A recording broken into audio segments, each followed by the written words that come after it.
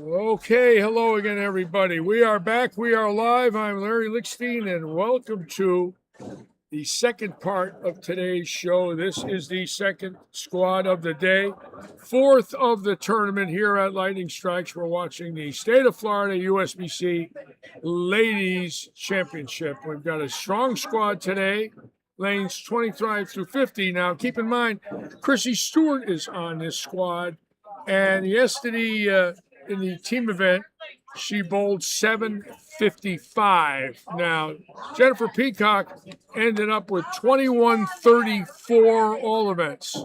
So Chrissy needs about 180 pins to take the all events leads. That's two 690s. Very possible she drilled up a bionic yesterday, and whammo, what a reaction she got with that ball. And there's Mary Berner. There's my friend Mary Berner, the legend. And you bowled 700 yesterday? I said 705. Mary, you still got it. And I shot 525, so I just missed it out. You had a bad second one? Yeah, I get it. I got very tired.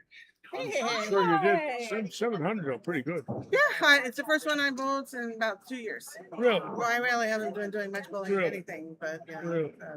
Well, I felt really good. Who are you bowling with today? My same group. You got team event today? Yeah, we're bowling team now. 33, This is a 34. Tampa team?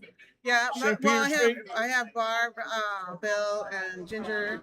Nice. Well, and I have Emily Melnick from Yes, Naples. yes, nice. And then I have Zephyr Hills bowler, a Tallahassee bowler, and two St. Pete brothers. Well, I figured you'd have bowlers from St. Augustine, St. Petersburg, I have two Pensacola, from St. Pete. Fort Walton Beach. They all come to see Mary. I really didn't, because I just got back from Nationals and I had 135 bowlers there. So You brought 135? Yeah, I have 160 going next year. Wow. Yeah, so.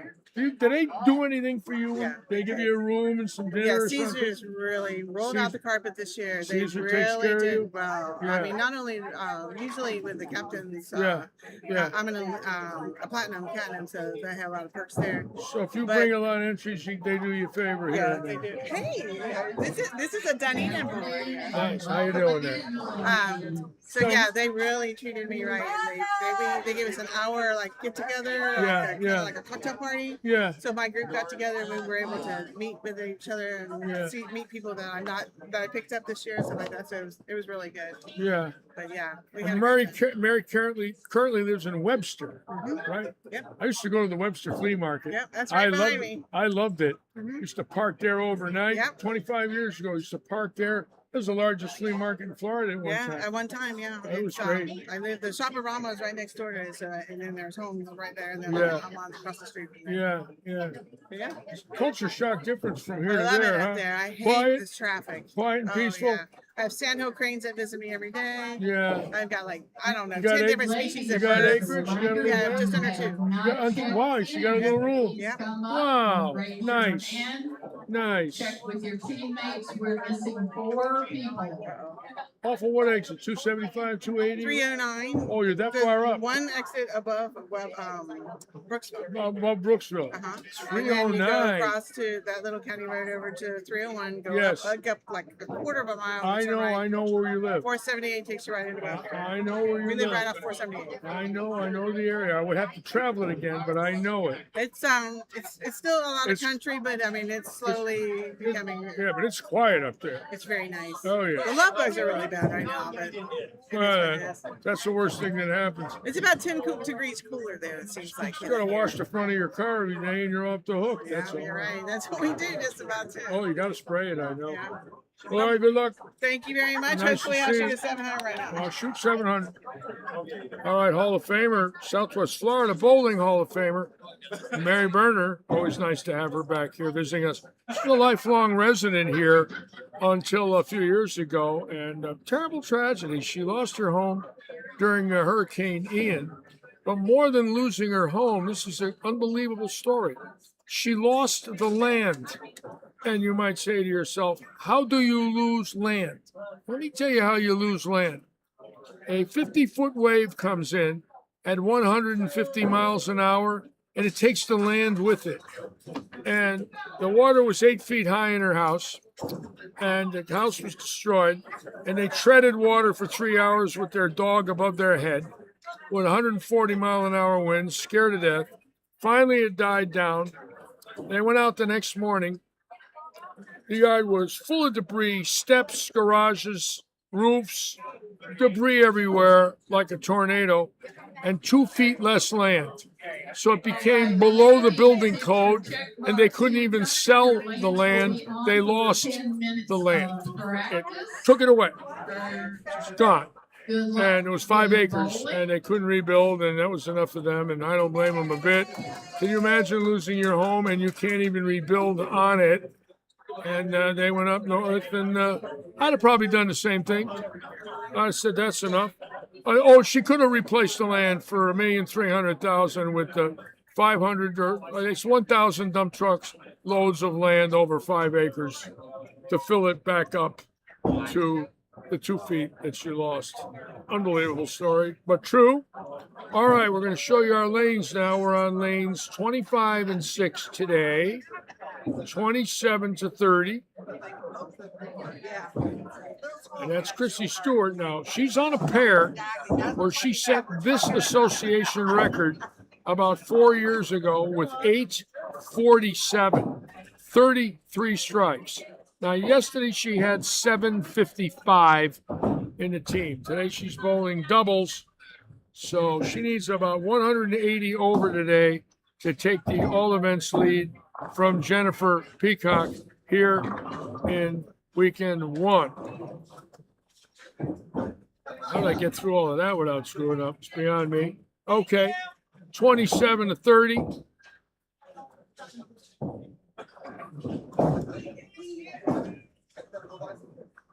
$31 to $34.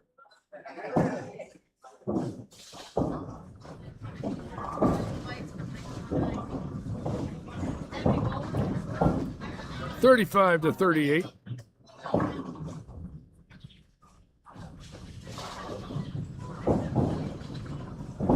And $39 to $42, and hopefully it'll be up and running. I might have to find it. Let's see if we do. No, $39 to $42, which is good. $43 to $46.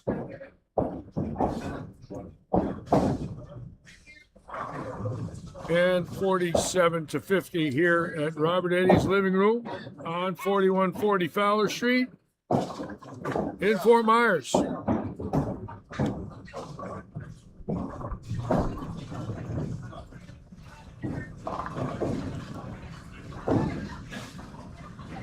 And Jerry Hudson's aboard with us. Thank you, Jerry, for the kind words.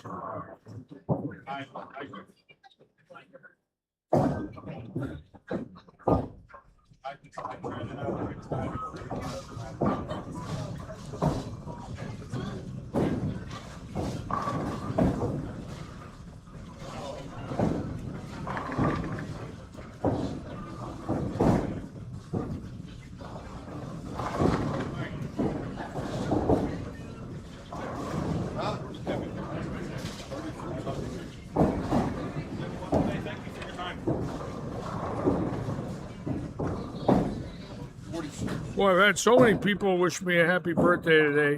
You know, I really didn't want to say anything this morning, and I didn't. But a friend of mine, Stan Kodish, posted and wished me a happy birthday. And the next thing you know, it just went out there like wildfire.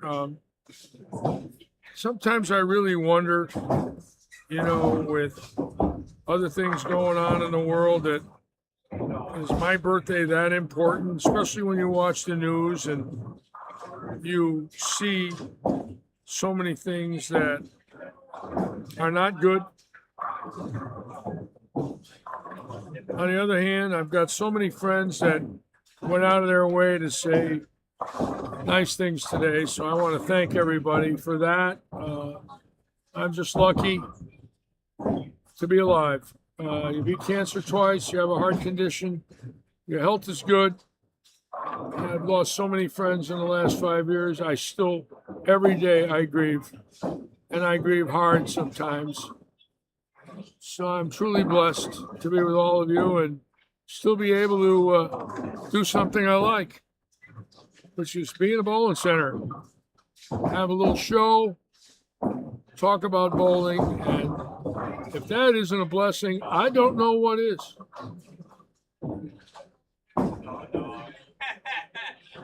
And believe me, I'm tired this afternoon. Yesterday was a long one. Today's a 13-hour day. Yesterday was 13. So, but I don't have to work till Wednesday night once this is over. And then I don't have to work after Wednesday night till Saturday. So it's okay.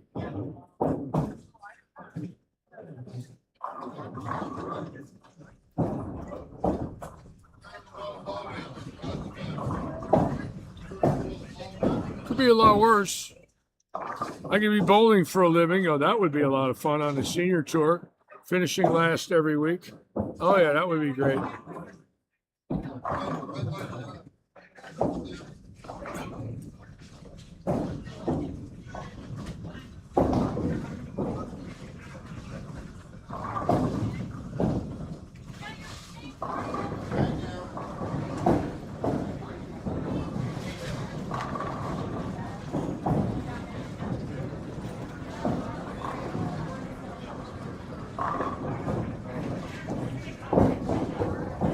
There are several ladies on this squad that can light them up, and they're out there. The key is for Chrissy Stewart to get out of the box with a decent game. In other words, they were on a fresh, which benefits her. She can keep the ball in the dryer boards longer. And she can shoot 220 or 230 in game one and get to right, close to 200 over. Then she needs about 150 pins the next 5. To get around Jennifer Peacock.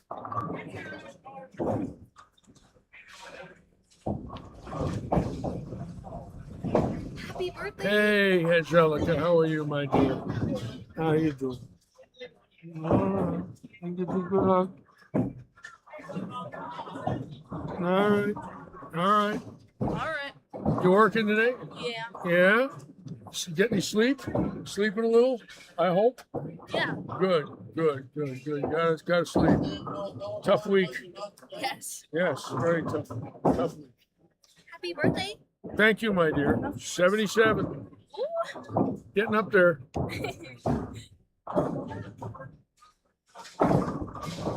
77 Sunset Strip. The only thing, unfortunately,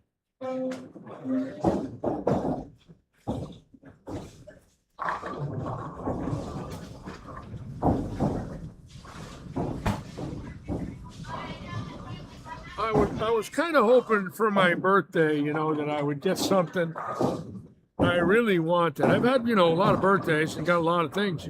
I bought motorhomes on my birthday. I bought cars on my birthday. I had a lot of nice things on my birthday, but I was kind of hoping this morning that I would, maybe get something on my birthday that I really, really need, something that really would mean a lot, that would help me. And obviously, there's not a lot of things I could get. And I did ask and hope that someone would do me a favor and get me the one thing that I've been dreaming about for many, many years. And this morning, it finally happened. After 40 years of not having any hair, I wished and hoped that I could get a new do. And there it is, folks. What do you think? I think I can get a date now. Maybe someone would be interested in me. Actually, pretty good looking guy, right? What do you think? I'm sure when I go out tonight to have dinner, a lot of people are going to be, asking me a lot of questions about this. But this is one of the highlights of my life now, to have a new do, and it just makes me feel so much younger. I just can't believe the difference this has made me look. Thank you very much. And yes, there is something wrong with me. There's no doubt about it. I have problems.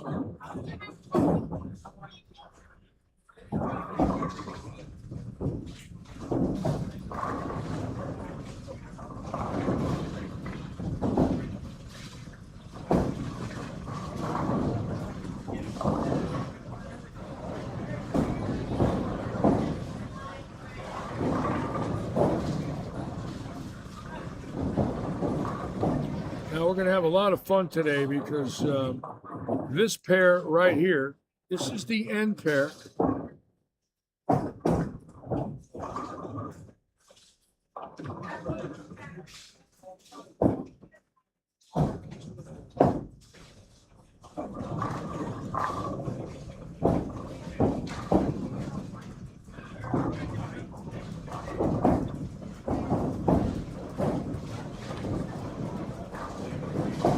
That's Lisa Ward right there.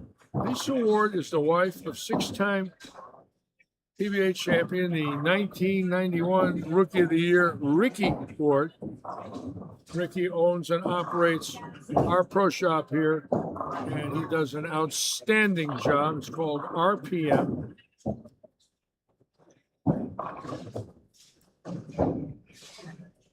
Chrissy is the one we're going to watch right there on 25. She's the lady that can make a move today if the stars line up right. And it's all about this first three-game set. They do not move. And I would not call 25 and 6 the easiest pair in the house by any means. But she does have an 847 on this pair. And that's for 3 games, not 4. And there's Ricky, who is a legend here in Fort Myers, and he's sitting there today quietly behind Lisa with Gary Stewart, one of his best friends who works the pro shop with him. And there's the legend. And he's watching his wife. And he just drilled Chrissy a new ball, and Chrissy bowled 755 with it yesterday. So the Bulldog, watching the girls, he drills for Christy Collins, who's down there, and Chris Robson, and Gary is rooting for Carissa. And Christy Collins is a dear friend of theirs. She throws the ball very well. So these are 3 very good bowlers with Lisa Ward, Christy Collins, and Chris at ropes. Chrissy and Lisa and Carissa have the highest 2 averages in the house for ladies. Carissa at 220, Chrissy at 230. So it's going to be fun watching them bowl today.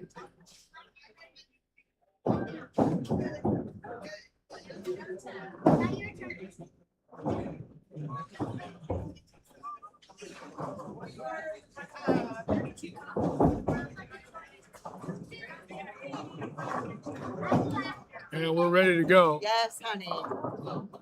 And Christina getting a break there, carrying a light hit. Let's go back to 25 and 6 right now and watch Carissa Ropes.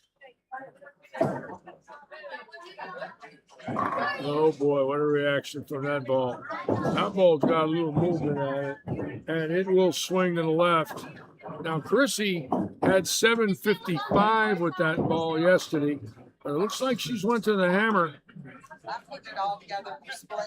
So she's going to play with a different one right now. She's standing farther left than she normally does, which is good. She can get in that oil and get it to the dry a little bit. Come on, hurry up. Oh boy, I don't want to start with one of those. That's a nightmare. After practice balls, you get going and you start with a rip 7-10.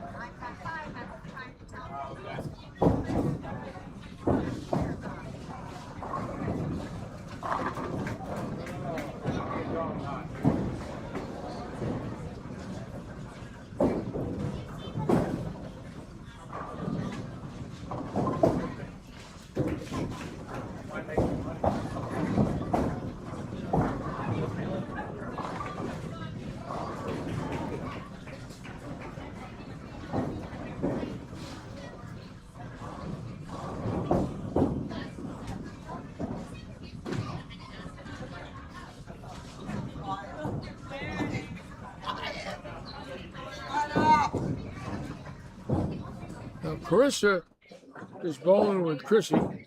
Lisa's bowling with Christina Collins, and then Jackie is bowling with Gloria. Now,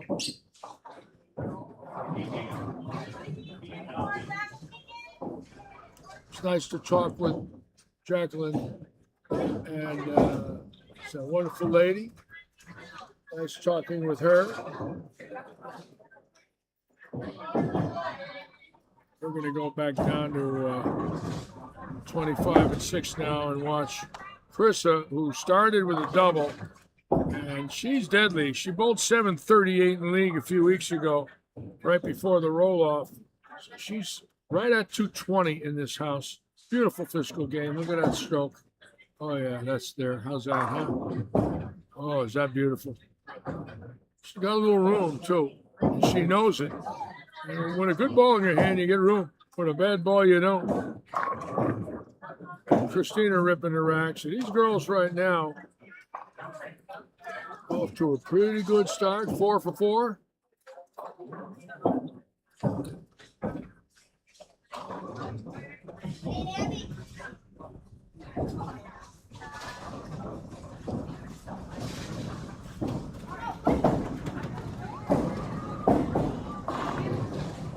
25-6 is normally our finals pair for our roll-offs. That's why you only see one pair with the logos up there. Well, we like to naturally keep them up for our major sponsors. But this pair here, when it breaks down, 25 hooks more than 26. But on the fresh, they're usually identical. The key is what happens by game 6, and these girls are on it for 6 straight games. Sometimes it's an advantage, sometimes it isn't. Let's see what she gets here. She went to the bionic. Oh, yeah, she got to stay with that ball.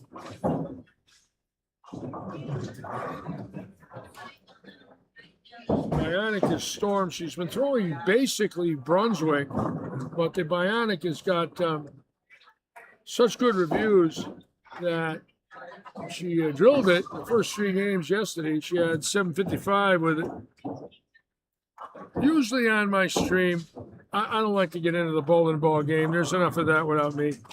I know a little more than they might think.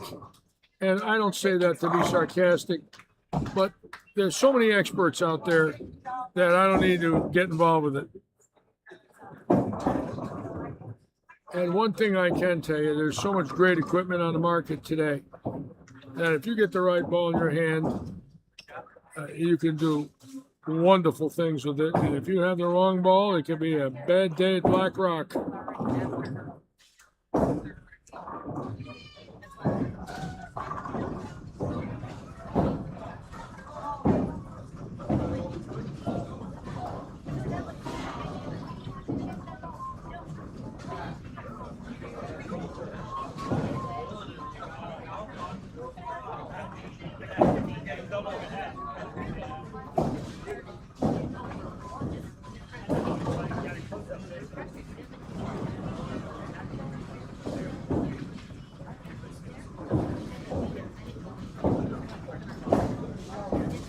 Hook, hook, hook, hook, hook, hook, hook. No, not enough for Jackie.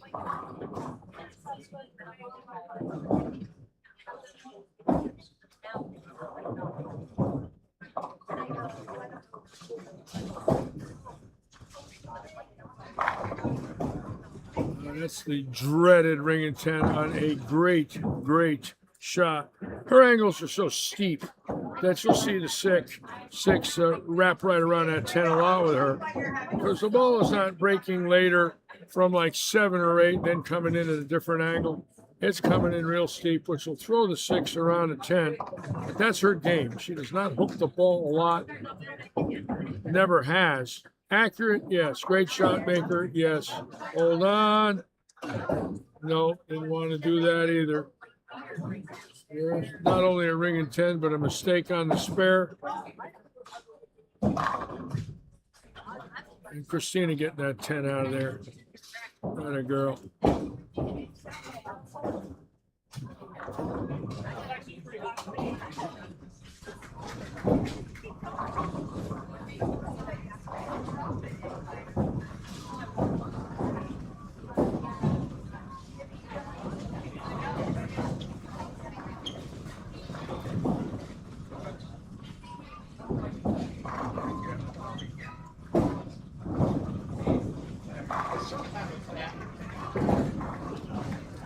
Stacy Sizer, my friend, on 36 at 669 yesterday in a team event, and she's come a long way. She's a 190 average bowler. In the last couple of months, she's really worked hard on her game and been averaging about 215 in the last 2 months. That's the third or fourth set over 660 in the last couple of weeks. Had 720. So her average has really jumped with some hard work. Nice to see that. I love it when the ladies come in and work on their games in here and try to get sharp, especially for this event. Maya's on. Welcome aboard, Maya. Nice to have you with us, my dear.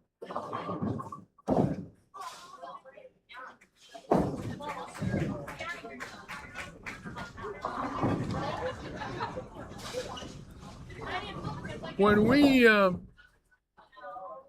this illustrious group with us, which we do, you know, a lot of tournaments, of course, during the year, but the Ladies State is obviously very special, not only because of Bobby Taylor being the director of the Florida State Usbc and living here, but see a lot of friends that we don't usually see. And we want to thank all the ladies that have joined us so far.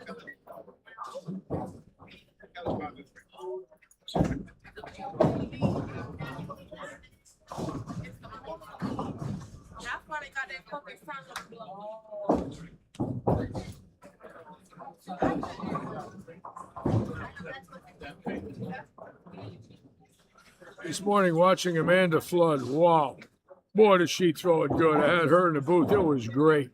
She is a nice lady and a fantastic, fantastic bowler. Loved having her with us this morning in the booth.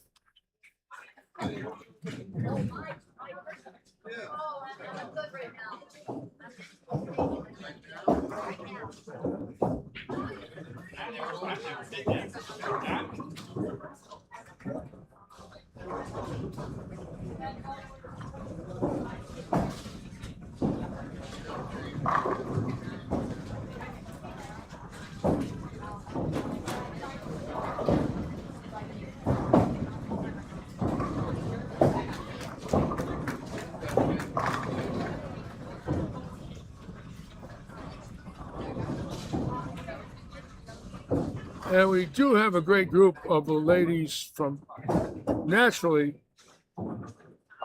Miami, ladies from Tampa. We're hoping that we see some ladies from Tallahassee and Pensacola and St. Augustine up the coast, Ormond Beach, Sebastian. Hopefully we will. Melbourne, Titusville. We don't know, but we got 3 weeks of it. This will be the end of week 1 today.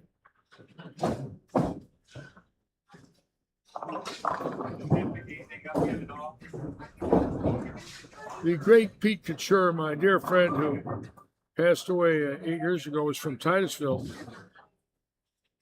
and was married to Kim Couture, who became Bowler of the Year. She did remarry later in life. She is probably the greatest woman bowler ever to come out of the state of Massachusetts.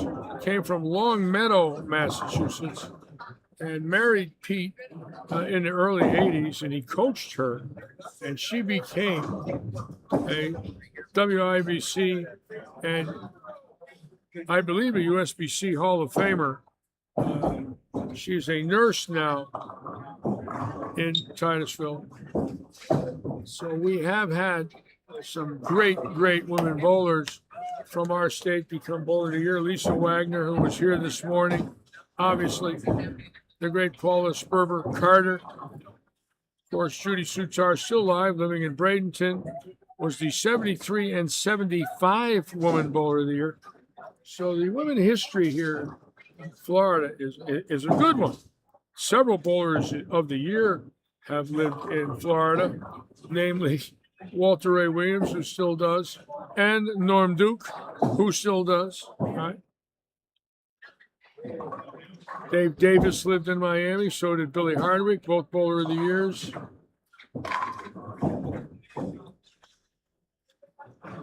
Pete Couture was a senior Bowler of the Year. Dave Sutar, USBC and PBA Hall of Famer, living in Bradenton. And at the Villages, Bobby Chamberlain, a USBC Hall of Famer. Of course, the legend Jason Couch, living in Claremont, who won a few weeks ago on the senior tour. And how about John Janowitz, Tom Doherty, Dan Knowlton, all winners on the senior tour. Andres Gomez, the list goes on. And Leno Monticelli. Bobby Learn lived here for a while. You talk about a who's who of bowling. Scary when you think about it. This guy's taking over. Well, Jared, thank you. That's I really appreciate those kind words. There's a lot of great centers in Florida, Jared. I appreciate you saying that about us. You know, our goal is to keep them happy. It's plain and simple. We are a league and a tournament house. We are dedicated to bowling in the true sense. And our owner is an avid bowler, and he wants leagues and tournaments. That's part of his business plan. And we don't tell our leagues to go somewhere else, and we don't want you. It's just the opposite. We encourage them to find us. Same with tournaments on weekends. We believe in it. Our staff believes in it. It's a veteran staff. We got Ricky Ward running a pro shop, 6 PBA titles. Myself doing the streaming. Chrissy Stewart just got done working here. She's a state of Florida Hall of Famer. There's a lot of very well known people working here. Chuck Rucker, PBA senior regional tour champion, working the shop with Ricky. Dave Covington, junior coach, Southwest Florida and Florida Hall of Famer. So we surrounded by Hall of Famers in here. It's the way we like it.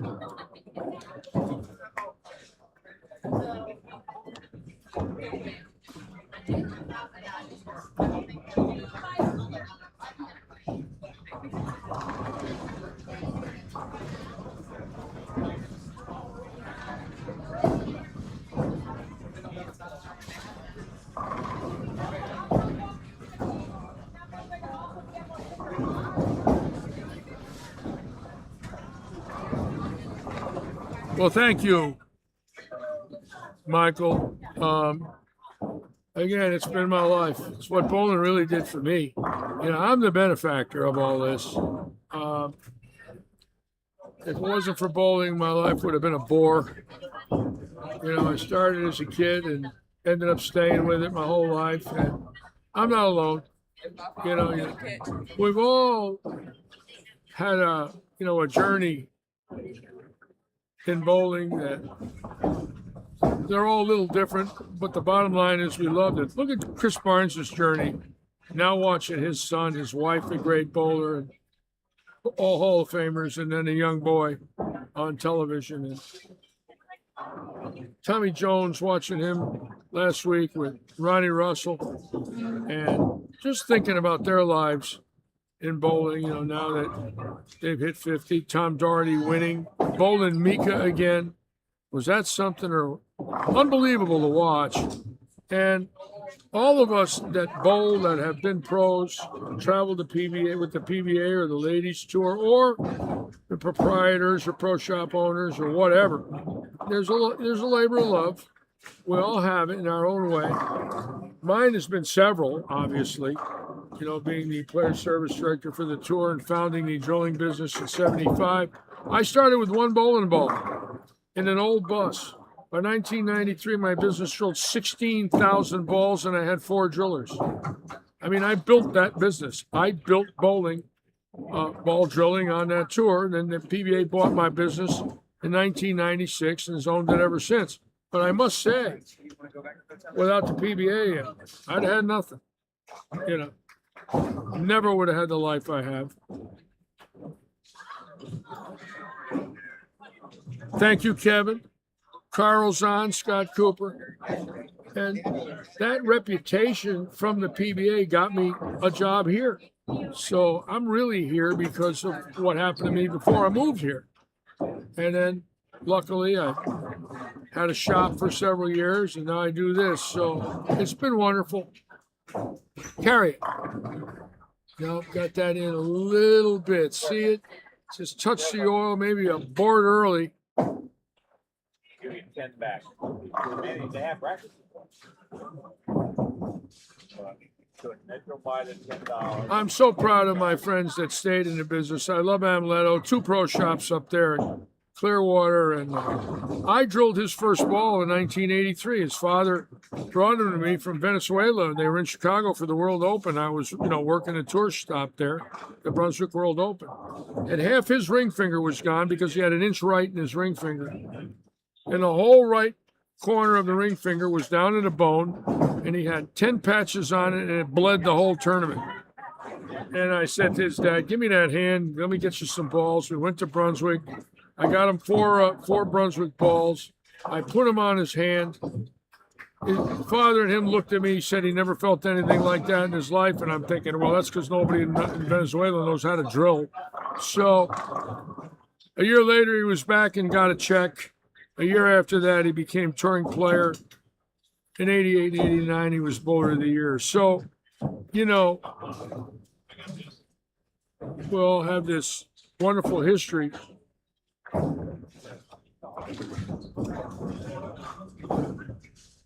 I saw Walter Ray Williams in his first PBA tournament in '81 at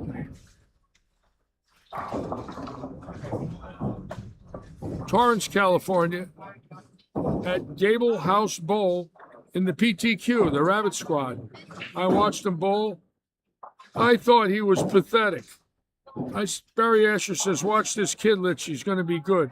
I watched him. I looked at Barry. I said, "What, are you crazy? He's horrible." He says, "Litch, he never misses a spare." I says, "That's because he never strikes. He's got to shoot spares." And Barry started laughing. Little did I know,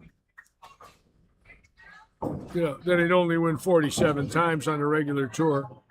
But I saw him in tournament 1.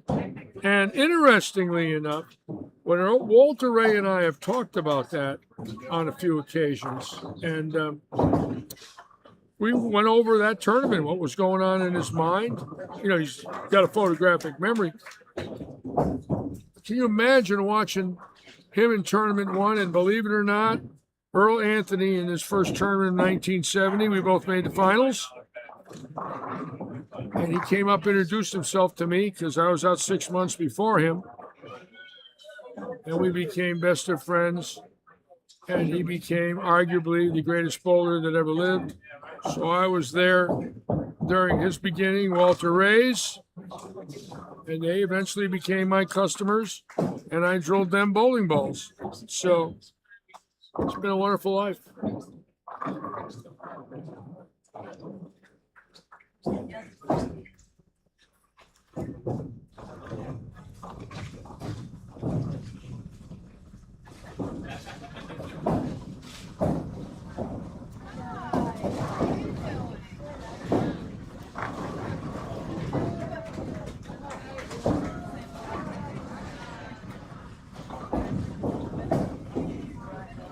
All right, now we're going to go back to 25 and 6. It's getting interesting now because we got some ladies here that can flat play.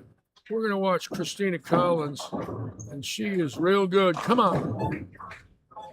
Left the week 10. So, if you'll notice, Christina, Christina in the pocket, every ball. Lisa's struggling horribly, which surprises me because she's been bowling good lately. It's a better shot there. Atta girl.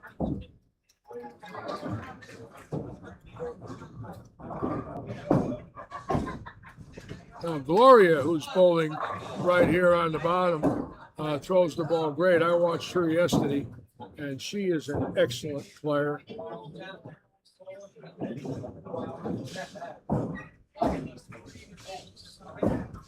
Jackie Dooley right here came up and said some real nice words to me yesterday. So nice to see Jackie again. Hold it. No, a little slow. Oh, good. Get over there.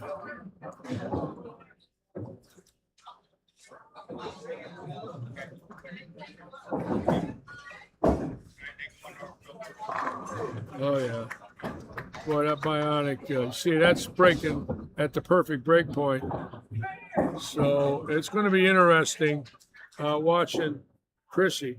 Again, she needs about 1380 for the 6 games to take the all events lead by 1 pin. She needs 1380.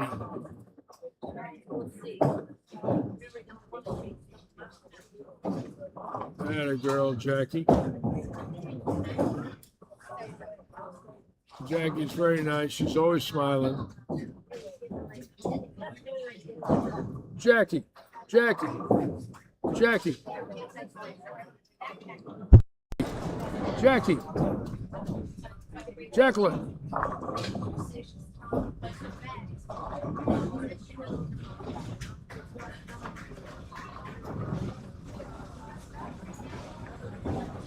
Do you always smile?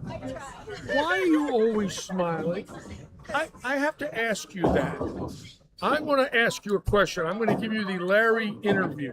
Do you mind? No, I don't know. You don't mind? I want to ask you a question. I need to know this because every time I see you, which is not a lot, right? But every time I see you, you are always smiling. What is the deal? I'm better than to be frowning. Is it just you? You always smile. I try. I love watching you bowl. You're having a good time. How many years you been bowling? Oh my God, over 10. I got maybe even 15. Over 10, maybe 15? Yeah. Any big games? High games? 245. 245. How many leagues a week? 2. 2 a week. Yeah. Yeah. Mondays and Thursdays, Boca and Green Acres, and then I At do Green EPA. Acres with your friend, right? Yeah. What was her name again? April? April. And Yeah, she was April's the here GM. She's the Yes. GM of Green Acres. Yes. I heard she does a great job. She loves the bowlers. They love her. Yes, we love her center. Yeah. We have a lot of fun there. She does a lot of fun things. She's really nice. Yeah. She's wonderful. It's not an easy job running the bowling center. You got a lot of personalities. A lot of complainers. Oh, yeah, you get a lot of complainers. We get them here, but we try to keep them happy anyways. Right. Anyways, thank you for bowling with Oh, us. yeah. Happy birthday. Nice, then. nice to see you. Nice to see you. All right, Jackie. Jackie's great. She's an angel. Isn't that nice? I got a hug. It's so nice to see these people that we don't always see, you know. Keep in mind, they're from the East Coast. And, you know, other than this tournament, I hadn't seen Jackie in a few years. So nice to have her back with her friends. And Gloria coming up right after Chrissy here. I want you to watch the game on Gloria. Gloria throws it great. And Gloria can bomb them. There's no doubt in my mind, watching her throw the ball, that she could light him up when she's right. So I'm going to watch her throw a shot or two.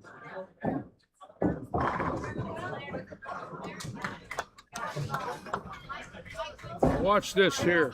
You're going to watch Gloria coming right at you. This is kind of neat. She's wearing a glove, and she gets through it real good. Real good. She makes great shots, so watch her. Oh, yeah, that's really good. And she's up to ringing 10. Darn it. I don't like ringing 10s. It's not fair.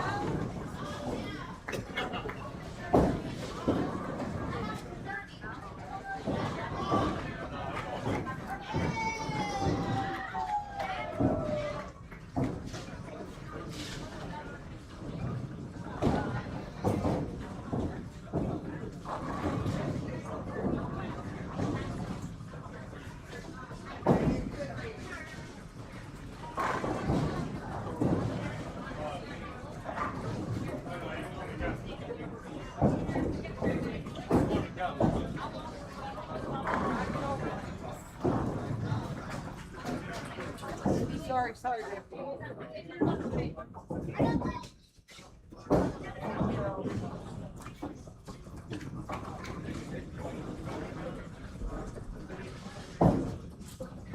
All right, we're going to move the cameras now, just to spread it out a little bit. Some of the ladies up the high end of the house. We'll come back here. These girls are bowling very well, but there's a lot of them to see.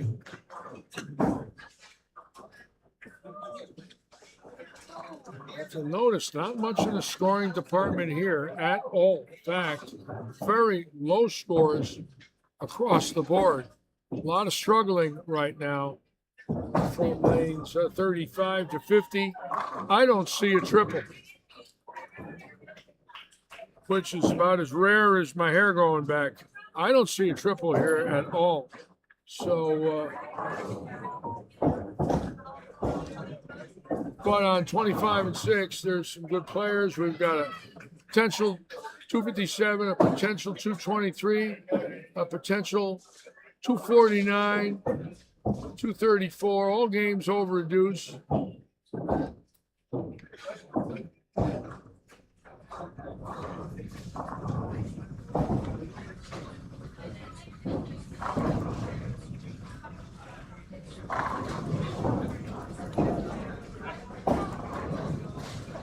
not proud of the damn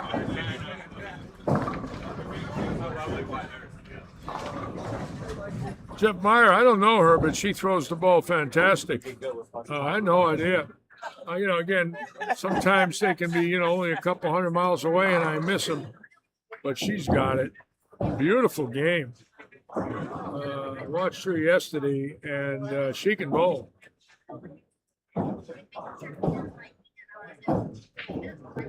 So nice to see great talent. You know, when we don't have a chance to see a lot of people, because like I said, where we are logistically, but when they come here and you see them, you go, whoa! Man, I loved watching Amanda Flood bowl this morning. It's just great. And naturally, Jennifer I've seen because she's only up in Northport.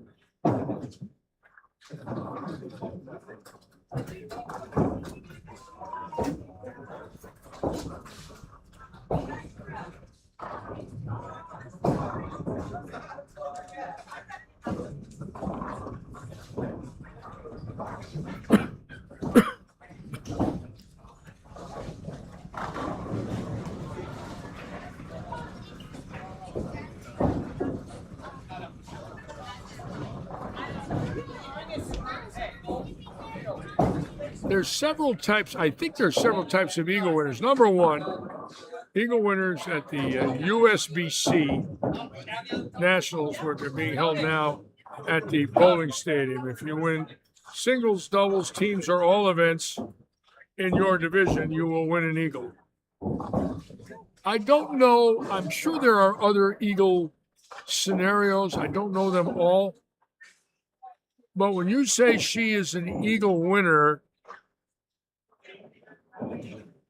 I'm curious as to where.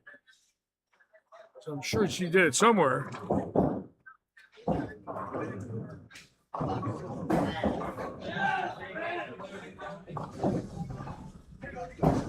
can see the Leaning Tower, the Coliseum. It might be, I don't know. Now, Carissa can go out for 223 on 25. We'll come back there shortly. And she's 7-10s. The ball rolls out, deflects. And she's going to go 2-0 after starting a double miss four-bagger to end up with 200. And that's got to be absolutely gut-wrenching. To have a four-bagger and a double, and all you shoot is 200. And boy, that's the other side of the game. That's the side of the game that drives you nuts. That you bowl a decent game and get nothing. So now we'll go back to 25 and watch her, and obviously not happy. Christina can go out for 257 with an open if she gets this one. And there it is. And she's got 257. And she is a really good bowler. Fantastic arm swing. Very strong legs. If you'll notice, the leverage that she gets at the release point with that arm swing, which is a pendulum swing. I mean, it's a book-like game. It's very fundamentally sound. Watch the swing and the stride right here, and boom, just beautiful legs. Look at that. I mean, that's the way it's supposed to look. Beautiful. Absolutely fantastic. 257. That's the game you try to teach, but not everybody can do it.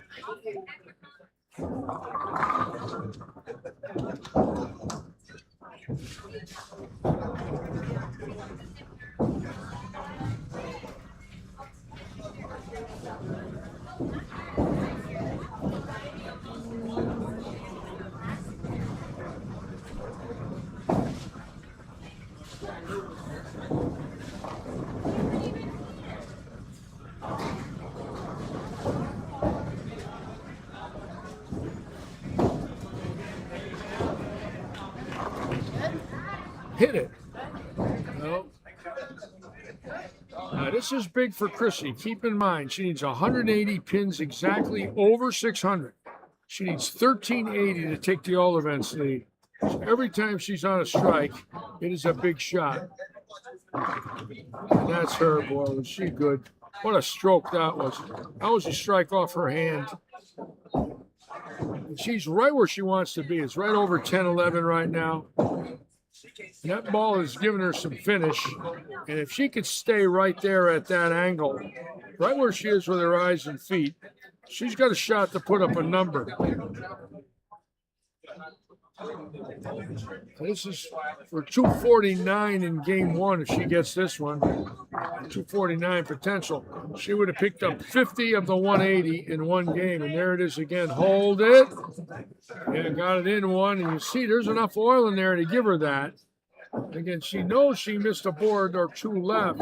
But there's a puddle in there.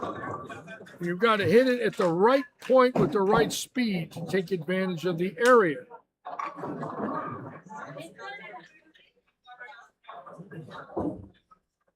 So now 50 of the 180. She needs, if she strikes here, 131 over for the next 5. 1131 gets her all events lead.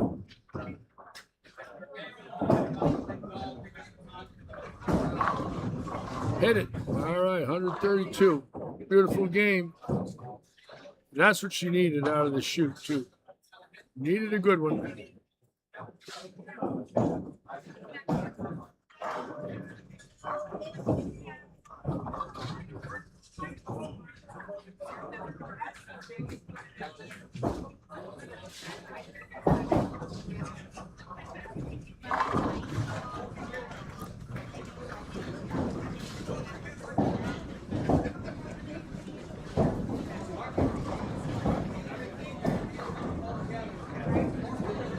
What a shame. Boy, this Gloria throw the ball good.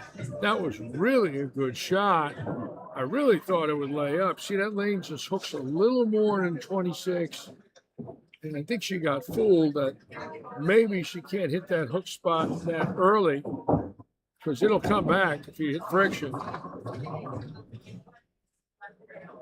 That one just jumped. Unbelievable.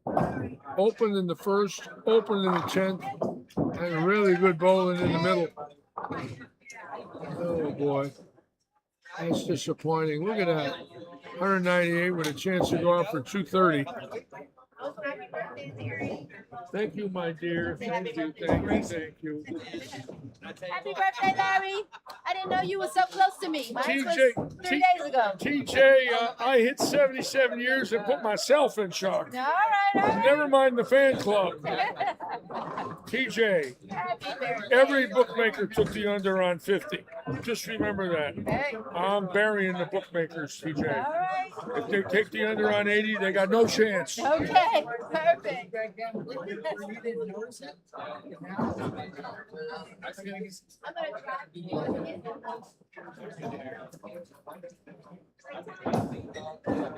Hey, the boss! Here he is. Happy birthday, give me a hug. Thank you, boss. Somehow I lived to 77, boss. Damn, you doing all right, man? Welcome. Nice to see you today. I didn't expect to see How's you. everything? What's going on? Everything good? Yeah, I had to pick up some stuff at Sam's, drop them off, Yeah, pick up yeah. deposits, say hi to Bob and Walter. Yeah, you have a good weekend so far? Good weekend? A lot of stuff done at the house. So, A lot of stuff?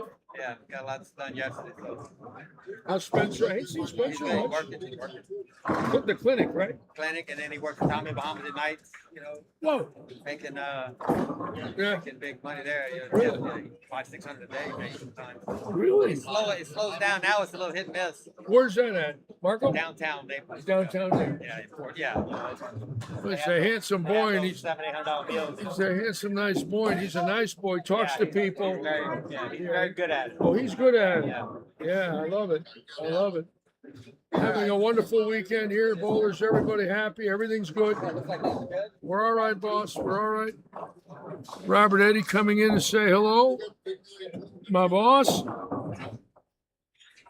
treats me great, incidentally. You know, I'm not on a time clock and salary, and he allows me enough freedom to not burn out. I mean, there's some restrictions, you know, there's no shows are basically unacceptable. I mean, you know, supposed to be here. But I get plenty of time off to recoup. And I have the run of the place. I can coach, I can throw balls, I can promote leagues, live stream.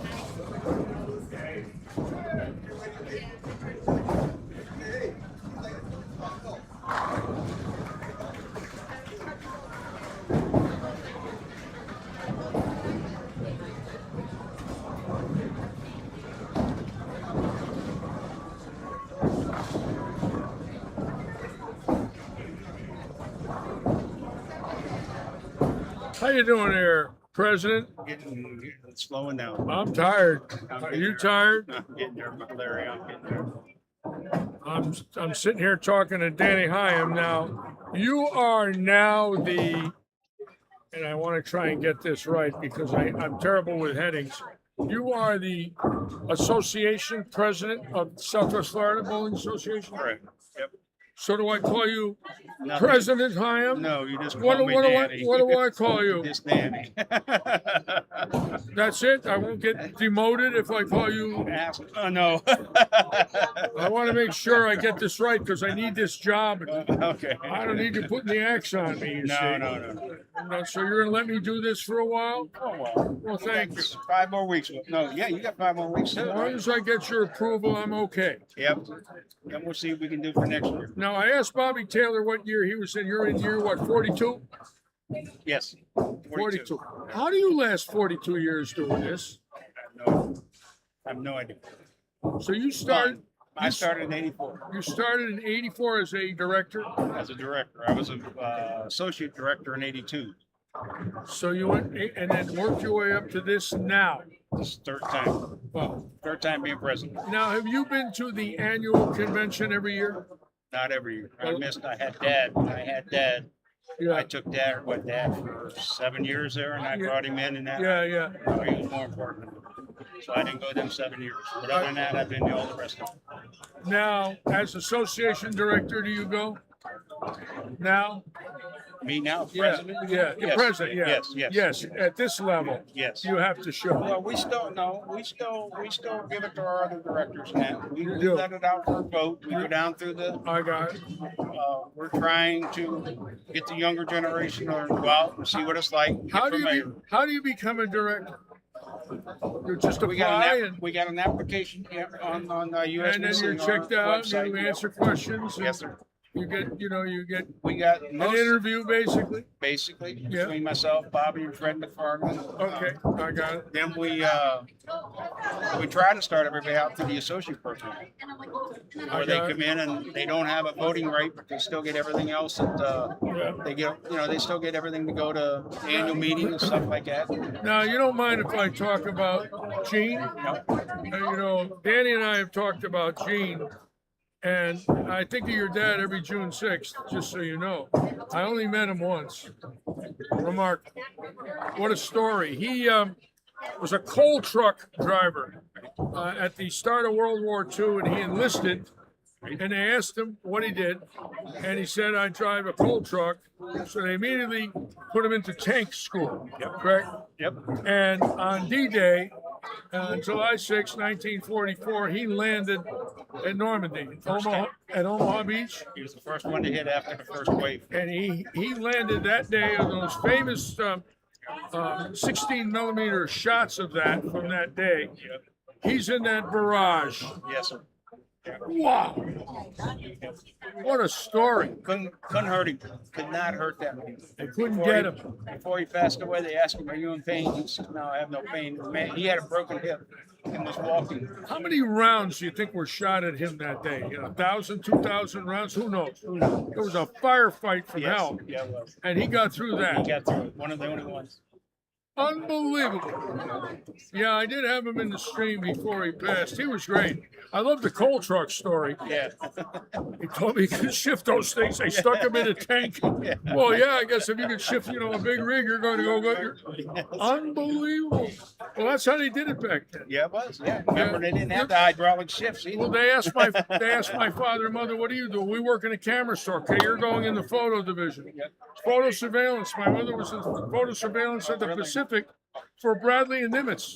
Oh, really? She knew how to do negatives. She knew how to identify film. Oh yeah. Isn't that something? How they just asked them and boom, they went right. Straight there. Yes, Yeah, sir. interesting history. A lot of people don't know that. He came back and worked for Maycomer Steel. He Wow. designed and built the Hall of Fame, Canton, Ohio. Oh yes, I remember that. Yeah, Put that all together. but that's where you're from, right? Yep, Canton. So did you ever bowl at the Hall of Fame Lanes in West Tusk? Yep. The senior tour was there Yep. in '81. It's owned by the Bueller family. Janet and Wally Bueller owned Hall of Fame Lanes, and we were there from '81 to '89. I loved Canton. I thought Canton was cool. Trying to remember the one that was down off of Yeah, there was another one. Grandpa was involved It in was that far. one. It was farther up the road on West Tusk, Yep. on the right-hand side of the By the high shopping school. plaza. Yep. No, I'm thinking of one by the high school. Oh God, by Timpkin High School. Okay. Yep, Timpkin was there. Now, Yep. But he was there for a while. I don't remember. Thurman Munson was from Canton, the great Yankee pitcher. Oh, he wasn't. Oh, yes, he was. He crashed his jet in '79 at that airport and died Oh, gee. as the Yankees were defending World Series champions. It was horrible. Yeah, he was from Canton. Of course, the Goodyear blimp was always housed in Canton at the Canton Airport, Yep. right? Yep. Right. Yep. Right outside there, right by Right. Firestone. Well, You- now it's Fire. You could see it at 77. You could go by it and see it Yep. on the highway there.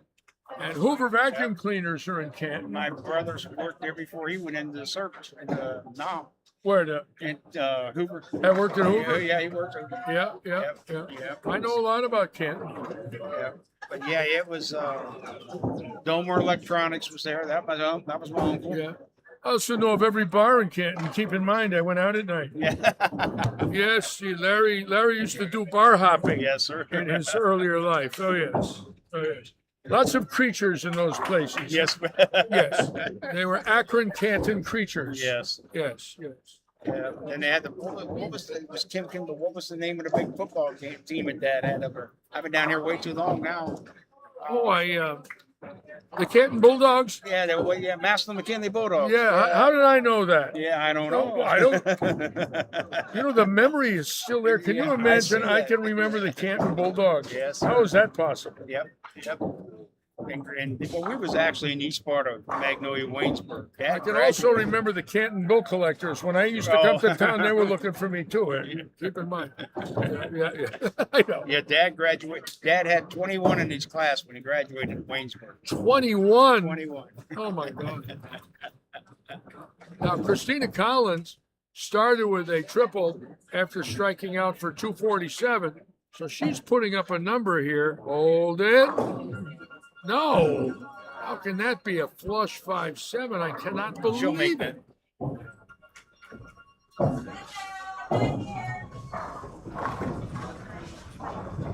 But that ball hit so weak coming from that angle. A hard time believing that. Again, just a great weekend for bowling here with all of you at this facility. Very high energy level in here. And just a lot of people talking and enjoying themselves. And it's just a wonderful, wonderful facility. Our owner is here talking with bowlers as they bowl.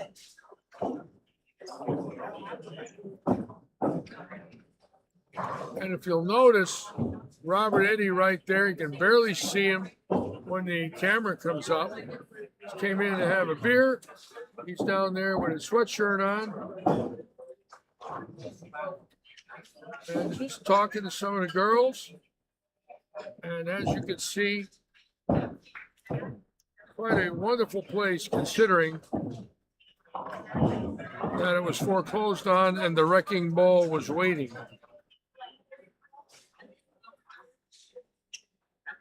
Boy, are we lucky. If this place gets sold or goes down, I'm done. I would not make it in a chain environment with people that don't know how to build bowling. Forget about it. I'd never make it. We'll all cross our fingers that that will never happen.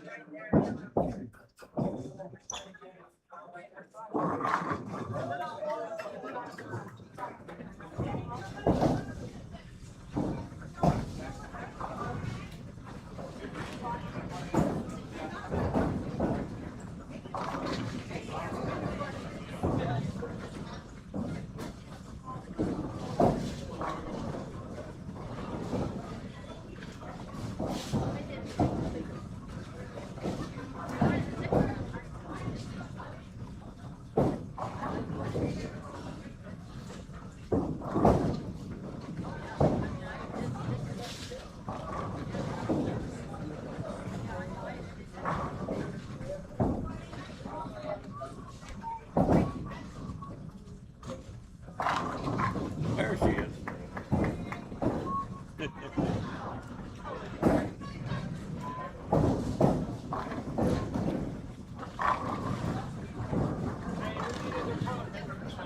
Jimmy Argy's on from Martha's Vineyard, and Mary Ann's on. Welcome aboard, Mary Ann. Nice to have you with us.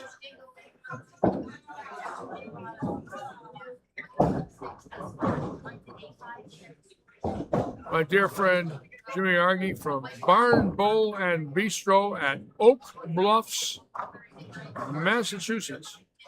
And it's one of the few bowling centers that I know of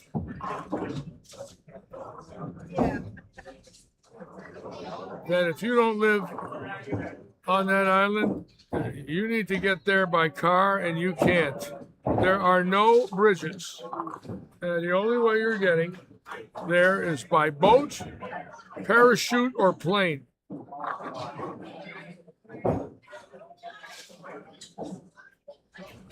And I spent 8 months working there, and I must tell you, nothing compares to it that I did in my life, because I've done a lot of things, but working in a bowling center on an island is something very rare in this country. Keep this in mind.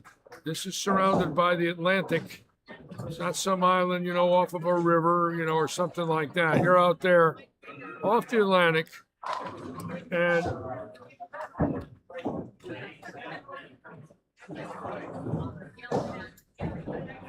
I found that as I learned it a little bit, it started to get me. In other words, I started to actually dream that I could live there. There was several things that held me back. Number one was the $4,000 a month rent you have to pay to live there. It's not bad, just $4,000 a month. And I was just a little short. But Jimmy was kind enough to let me stay in his apartment with his wife. They're wonderful people, and I was treated like royalty.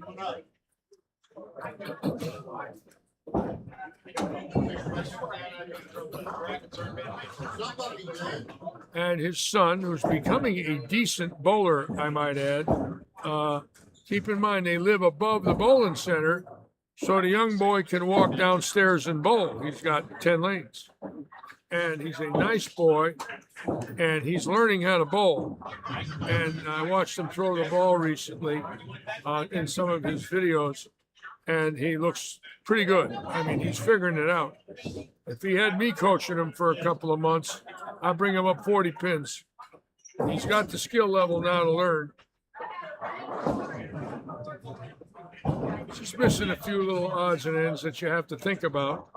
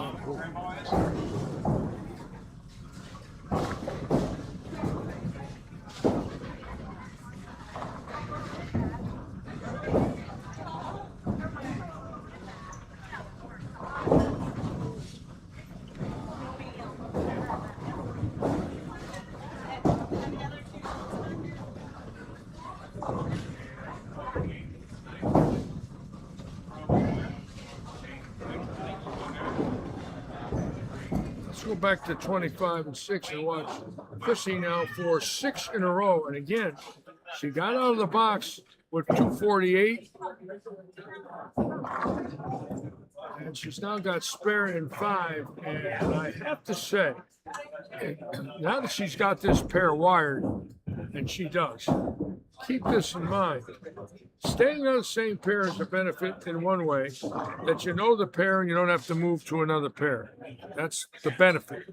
The drawback is on this particular pair, lane 25. This pair, lane 25, can get a little tricky as the day goes on. So what we're looking for, obviously, is that. We haven't seen it yet. But watch Gloria. She's right on top of Chrissy.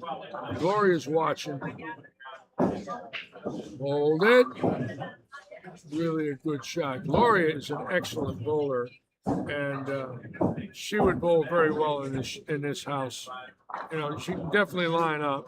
Got a great arm swing, excellent footwork, a lot of leverage from the pivot into the slide, and you can see the timing is just perfect.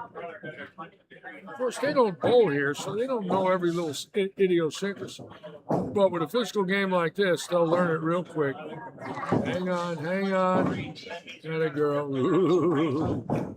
Gotta be careful with those 10 pins.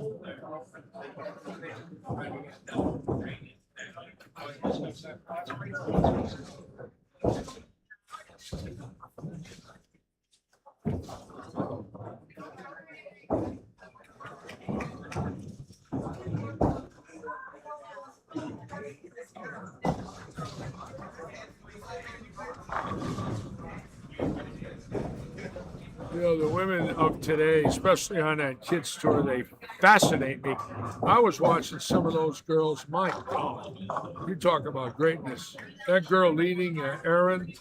Oh my God, what a game she's got. She's fantastic. What a shot maker. Skinny, lanky, perfect timing. I mean, doesn't look like she has any muscle, but she does. But her physical ability is just fantastic. She was the 15-game leader, I guess, going into last night. And what was that, Christina? What did you do there?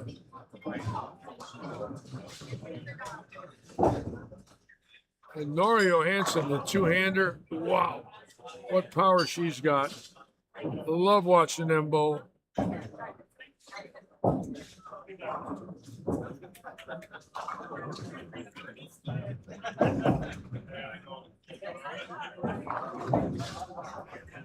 And Lou Rinaldi's on. Welcome aboard, Lou.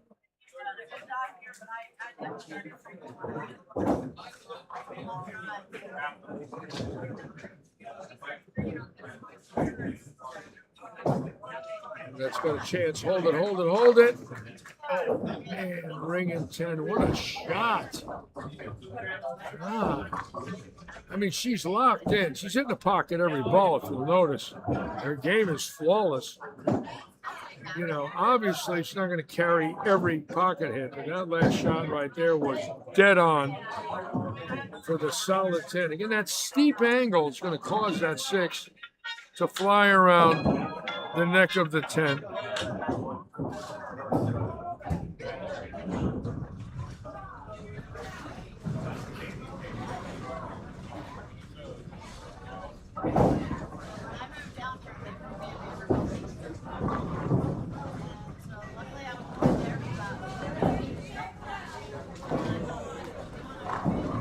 All right.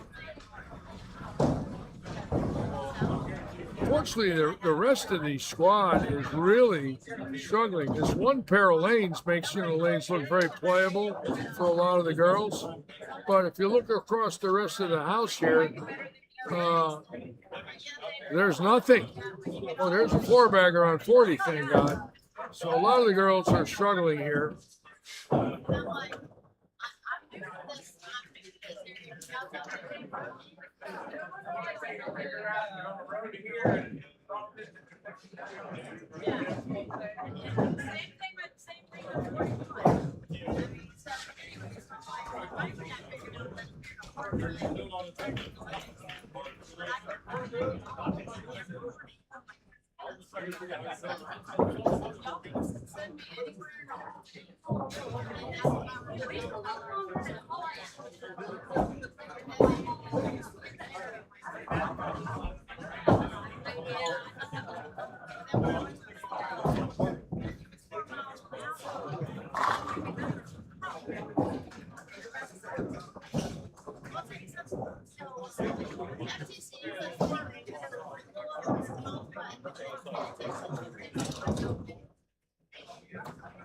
Wow, Gloria's game is fantastic. She'd bowl great in this house. She's starting to line up off of Chrissy. She's smart. She's watching how Chrissy's playing the lanes, and she just got right on top of her on that lane. You could see it. She got in, and she saw the ball shim. There's a shim there, but you got to throw the ball into it. You can't go around it. You can throw the ball into it. The ball will ride it. And you can get to the pocket literally every ball. The next question is your off hits. If you miss it at the bottom of the swing, you'll leave it 10. You really got to get through it right.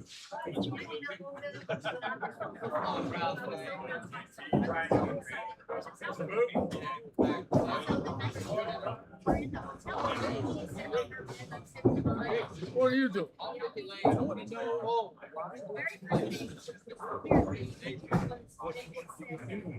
Who? I told her. She's trying to over. I know. Well, I see it. I see it. I don't know if I can convince her, but I see it. Well, it ain't equipment.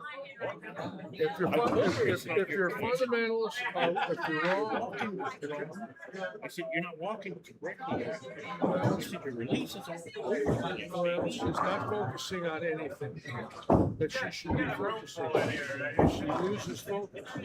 She gets rattled. Doesn't think about the things she has to think about. She gets frustrated with the result of the bad shot. So I'm going to start over and say, look, you have to think about this, this, this, and this. This is what you think about. And you never forget it until you understand it. And then once you fully understand it, you can add something else to think about. But if you're not focusing on the keys to a good shot and what causes a bad shot, you're never going to improve. And when she's right, I've seen her right, when her focus is right, she can execute and throw 8-baggers.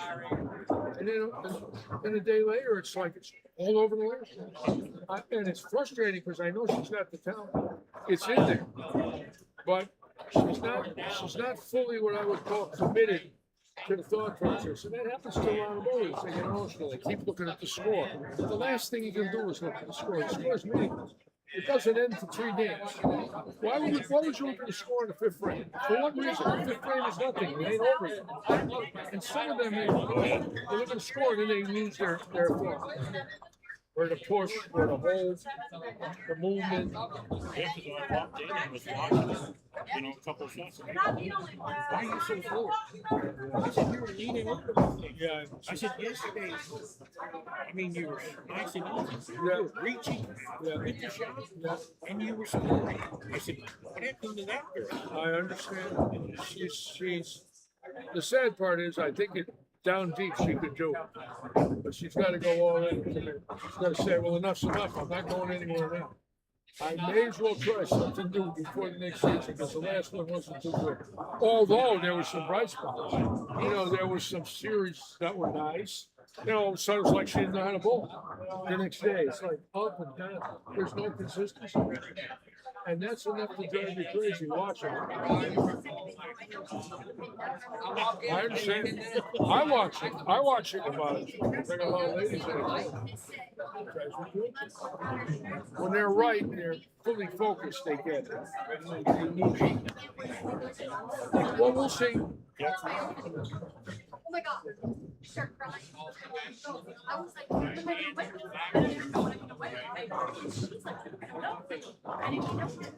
All right, so keep in mind, Chrissy Stewart right now with 130 and 78. She's about 93, 94, 95 pins. With the 9th and 10th here and 4 games in front of her to go around Jennifer Peacock. So obviously, the numbers are there to give her a chance to do it. The next question is physical and mental. Obviously, she knows her own game, and obviously, physically, she's in great shape. So I expect her to do well. I do believe if she can mark out this game with 480, she needs about 100 pins the next 4.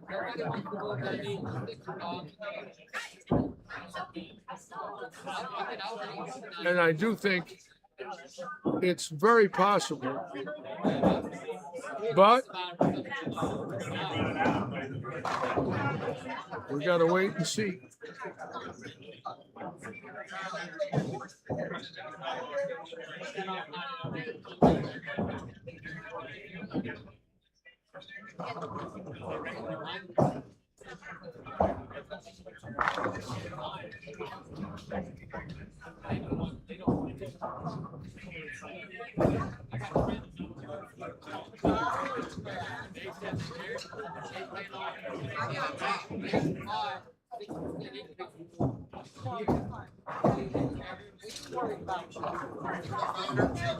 I know, exactly.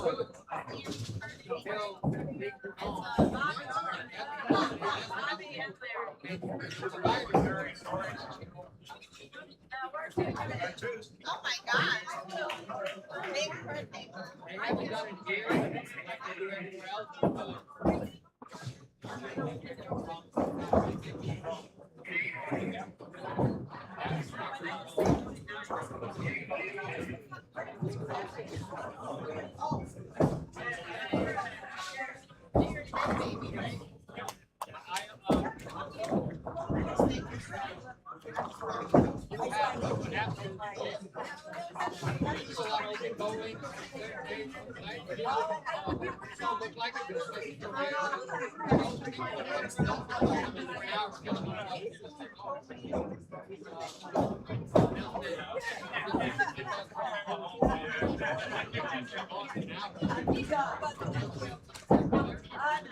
You know, Marianne Pinkson, who got on my live chat here, is the wife of Jerry, and of course they own Jopo. And I want to send a special thanks out to Jerry and Marianne and all their crew for believing in lightning strikes and becoming one of our sponsors here. You know, we have several local sponsors, but Jerry and Marianne are from Detroit, and they're help sponsoring our Classic League here in Florida, and that is really, really nice. And I want to thank them for their generosity. Jopo is an unbelievably great product, greatest interchangeable thumb system I have seen in my life, and there is nothing on the market that is even close to it as far as durability, consistency. Nothing, not even close. It's become #1 in the world in the last 5 years because when the word got out, I know one thing, I'm not alone, and I'm not in the pro shop business, but to be #1 in the world means that the pro shops are buying it, and the pro shops are not going to buy a flawed product knowing that this one is not flawed. A lot of times you get trapped. You buy a product and it's not really as good as it should be, but in this case, for interchangeable thumbs, it is the best money can buy.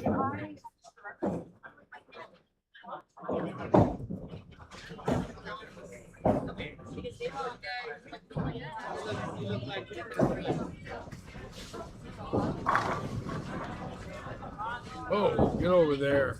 See that 10?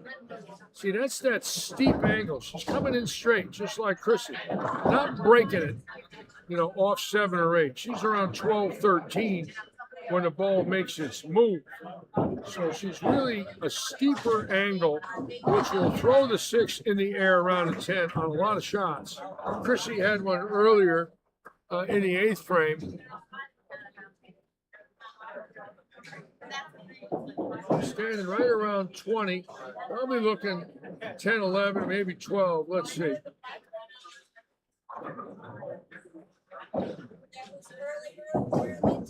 That's right on 11. Hooked a little early. Got to get those feet a little more left on that lane. See, that lane's starting to hook, and that wasn't as bad a shot as she thinks, but that ball will jump left on that lane early to make you believe you pulled it. You didn't pull it.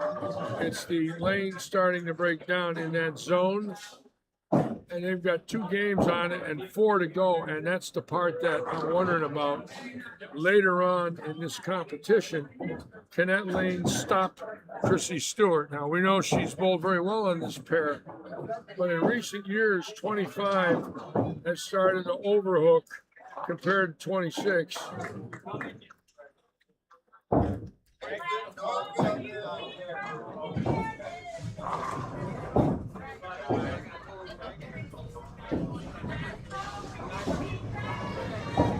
So here we go. Now, Chrissy on a strike, she needs 180 pins in 5 games to take over the all events lead. And she can get 58 of them right here in the 9th, 10th, or 10th, 11th, and 12th shots. And that 130 now becomes Pick me a ticket.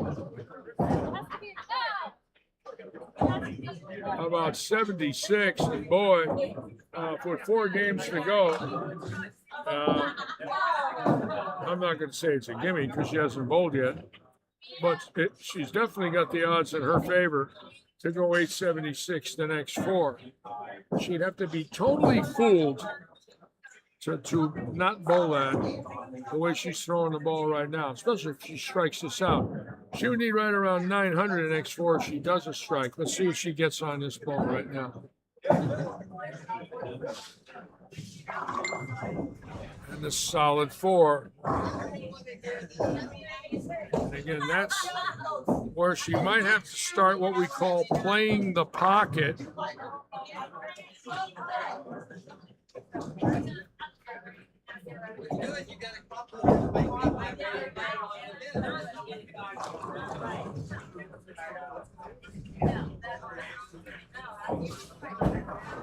Well, I'm getting birthday wishes beyond comprehension here. I had no idea it would come in like this. My phone is full of them. I've got just in messages alone from today. It's silly, and texts. I had no idea. It's just unbelievable. I'm keep reading it and reading it.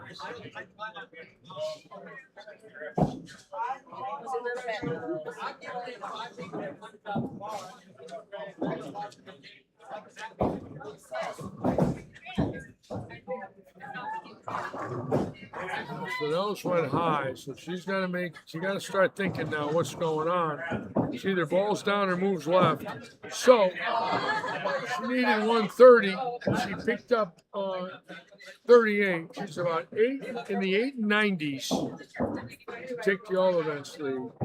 Now this young lady right behind her is also throwing the ball fantastic, and she can obviously keep up with Chrissy. I don't know what she bowled yesterday, but she throws the ball great. See, she's really to the right. I'm wondering why she's so far right. She's got to move in a little.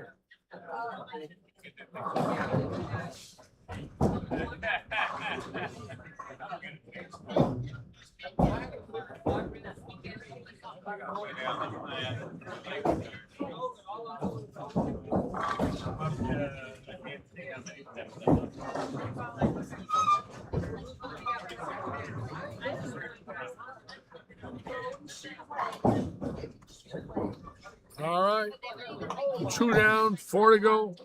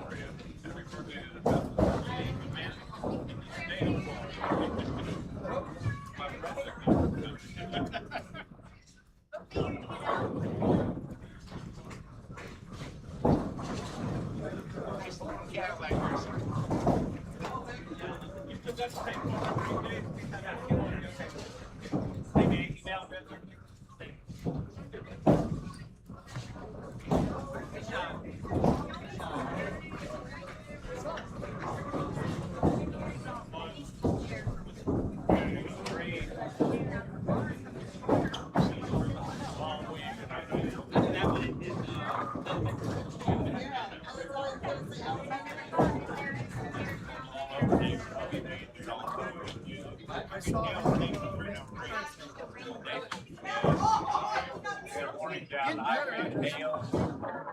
Larry said,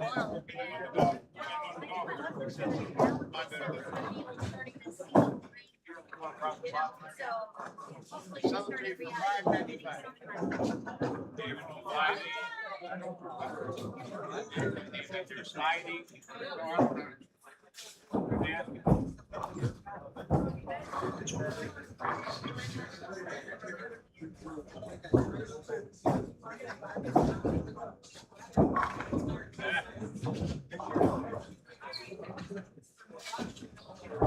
Larry Stella saying he knows Tony Ament well. I know Tony Ament. Haven't seen him in many years. Good bowler when I knew him.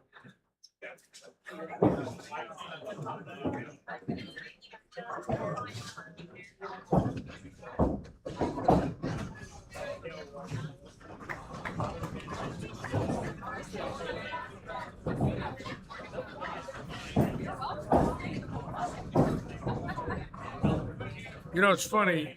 Some of the people that have contacted me today, I truly miss dearly. I don't know if I'll ever see them again. Some of them, it's going on 30 years, 25 to 30, all from the PBA tour in my travels. I never saw them again. Even when I bowled the senior tour in 2000, or I went to the Nationals 2010, 11, and 12, I never saw them. And sadly, I probably won't. But the memories they can't take away. And yesterday I was on the phone with my dear friend Barry Asher, who's struggling a little bit. He's got a few things going on that I did not know about till yesterday, and I want to send my thoughts out to Barry. Going for some, expertise and help. But, he's just turned 80, and all of us now are at that time, where one day you could feel real good, the next day you don't. And I worry about them because I love them so much, and I'm losing a lot of them. And just this week, we lost a wonderful man here named Robbie McDonald, who passed away, although he was not doing well, unexpectedly Tuesday night. And all of us are grieving. He was an iconic figure bowling and growing up here in Southwest Florida. And his family members and friends were just walking by with a donation in his memory. And David Stouffer on Wednesday night got on a microphone, ran a 50-50 and made some announcements, and got, just in one night, $3,500 donated out of the league. In one night, $3,500. That's a lot of money. And we're going to run a big MAC tournament in his honor. This was a nice guy. I had him on my live stream several times in his wheelchair. And recently, when he had bought a scooter to cruise around in here on, a battery operated one that he loved. And when you see him, I had him on video, running behind me up and down in the bowl as he was working. The 53-year-old man on a battery-operated scooter in a bowling center. But the smile on his face was priceless. Probably the first time, he could move at that speed in a center without having to have somebody push him. It was great. And he was really loved. He had some money so he could bet it up in brackets and tournaments. And he backed David Stouffer and Mike Allshire and other people in tournaments, Joe Veloso and several others. And he was very generous to me, coaching Angelica, and it's starting to sink in that he's gone and we're never going to see him. But the memory they can't take away, thank God.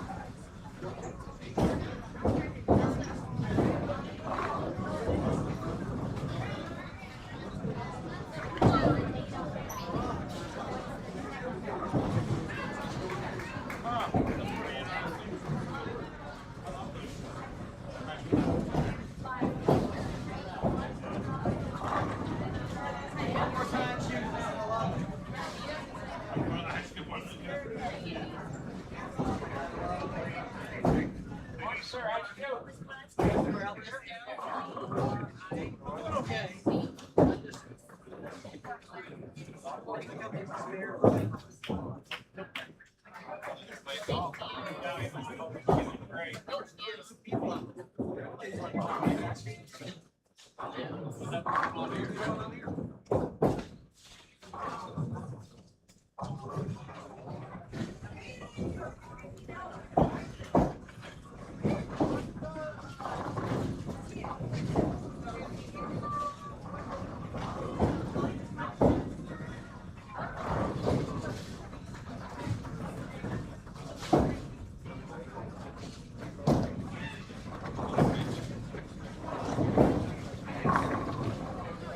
Boy, that was a great shot. See, that's where we got to be careful now.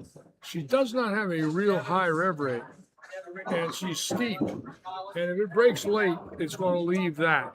Now, this lady's able to play quarter boards and play the pocket. The next question would be, right, where does she go if she stops striking? In other words, if she goes, 9 drop, 8 drop, double, 9-9-9, and is at a 2-0 pace, keep in mind she needs right around 1,000 for 4 or 900 for 4. Does she change balls, change angles, or does she stay in there and just try to jam it? She's good enough to do that, but it's also risky when you do not have a high rev rate. You get in there around 13, 14 and start hitting half pocket. This house will corner pin you to death.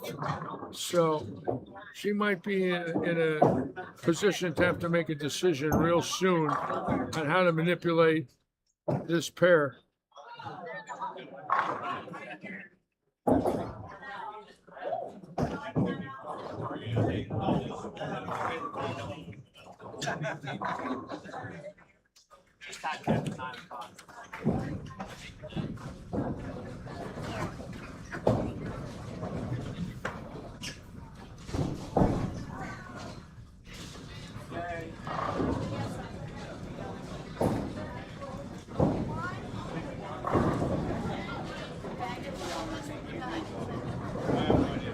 .671 for Gloria yesterday, which is a very nice score. And right now she's bowling very well.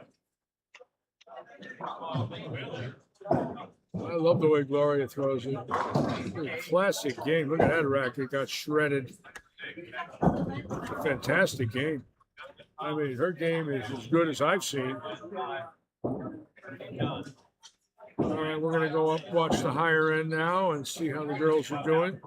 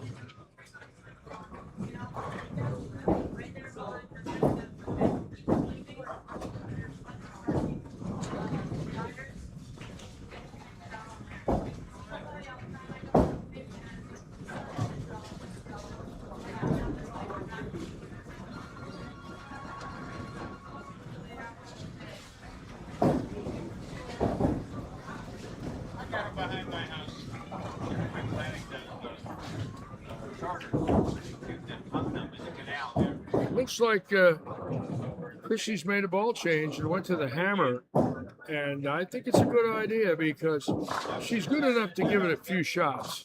In other words, if she doesn't really feel confident in it, she could go back to the storm ball. But the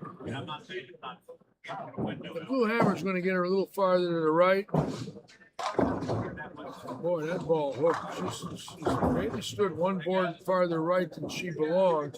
So she's fishing again now. She's looking to try to get lined up again. And I like the idea. Sometimes you got to roll the dice. And it's early enough for her to do it. She's not really giving away a lot yet. You know, she needs right around 900. She's experimenting here in the third frame of game 3. She's got plenty of time.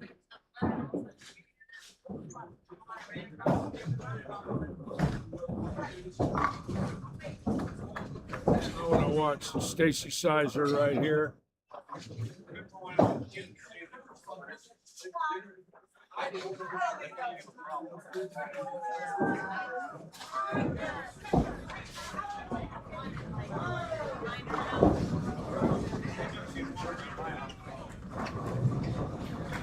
Nope, early hook.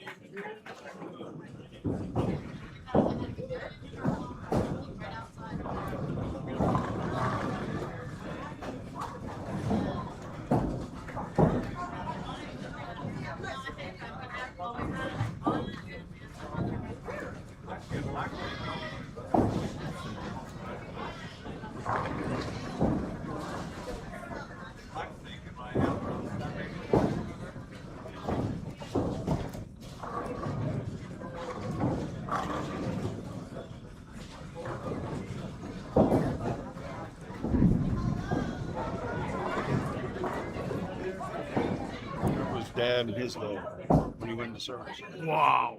1942. Wow. Almost 100. My God, 90 years. Holy shit. Yep. Long time ago. Yeah. I got a picture. I got a picture of my mother. Listen to this. In 19. Happy birthday, Hey, Larry. Danny, how are Good you? to see Hi, you. Danny, good to see you. In 1931, when she was 14, her and my grandfather went to Idlewild Airport, which became LaGuardia. And he was a photographer, and he was teaching her how to be a photographer.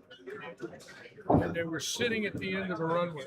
And a biplane came in with open cockpits, one in the front, one in the rear, 2 people wearing leather helmets. Open cockpit. Guess who it was? No, they take a picture of this guy and his wife. I have the picture. Charles and Ann Lindbergh in his plane with an open cockpit and a leather in 1931. And it tells on the back of it the day where they were, the date. She took it, she developed it and processed it because they own a photography store and took negatives and film. She not only took the picture, she developed it. What are the odds of that? Pretty cool. And I have that picture of Lindbergh. And he's looking right at her. Gotta be worth something. I don't know, but it's cool. Yeah. Go ahead. Yeah, it is.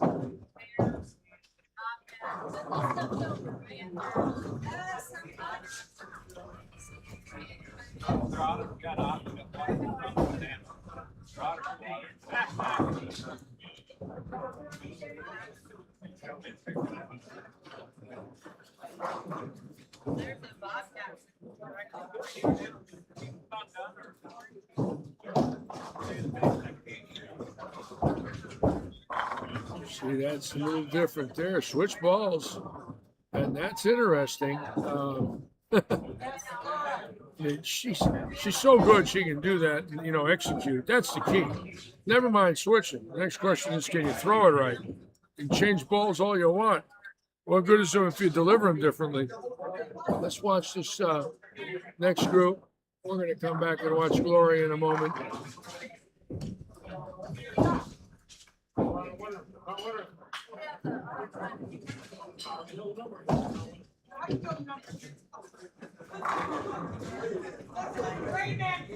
Great man. Tired.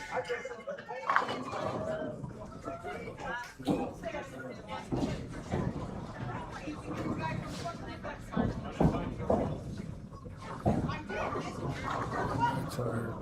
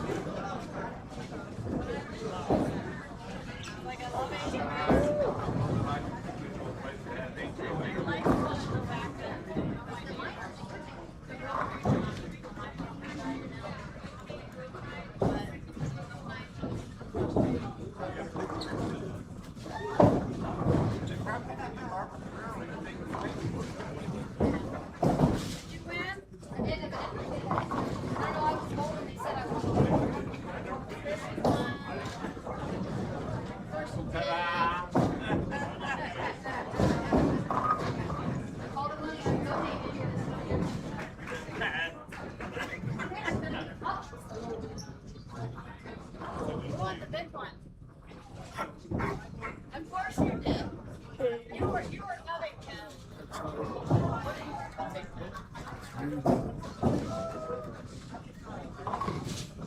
Yeah.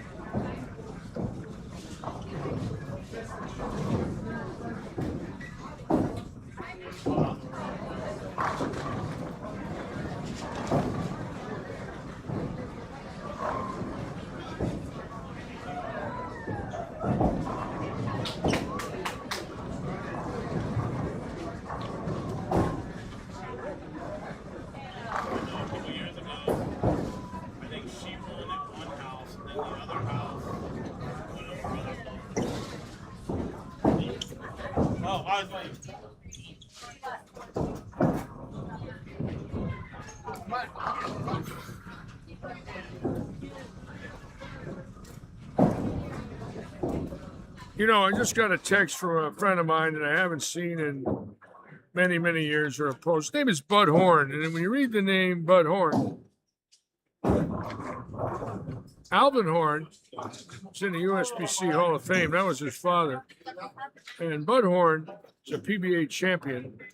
And I bowled him in match play in my first PBA event in November of 1967, which next year will be 60 years since that tournament. Bud Horn had a phenomenal game, also an Eagle winner in the USBC. And it's an honor to know Bud Horn from Los Angeles and had one of the most beautiful physical games I ever saw in my life. You talk about execution. I've known Bud Horn since I was 18. And, you know, you start to get all these names. I don't believe I've seen Bud in 50 years. I mean, it's a long time. I probably wouldn't know him if I looked right at him. But I guess for me, when things like that happen and you read these names from the past in your life. It's very gratifying. It's overwhelming. I don't say this to be crude or mean. I really didn't want that today because I knew it would be like it was last year and the year before. And it seems like when they find out it's a birthday for me, all these people get a hold of me and say these nice things. And I wish I could see every one of them and thank them personally, but you can't. So it's like a double-edged sword. So tomorrow, I will write something and thank everyone for such kindness.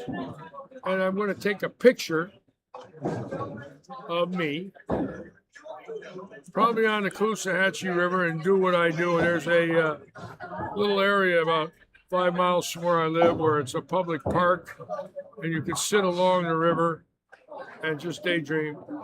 And I go there a lot. And only 15, 20 minutes at a time. But I sit there and stare at the river and think about my life. And it's wonderful. It's a nice thing to do. And we live on this river here that goes across the state. It comes out at Fort Lauderdale. And there's 3 dams that lower you to sea level. So when you get in the central part of the state, where I live, I'm already east of one of the dams called the Franklin Dam. And then there's one more on this side that brings you up to the level of Lake Okeechobee.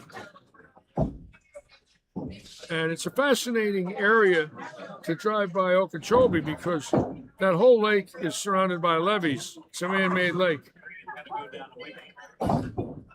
And there's locks in the levees. In other words, there's go-throughs at different points to get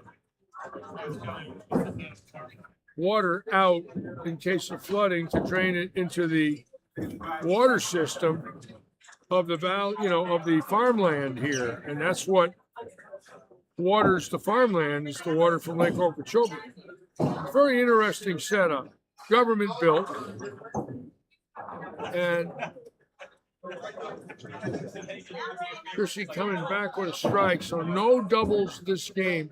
And again, remember I said earlier, if she stops carrying on 25 and 6, that 900 looks a little tougher than it sounds because she averages 230 here. So you'd figure she could bowl 920 and get the all-event leads. But 25 and 6, when it breaks down, is very tricky at the pocket, the right pocket angle.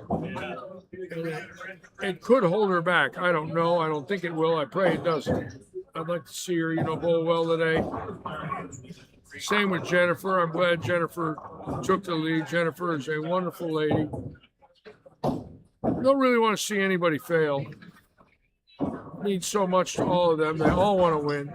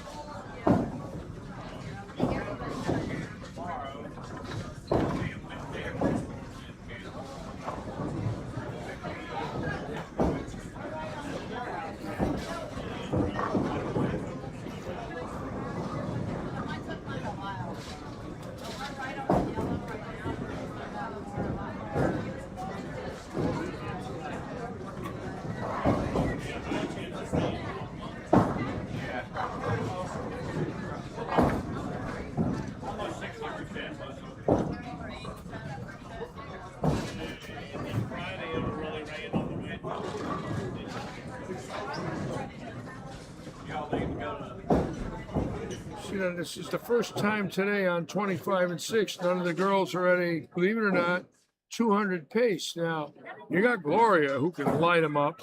You got Christina, Chrissy, and Carissa. Those 4 can strike along with Lisa and Jackie. And if you'll notice, well, Carissa's got 219 right now. Pace 218, and none of the other girls have a deuce. So now they got to start to pull a rabbit out of their hats.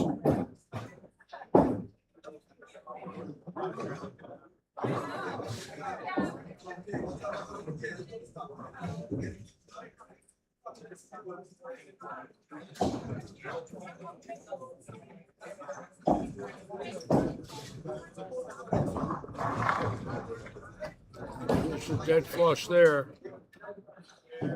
She's coming off her best year, averaging 220 on Tuesday nights. And almost caught Christy on Wednesday night. I think like a mark or two. Both girls had 220. Last night, how many pins were you behind Chrissy for average on Wednesday? Was it like 10 or 15 like I thought? Total for the season. So you were both 220 or 219?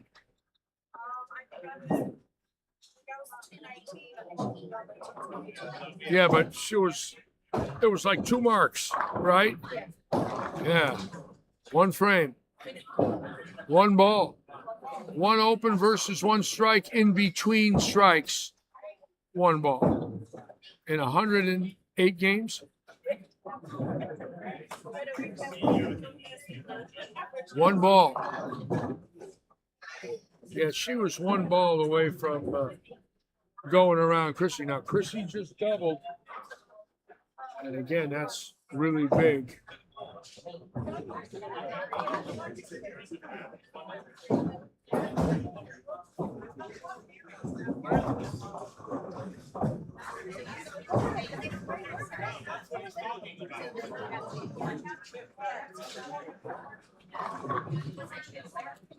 Okay, we're going to move to the other set of cameras now.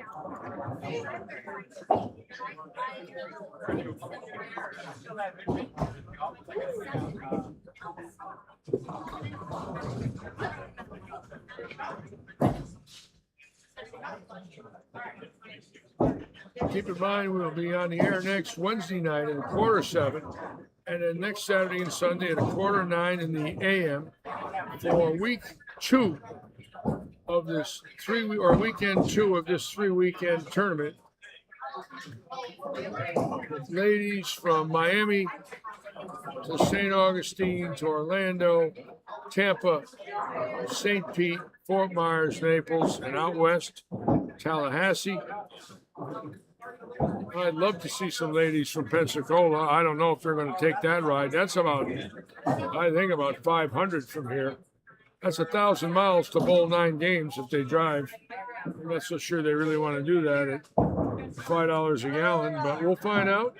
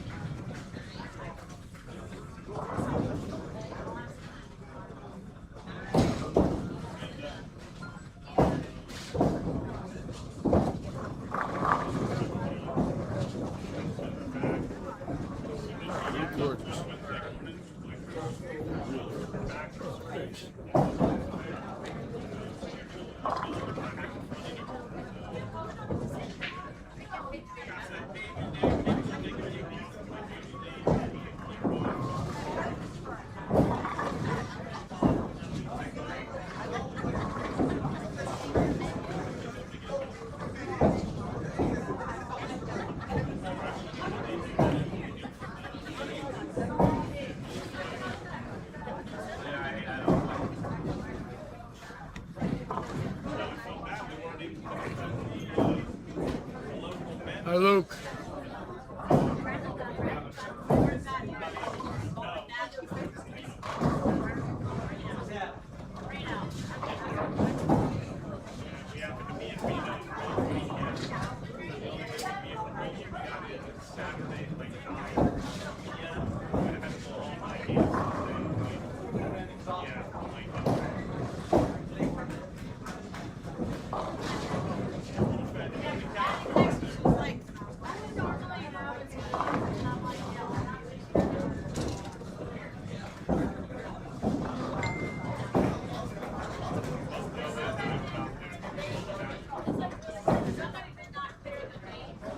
going to go back to 25 and 6 and watch Chrissy now. Keep in mind, 8 and 90, somewhere right in that number is what we need. With 4 to go, she's at a 2-0 pace now.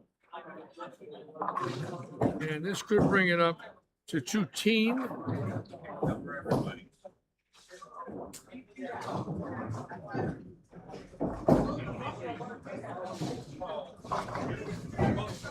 And high again, and again, the curse of lane 25, unfortunately, is out there. And you've seen it on our Wednesday night King of the Hills. That lane, as it breaks down, becomes so tricky that you feel you made the adjustment through it great and you still don't get it to the pocket. So I don't know. I'm not going to say she can't do it, but she's going to pull a rabbit out of her hat here.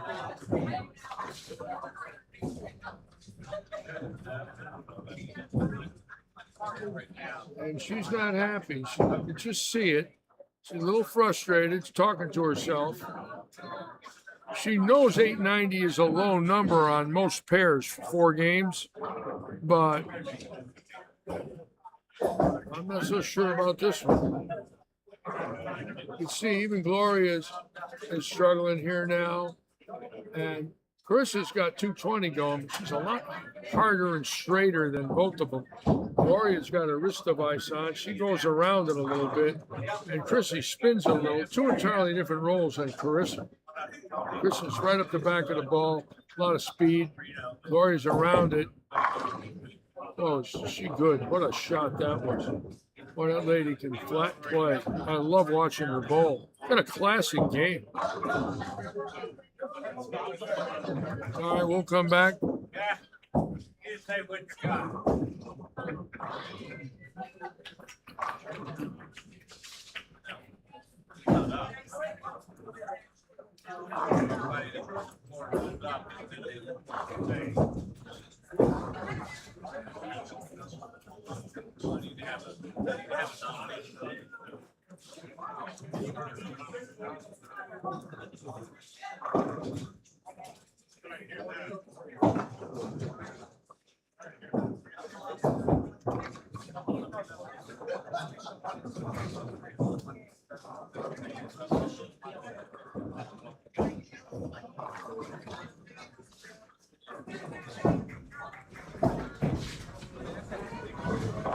Luckily, 2 of the next 3 games, Chrissy finishes on lane 26. So game 3, she's finishing on 25.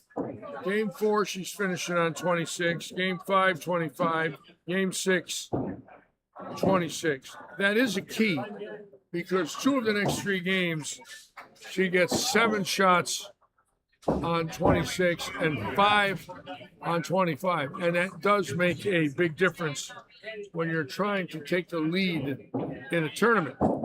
So even if she gets the foundation strike here in the 9th, the problem is she can't find lane 25 and she's got to finish on it in game 3 and in game 5 today. So let's see if she can get the strike here. Set her up for the 10th frame on 25.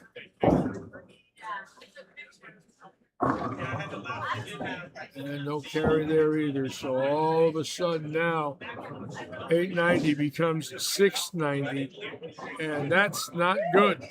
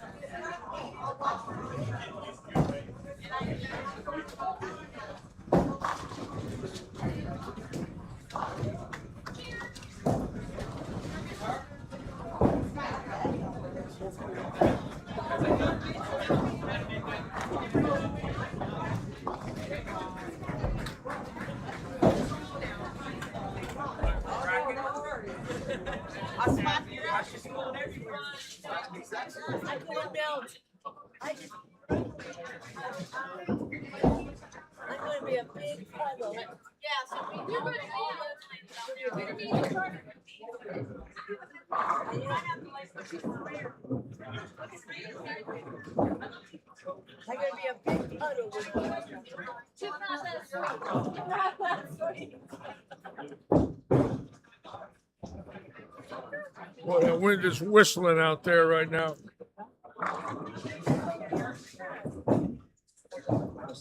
The wind is going sideways out there. Oh, God.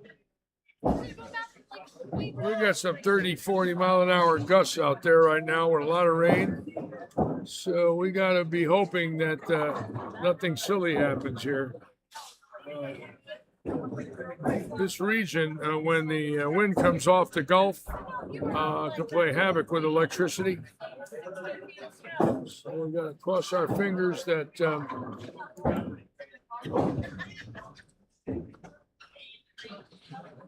nothing goes on. No, the water's going sideways out there outside the doors. I love it. Now, sideways. The wind is going sideways out there. Sideways. Yeah.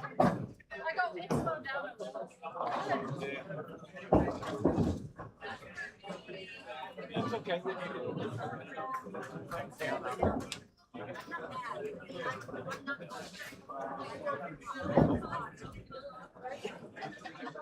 Well, maybe.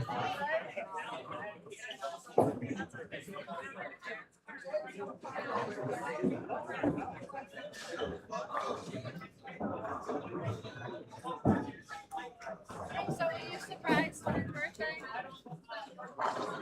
I was. I tried If to, that's all there is, that's fine. I tried to I find, don't want no big deal in I tried to find a subdivision zero. it. No.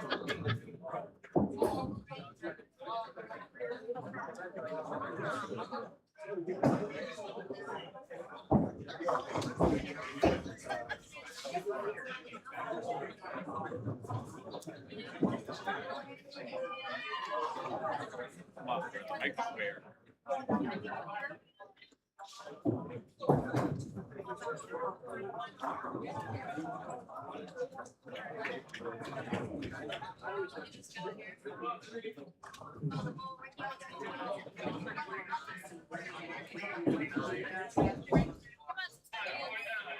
Oh, dummy.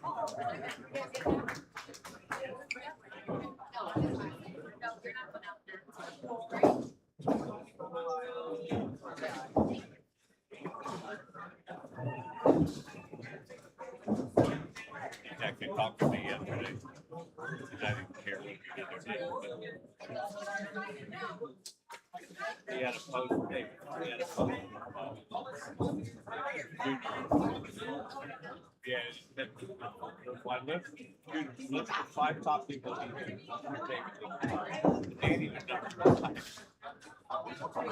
Yeah, so he said he showed me that. He said, "I told Danny, but not to do that to me." Wow, I just had a nice birthday wish from Dave Lamont. That's cool. I like Dave Lamont. He's one of my favorites. So many friends. His dad told him, he said, "You better listen to Danny and do what he says because he knows how many drop in. Are we gonna stand?" So I don't know what that Jim was. Dressel, ex-manager of the managing editor of the Bowlers Journal. Don Sylvia, PBA champion. Chuck Sinceri, 2 Eagle Time winner with Bobby Hart.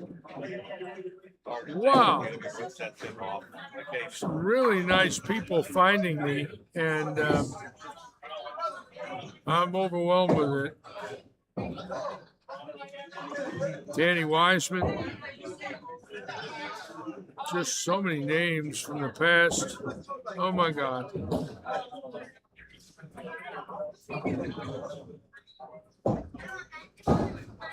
Some people I haven't seen in 20 or 30 years. It's I hope I don't start crying.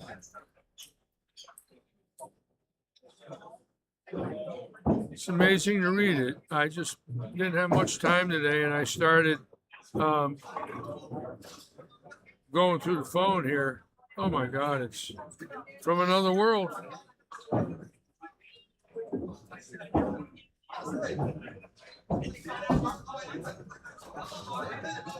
Yep, something's going on. Pretty lucky. Now, Chrissy with another 9. So right now, she's got to make a decision. She's lost a game. She did bowl a clean game, but if you'll notice, 1, 2, 3, 4, 5 9 drops, and 1, 2, 3, 3 strikes. She's got a problem. So here's a lady that went, 480 the first 2, and all of a sudden 2-0 in game 3. So she lost a chance where all she needed was 890 to average maybe 222. Now she needs 690 and she's got to average 230. And now it gets interesting because obviously she's good enough. Then the question is, what does she do?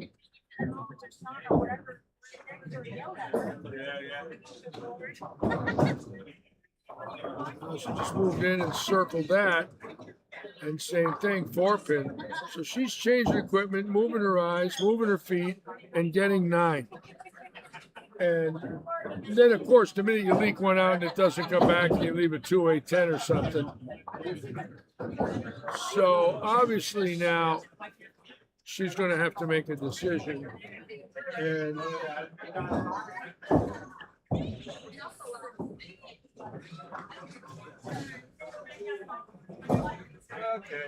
if I was going to be lining her up, and I can't, and I won't, I would be balling down, moving right, looking left, and go to a symmetrical core that goes real long, and jam it into the oil, which would give her entry angle from out, which is more comfortable for her anyways. But she's trying to move left and follow the oil left, and that's where a weaker roll is going to leave a lot of 10 pins. So she's going to have to make a decision here.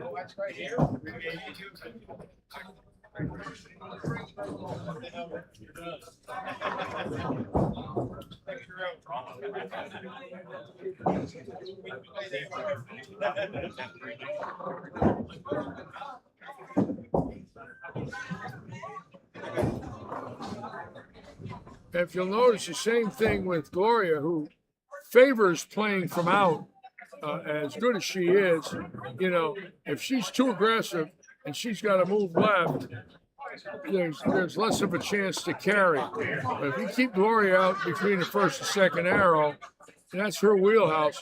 She's in right now around the third arrow, and I'm not going to say she can't bowl in there, but that decreases the off hits because the girls do not have a high rev rate. So we're going to see what they do now. Even Amanda Flood struggled today from in them last couple of games, and she throws the most ball of any of the women that bowled today. Amanda can flat get on it. I mean, that lady had a lot of power, very strong legs, very strong arms. You could just see it. And when a lady has power that can follow the oil left, yes, they have a shot at it. But when you're a stroker and you've really got to have a high rev rate and a lot of speed, that's where the women, in a lot of cases, have a disadvantage.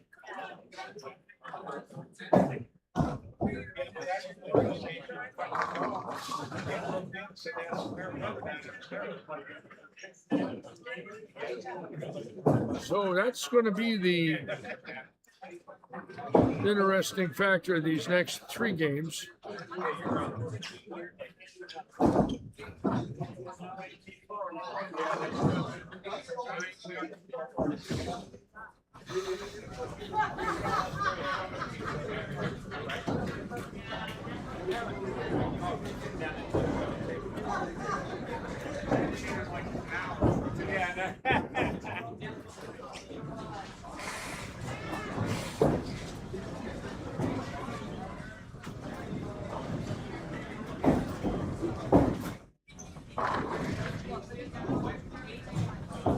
See that name on top right there, Byron?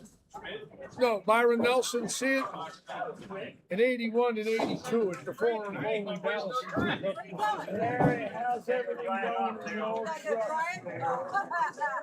I knew Lord Byron. Nelson Burton and Chris Schenkel introduced him to me, and he remembered me a year later. Said, Larry, how's things going in your old trucks? Lord Byron Nelson. That is cool.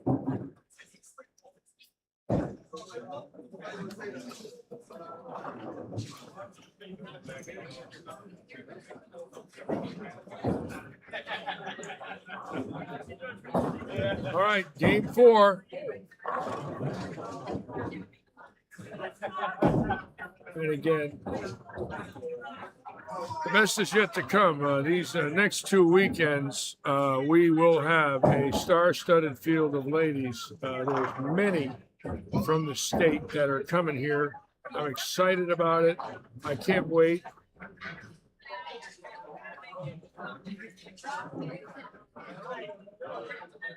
I know some ladies are going to be coming over here from Miami, Fort Lauderdale, especially Tampa, Orlando.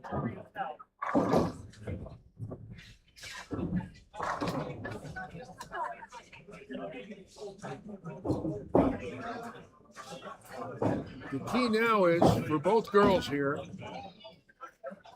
Carissa looks like she balled down. Check this out. And again, they had to do it. They've got to get some entry angle. Watch this. She's standing farther right than she was all day. Look where she is now. She went out with a weaker ball, and look at that. Oh, I like that. See, that's a weaker ball. She's up around 7-8. Chrissy's still in. Let's see what she gets. Oops. Nope. That ain't going to cut it. She's in trouble.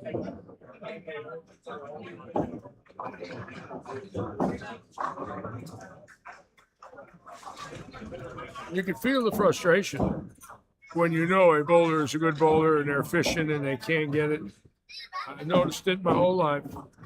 You can read their body language. You can see it in the way they walk back, the way they wait for their ball. I'm not talking here. I'm talking everybody. It's so frustrating to know you have a shot to make a move in a tournament, and all of a sudden you get on a pair of lanes and it becomes a mystery.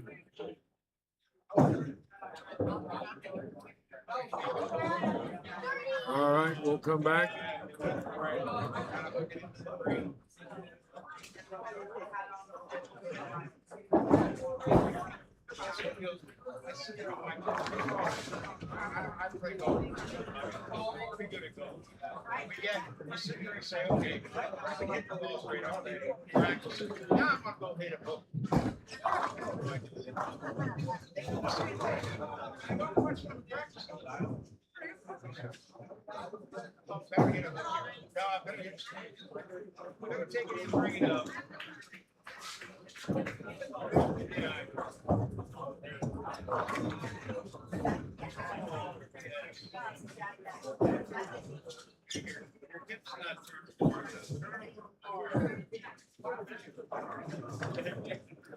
What is that, Angela? I can order something. Some fries and cheese, some fried cheese, and then a chicken sandwich with fries. I see it. I see it.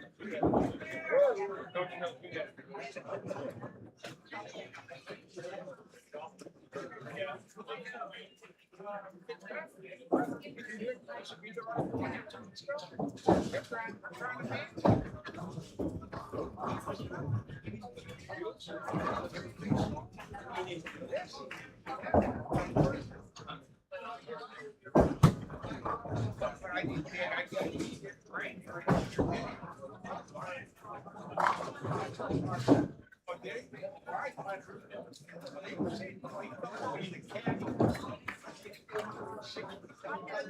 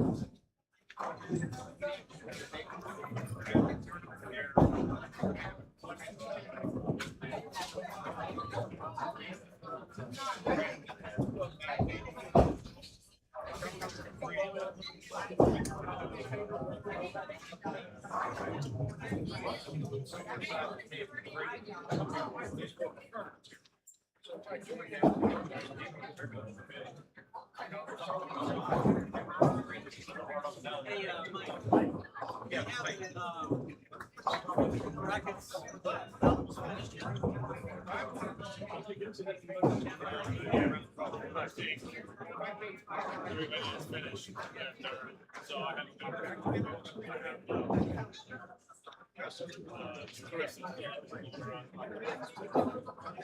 I got so late, no.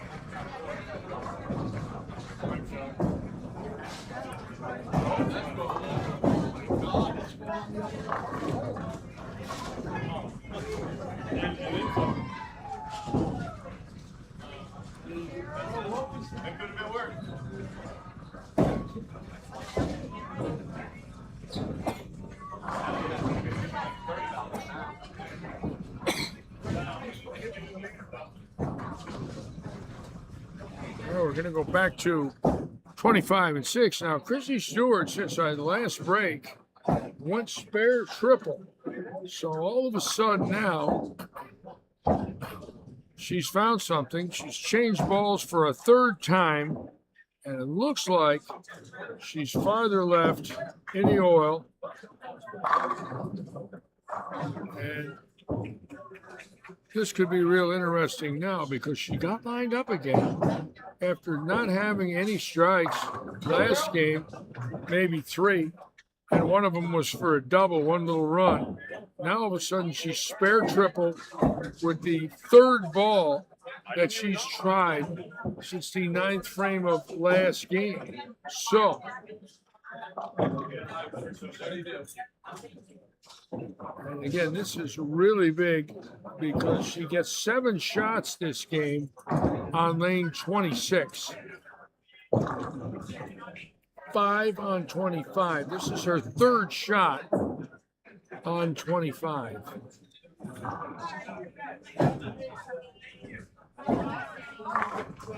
Ooh, and she got to 10 out, and boy, is that big. Let me tell you something. That's impressive. And that's a lady that's been struggling with carry. Went to the 3rd ball. Looks like she got a little softer to get it to finish from in. And all of a sudden, there's a plus 29 in 4 frames. That's got her right now needing another 60 pins or so. It's close. And we'll know a lot more at the end of this game. I'll get an exact score. So that's interesting.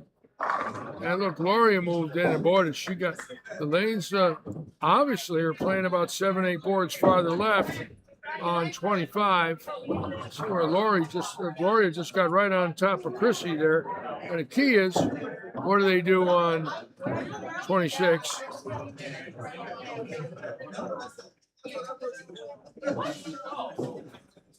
Interview. Got another SAU bowler. God, why are you like this? Come over here.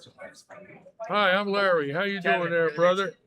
What are you 2 stars doing here? Just came in to stop by. We're trying to set up some pot bowling sometime this week. What's it like to be a star? Oh, it's Ask him. I just handed him his bowling with a spare ball every time. I got a guest nah, here. you played a humongous part in everything. Now I want to ask some questions while we're watching the ladies. Absolutely. Now, were you on CBS earlier this week? Yes, we were on there Wednesday. And why were you on there Wednesday? So we were a part of San Ambrose bowling team, who bowled the ITC National Championship against Mount Mercy. And what happened? We came out victorious You for did. the first ever program win in history. We are the first ever Iowa program win in history as well. Yes. Now you're from Iowa, is Davenport, correct? Yes, sir. He's from Cali, so we have people all over the place. From California. He's from California. What part? I am from San Jose. San Jose. Yes, sir. That's a very interesting statistic right there. And what year were you born? I was born in 2006. 2006. So we're going to be a junior next year. You know, the PBA Tour used to bowl in San Jose. You aware of that? Do you know that? Do you 4th know Street Bowl. what house? 4th Street Bowl. Did you ever hear of Saratoga Lanes, owned by Frank Thatcher in San Jose? I'm not sure. Okay. I don't think the place is open anymore. He doesn't know. I won't say a word. No, go ahead. I know. We love the story. We love Larry Lichtenstein's Well, stories. you know, that when the tour used to go there in the 60s and 70s, it was on ABC Sports with. Oh my God. You gotta get the hair going because we both have hair. Look what Devin just did to me. Devin is. Devin, why are you punishing me? The Pro Bowlers Tour used to bowl in San Jose in the 60s and 70s at Saratoga Lanes, ABC Sports, Saturday afternoon at 3:30. And it was a national, what they called a national tour stop. Okay. They started going to San Jose, I believe, in 66, about 60 years ago. And it was a very popular stop on tour. It had a wonderful restaurant, a wonderful bar. And what are we looking at? Scores. And the 1971 champion of San Jose on ABC Sports is the guy you're looking at, just for the record. Mr. Larry Lichtenstein. And I had hair. Like this? You do right now. And I was only 21. Today I'm 77. So I just wanted you to know I won in your hometown, and it was a pleasure to bowl there. I love it. I love San Jose. It was wonderful back then. Very quiet too, spread out. You could find some open roads. Now it's a hustling, bustling city. Yep. But my memories are fond of that area: Redwood City, San Jose, Mountain View. I love Mountain View. There's a restaurant me and my father go to Mountain View all the time. I love Mountain View. Beautiful. Now, Chrissy Stewart just got the 5th one in a row. So I'm with Devin Richards. And what was your name again? Kevin Magnuson. And you're both on the St. Ambrose team? Yes, sir.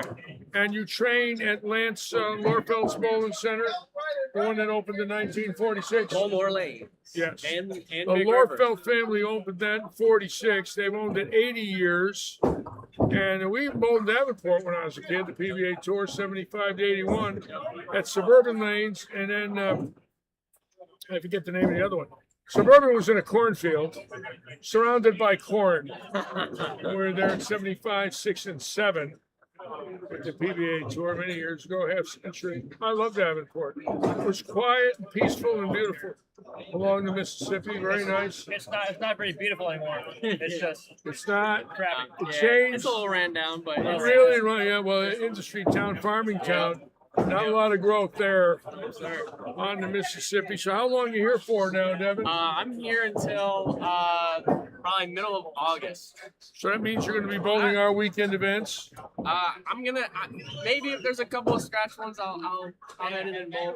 I'm here until Sunday. Yeah, he's here Until until Sunday? Yeah, we're going up to the U22 Masters on Thursday over in Orlando. We're going down. We're up. No, we're going down. We're going to Orlando.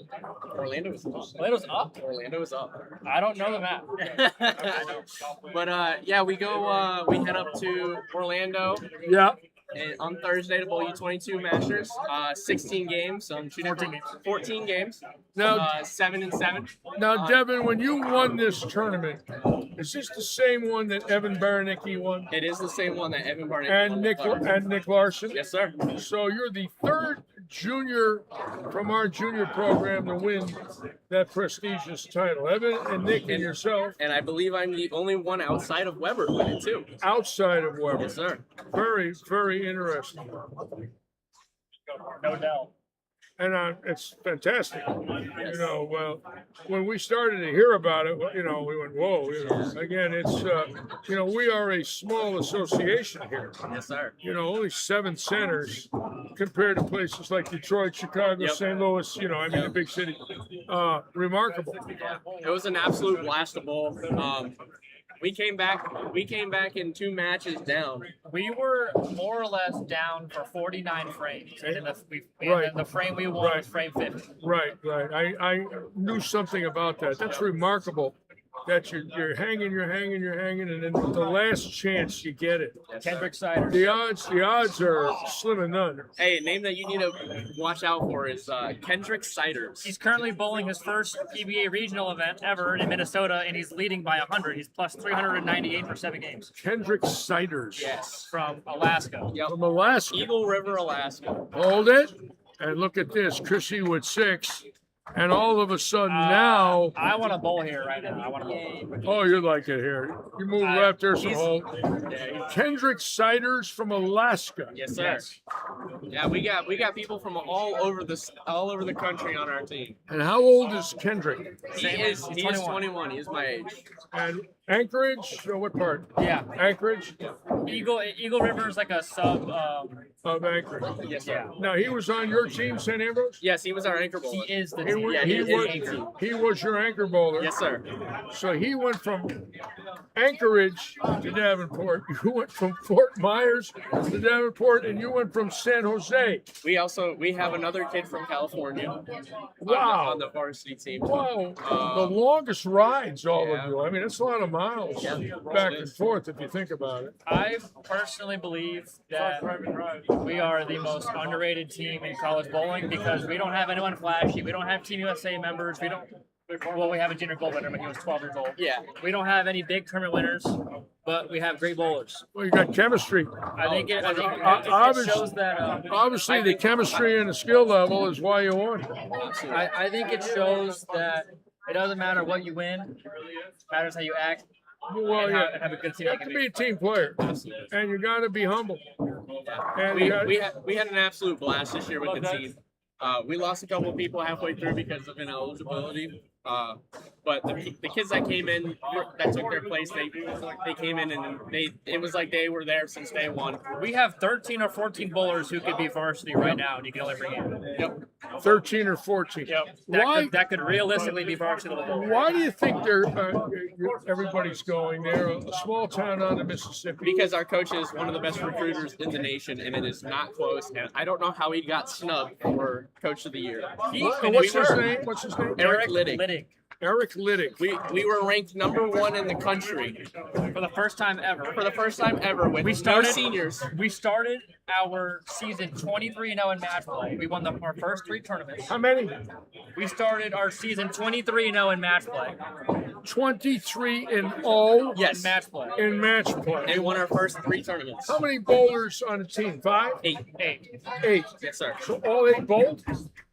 Like well, when you say 23-0, what type of games? Like Double, match singles, Match team? play straight on. Just 5 Baker format. 1v1. 5 players. 5 players. Yes, sir. You won 23-0. 23-0. Yes, I don't know sir. what kind of a thing? What is that? Where did that come from? Our first match play loss, our first match play game loss came in November at the Leatherneck, Oh my God! and our season started in September. Now, when you travel, where are you going? Everywhere, anywhere. So this year we went to Illinois a lot. We went to Indiana. We went to Wisconsin. Yeah. We went to Vegas. Yeah. To Michigan. We went to Michigan. What was your favorite town you went to? Oh, Vegas. Vegas. Vegas, Vegas by a mile. Vegas was an Only absolute. because I bowled the best there. And I would say Wisconsin is a close second. We had a lot of fun in Wisconsin. We had a lot. What house did you bowl in Vegas? South Point Plaza. South The Point. greatest creation in bowling. You know, the story of South Point is owned by Michael Gogan, Mickey Gogan. He used to own the Californian and the Fremont downtown in Las Vegas at the Four Corners where the Golden Nugget is, downtown, Fremont Street Experience. And he liked bowling. And when the showboat went down, he knew there was a void. And he's smart, built that place with 124 lanes in it, and became the mecca of the world. Smart man. Yeah. Anytime I visit, there is not a minute of the day that there's not a wait list in that bowling. Oh, I know. He's smart. He knew Vegas. He built the right venue. The bowlers would come there because they always went to the showboat. But the showboat got old and antiquated. It was 104 lanes when they tore it down. But yeah, he's a genius, and thank God he did it. We need places like that. Yeah, absolutely. I mean, we have to have great venues for the youngsters and the families and the people who want to go out and have a good time and bowl, right? Absolutely. I'm going to Vegas in August to the Armed Services tournament with my friend Gina. She's going to bowl. Okay. I'm going to watch. I haven't been there in 4 years. Anyways, Chrissy Stewart did end the string with spare, 6-bagger spare. So she is about 40 pins away from taking the all events lead now as we know it. So you're going to be here for 3 months. Yes, sir. And you're going to be bowling scratch tournaments in action. Yep. We just bowled 2 this weekend. Where'd you go? We bowled a tournament over in Liberty, the monthly men's. Step a little this way so I can get you both in here. We bowled a men's tournament At Liberty Lanes? Yep. and That's then a we nice bowled- house. Yep, we bowled the Lehigh tournament. Thankfully, I won both of them. Yep. How'd you do, Lehigh, on the strings? You all right? I started 202 game 1, and then I split, and then I threw a 29 bagger. Huh? Yeah, you're 29 in a row. And then I boned an 8-pin in game 4. Yep. You had a 29 bagger on strings? That's a world record. I went 202, 279, 300, 257. On the strings. Yes, sir. And they say they are unscorable. So Oh. say those games again. 202, which I had a 6-8 and a high plus 6-7 split in there because I was playing the wrong angles. And then I ball changed to a Gremlin Tour X the first frame of game 2. Left another 6-8. And I got into my ion solid, moved 5 and 3 right, and I didn't got my spare ball until the 7th frame of game 4. Sounds like you're a lefty. Yes, he is. And then yesterday at How would Liberty, I know that? and then yesterday at Liberty, we bowled on the 2019 Nationals double to singles pattern. Yeah. And my first time throwing urethane since February. and I was fortunate enough to lead by 120, and I won the tournament. At Liberty. Yes, sir. Sounds pretty good. Can't complain. Sounds like you did a little striking. Yeah, here and there. Yeah, no, it was very impressive to watch. All 29. There might have been one or two that were a little iffy. But most of the 29 shots were dead packed. You look a little like Brandon Bone. Anybody ever tell you that? No, he gets Vector a lot. He looks. He looks like he's a relative of Brandon Bone, like a brother. I'd rather take Vector. Vector. No offense to Brandon. And of course, Devin, they tell you look like your father, but he looks like one of Parker Bone's brothers.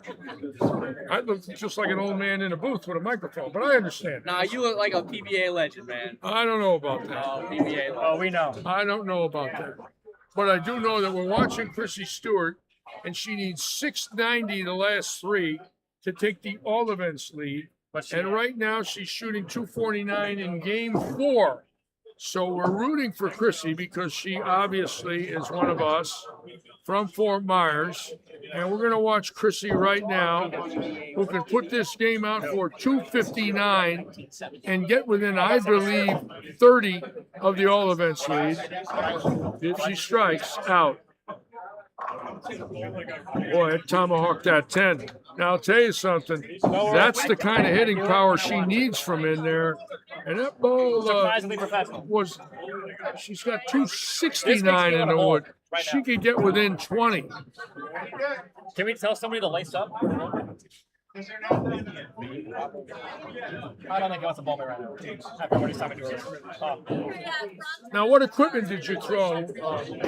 Are you on Storm? Are you Storm staffer? I wish, but I throw Storm everything except for the hammer axe and hammer European equipment. I got all reactive is Storm. How about the axe, the way that thing picked up in recent months? That Masters win. That Unbelievable. Hilariously fun to throw. It is, because you got to execute and you got to hit it.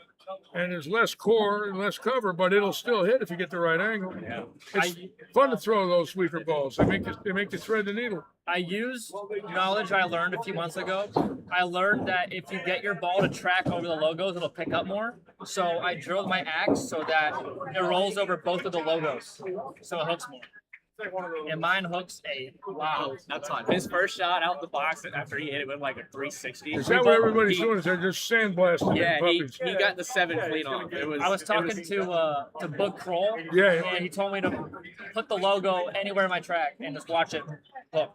That worked. Book Kroll told you that. Yes, sir. Well, evidently it worked for him. Certainly did. He got a master's title.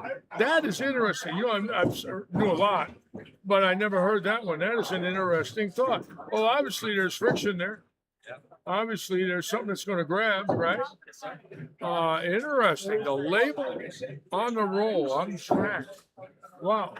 Years ago, if you did that, the bowler told you they didn't want the ball, that you misdrilled it. It's just the opposite. Unbelievable. Originally, I thought I drilled it upside down, and then I remembered it's a pancake and there's no such thing. Yeah, there is no such thing. Yeah.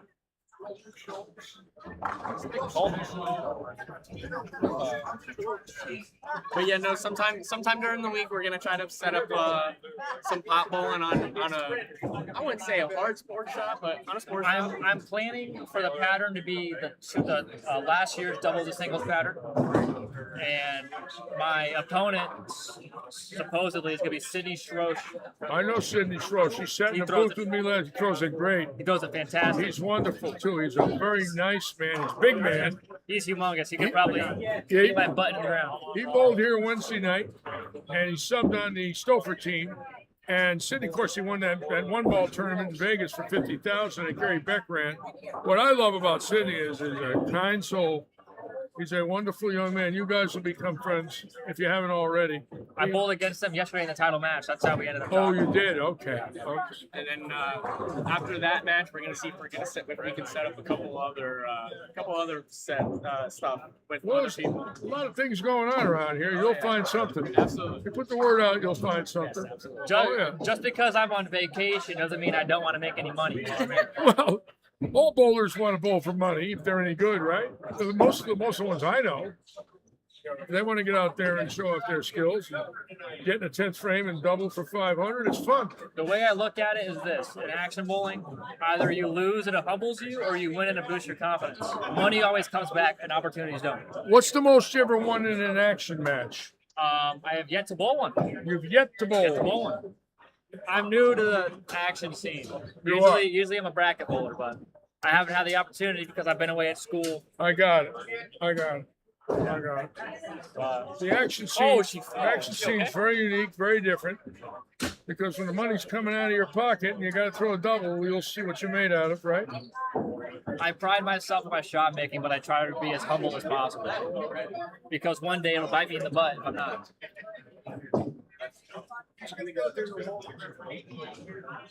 Well, the guy that likes to bowl action is right there.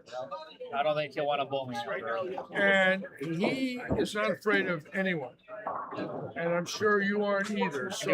So it might be what I would call an interesting match because he will bowl for anything. And it would be wonderful for me to live stream, and I would. Sydney texted me saying that he was going to ask you to live stream our match as well. Yeah, I was going to say, we'll shoot you a message as long as you're okay with it, I will do it. I'm sure it depends on the day and time. But let me say this, it's extremely possible, okay? And we have live streamed action here. We have done it. When Chris Barnes bowled Brad Stewart and Rhino Page bowled Brad Stewart and Dom Barrett bowled Brad Stewart. 3 U.S. Open winners bowled that lady's son that's bowling on 25, 3 games for 500. We live streamed it and we loved it. Come on, carry it. Oh. Yeah, now she gets 260. That gets her within 30.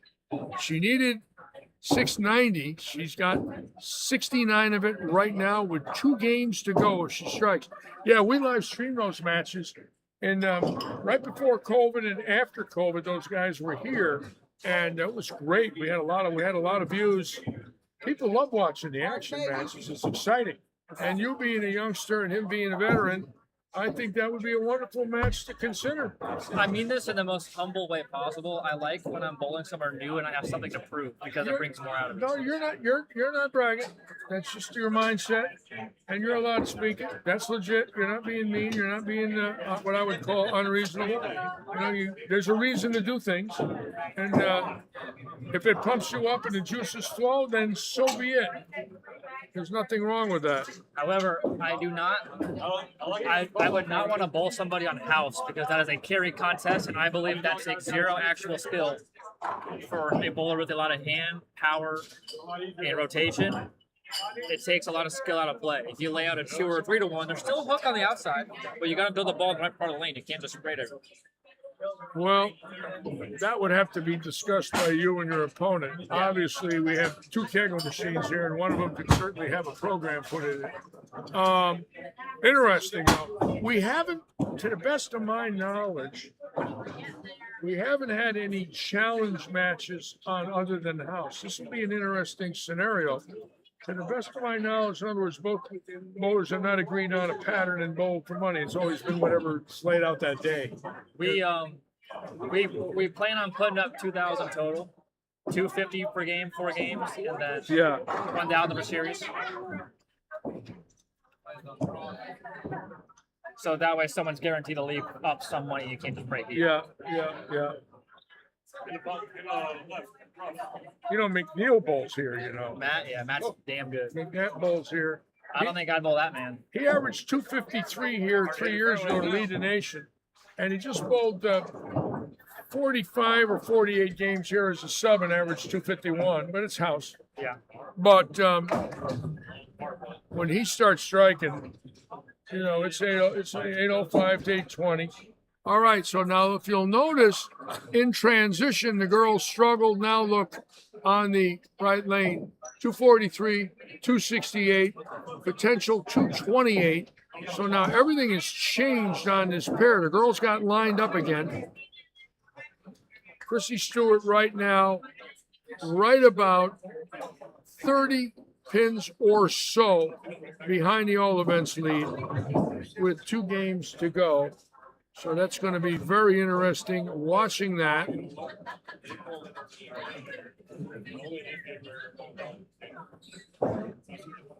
From San Jose? Yes, sir. Son of a gun. Can I ask you what brought your love for bowling? You've been doing this 60. My love? Yeah. Well, it's an interesting story. I started bowling in 1960, made a TV show in 62, and when I was 12, bowled my first PBA event in 1967 at the age of 18 as an amateur, and bowled for the title and lost. And to this day, it is the highest finish by the youngest amateur in PBA history. In 69, in my first Usbc ever, the Open Championships, I won the all events. And at 19, and then in 70, I won the team. So at 19 and 20, I had 2 Eagles. Then I joined the tour and became Rookie of the Year, and was very good as a kid. But by 25, it started to fade. So I became the player service director of the PBA Tour for the next 2 years. Founded the drilling truck, started with a Greyhound bus and 1 ball. Within 3 years, 5 years, it was an 18-wheeler, drilling 200 balls a week. And within another 5 years, it was 2 18-wheelers, drilling 500 balls a week on both tours. And then in 96, I sold my business to the PBA. I'm sure that made you a pretty penny. It did.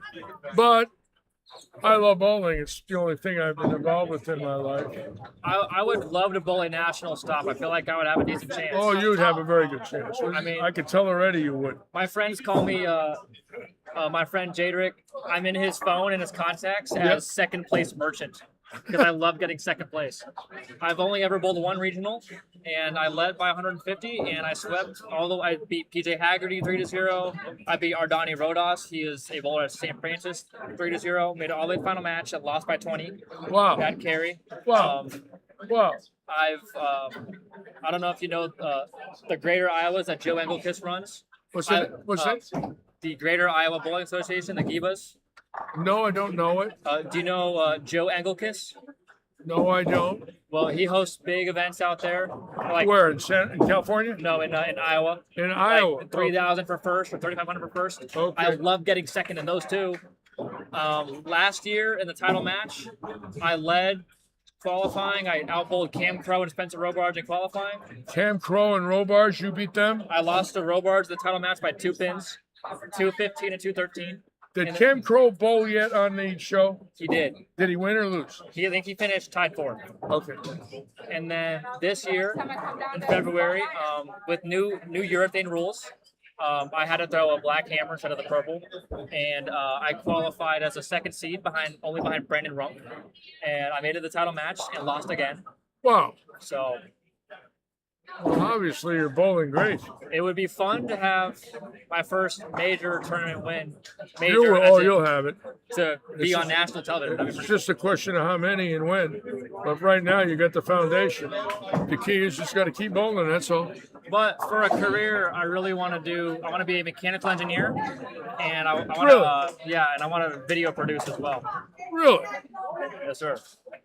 I love posting social media content and spreading my love for bowling with others. That's why I want to do that. And what are you majoring in at St. Ambrose? I'm a mechanical engineer major. Mechanical engineer.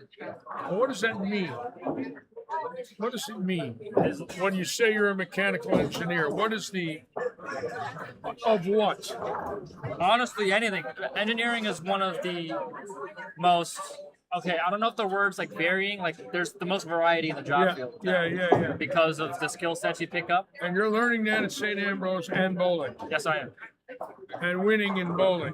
Thankfully, yes. For the most part. And hanging with Devin.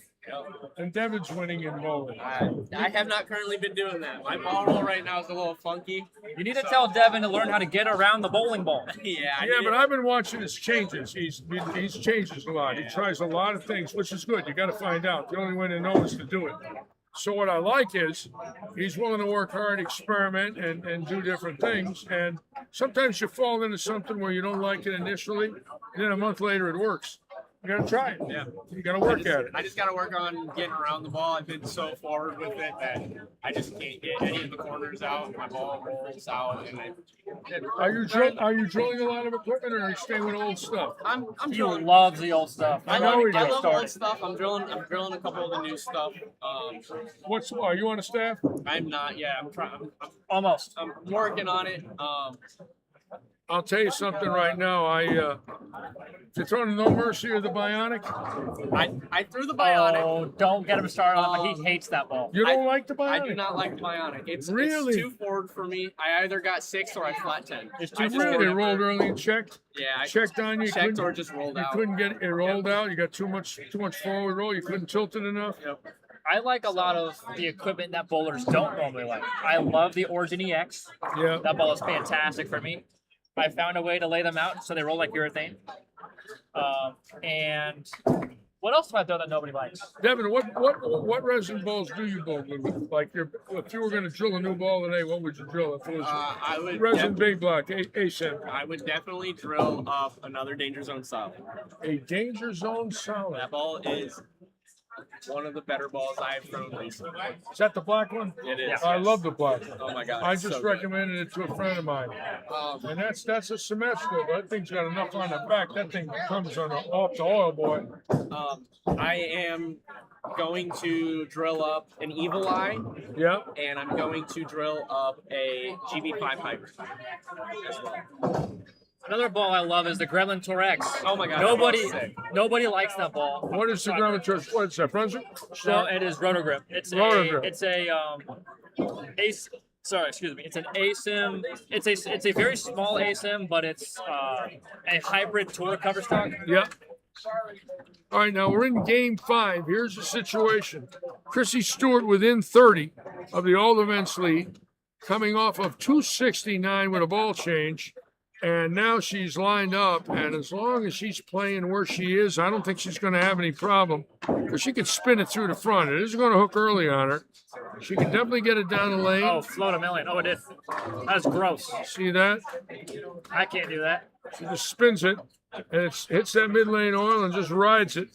And that's what we're looking for right now, is that set spot. If she gets the ball setting at 45 to 50 feet, she can win this event. In all events, and possibly doubles. Oh, right now?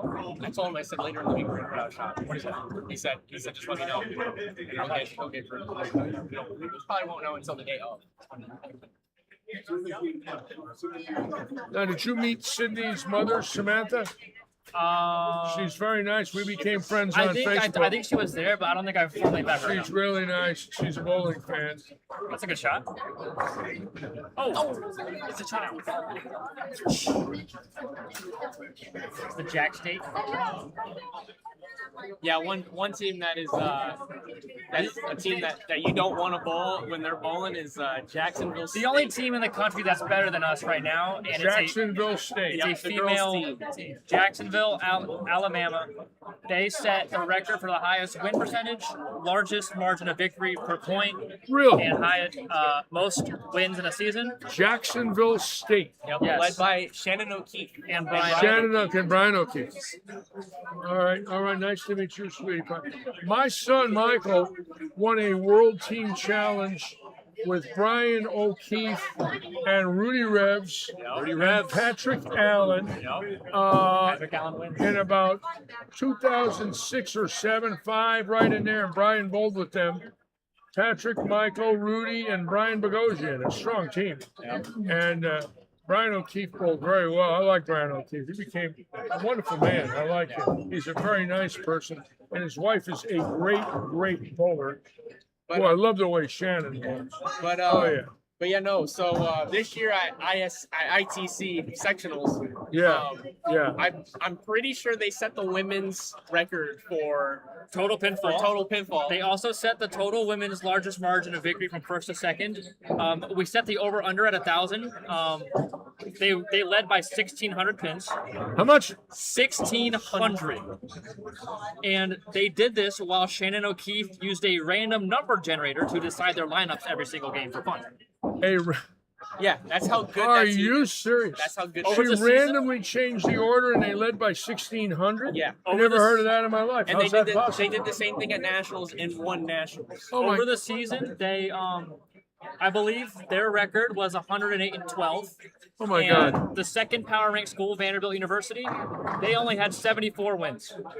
And I will say this, ladies and gentlemen, as I'm talking to these two young gentlemen that are educating me, and it's wonderful. Chrissy Stewart is dead locked in from 203 in Game 3 to 269 in Game 4, triple in Game 5, and she's right there at the all events number right now. She has a shot at it. There's no doubt about it. And I think Jennifer Peacock is in trouble. No doubt in my mind that 2144 is in trouble right now for 9 games. Chrissy, with 17 frames to go, I believe with this next strike will be over that number. And with the ball reaction she's got now, she's not going to miss. Obviously, she's robotic. You've watched the shots all day. All she couldn't do was carry in Game 2, and in Game 3 she switched finally, got 269, and now is started with a triple. So she is now looking at the possibility of 2,200. Yes. The next tournament I have is next weekend. It's the U22 Masters.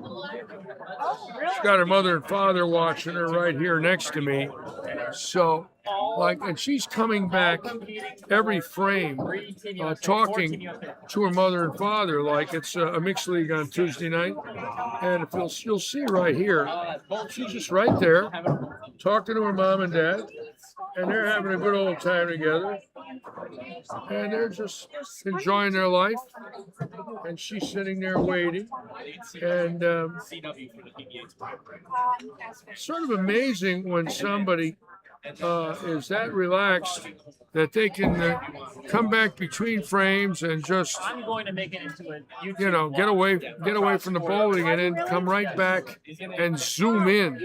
It's very interesting to watch. It is not easy to do.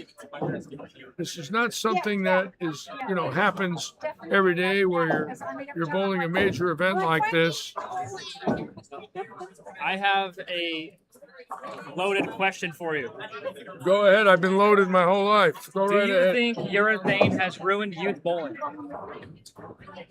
Do I think well, let me give you a good example of my experience with urethane. When the angle was introduced, AMF sent me 500 to Toledo. We had to throw 500 of them in 1 week. The 1981 PBA National Championship. They started using it in March of '81. Okay. Mark Roth was the maddest person of anyone when that ball came out because every right-hander could line up where he lined up. Before that, he was 10 boards deeper with his feet. All of a sudden, the whole tour could stand where he was standing. He was on the Columbia staff, still had to throw plastic, which were yellow dots, and these guys are right on top. All right, so I've seen it for 45 years. The next question is, what's right? Well, we lost that a long time ago. This game today is not the game I learned how to bowl. That does not mean I'm saying it's wrong. I'm just saying it's evolved to this. What I do know is it's not the bowler's fault. They just bowl. Bowlers just bowl. They don't build bowling lanes, they don't build bowling machines, and they don't build bowling balls. So whatever's out there, you got to use. It's plain and simple. It's pure logic. You can never blame bowlers for the environment. They didn't change the environment. They just bowled. So now the next question is, well, is it urethane? Is it weight blocks? Is it resin? Is it symmetrical? Is it oil? Whatever. You can go on and on and on and on and constantly come up with different, solutions. There is no solution. Because even if somebody doesn't like this environment, it's going to change again. So where do you go with it? My philosophy is real simple. You stay out of it and you try to win as much as you can before your time is up. And don't get involved with this and that and the politics and the balls because you're never going to be able to control it. Like your job, and I don't mean this towards you, but I mean this towards everybody. Your job is to throw the ball, not to make the rules, because you can't make the rules. And you can't design the balls, and you can't design the patterns. All you can do is bowl. So you bowl, and you wait 25 years, and you see where you are. What else you going to do? Do you believe that removing urethane from certain tournaments will help or hurt the game? Or do you think it'll do nothing? I think right now, with the onslaught of talent through the college programs, the two-handed game, which is unbelievably powerful, the learning curve is much shorter than if your thumb was in. I believe that every young man or lady that learns how to bowl, that can stay with it mentally and physically, is going to enjoy the sport and love it for what it gives them in their life. The key is not to get too involved to where it drives you nuts, because then you get burnout. The last thing you want to do is start to dislike the game, because you'll end up quitting. So the last thing you want to do is overthink it. In other words, they're going to disallow this, and they're going to add this, and they're going to add that. They're going to ban this, and they're going to ban. That's been going on literally for a half century. They made ball 75. They eliminated plug for a while. They certainly, with urethane now, have eliminated a lot of it, but there'll be another surface they come up with that'll be approved. And they're all looking for that right now, there's no doubt. So the key is to jump on it while you're young and get everything you can out of it, mentally, financially, what you dream of in your life, the things you want. I agree. And with the start you got, I wouldn't be worrying about a thing. I just get out there and chuck that thing down the lane and try to strike. That's all you can do. That's all you can do. Are we getting a picture taken? Is this making the New York Times? Is this making Wink TV? I want to know what's going on here.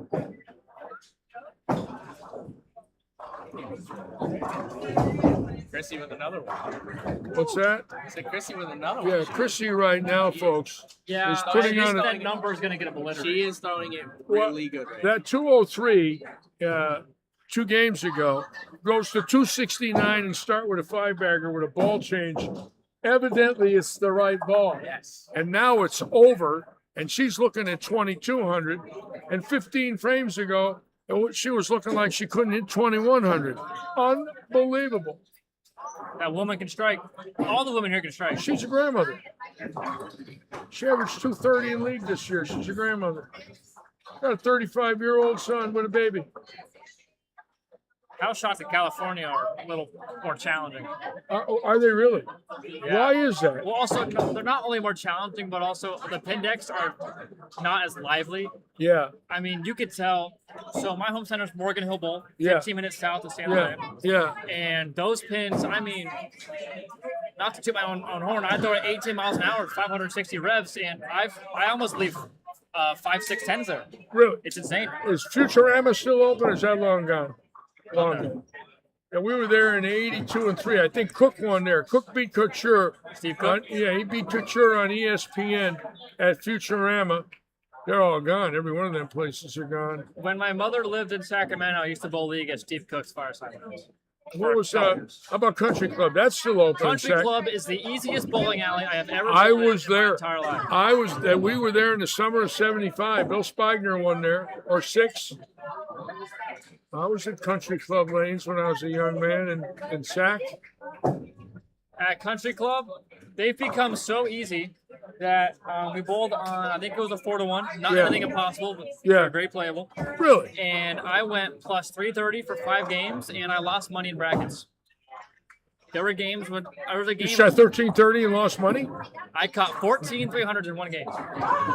14 300 games in one game. Andrew Granite had 900 on sport there.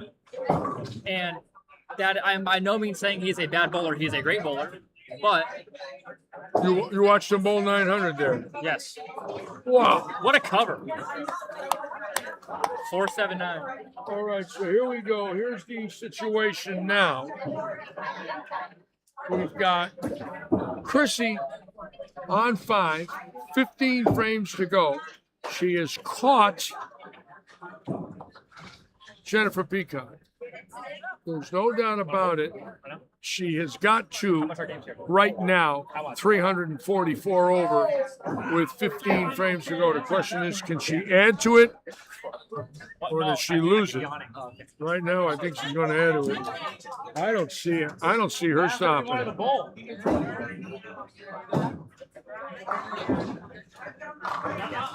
And those are robotic shots, folks. The lady is doing something in her early 50s that is very real. And if you'll notice, the other girls around her have nothing. So what she's doing is she's doing something on pure skill and ability. It's not because these lanes are easy. It's because she's great.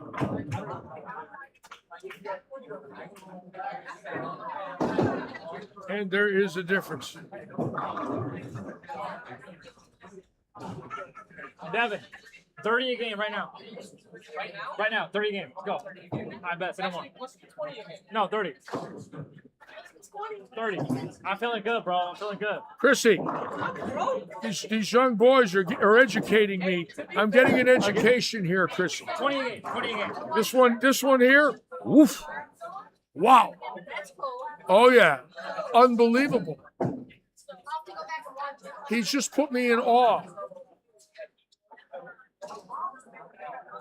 I like being very analytical about my bowling.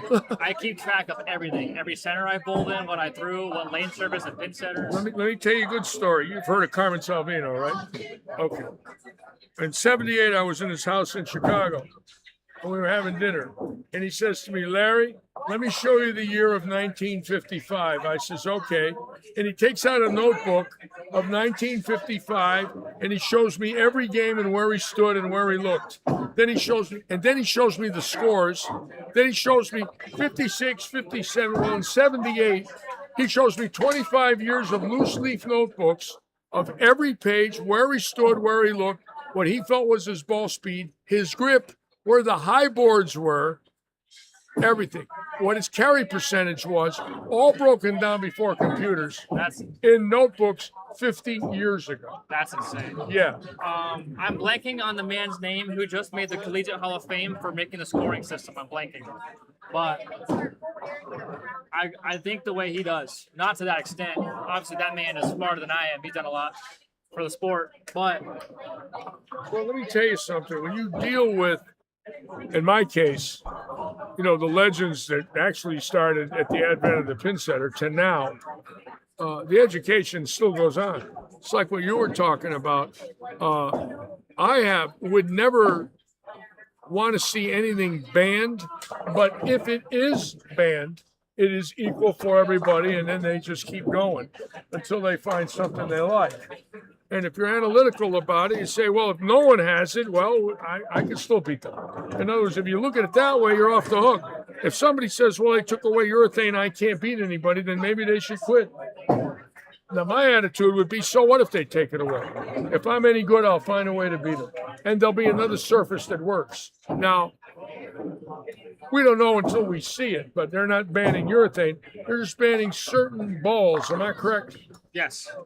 Yes. Well, some tournaments have no urethane use allowed at all, such Right. as Masters, Queens, Right. Open. Right. And then Nationals, Open Nationals, has a 78 hardness rule. Yes.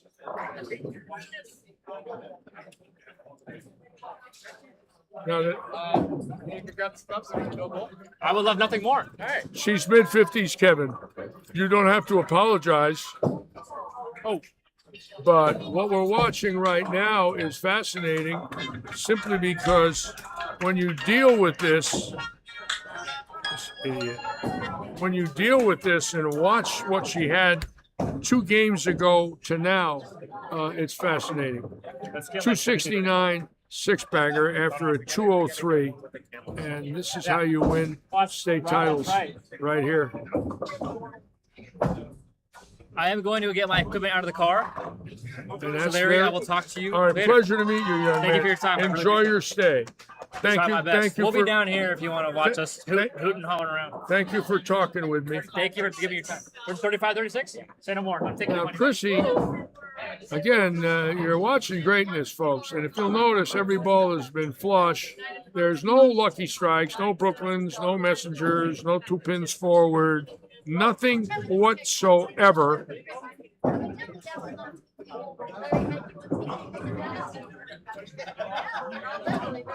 How about that young man, Joe, from San Jose? It's amazing who you meet. The kid's a genius. Evidently, he's a left-hander and he's great. Well, I'm going to watch him bowl. I'm going to put the camera on him a little bit. Now, again, this is also the pair where Chrissy shot 847 several years back. I did not think, and I'm not knocking her or her judgment, I did not think I'd see these last 17 frames after the 203. I don't think anybody else did either, except her. We know she's good, but right now what she's doing is she's in a class by herself. None of the other ladies are, and I'm not saying this to put down the other ladies, but none of them are even close to this right now on this squad. I mean, nothing close.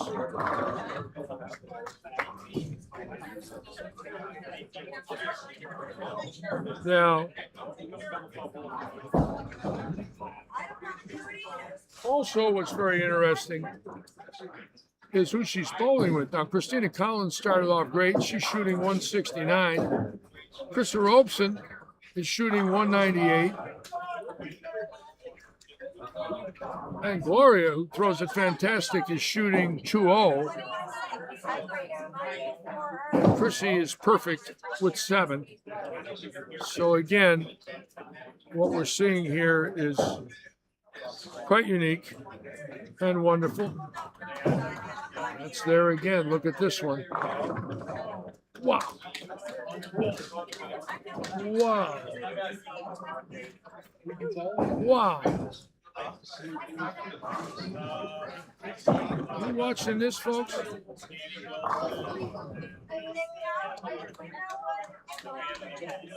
And she's giving high fives, and everybody's talking her in between frames. There's Ricky Ward there and David Stouffer, and she's just walking around with a big grin, like this is 9-pin no tap, but it's really the real deal. And then she's going to sit with her parents, have a little sip, and then she's going to get back there and bowl again. And she's had quite a day. So we're going to go back to that pair.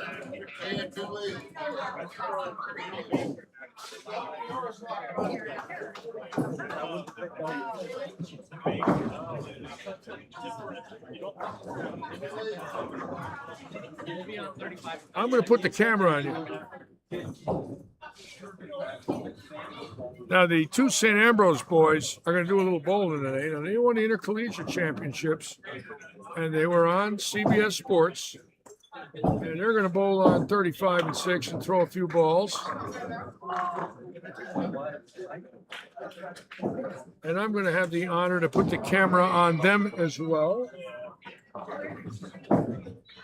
And, you know, when you think about what's going on here today, this is Lightning Strikes. This is a tournament league house where bowling is loved. They should all be like this. If they were, the game would flourish.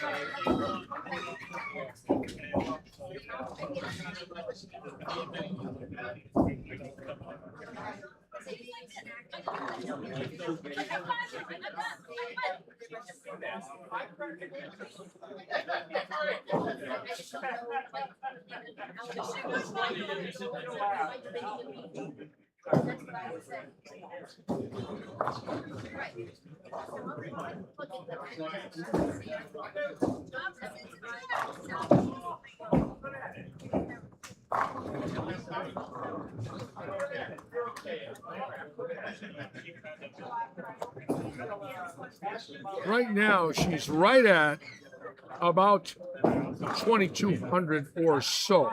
She's went around Jennifer Peacock, I believe, by about, I'm going to say, 40 pins, and Jen was 21.44. Right now, she's right around 21.80.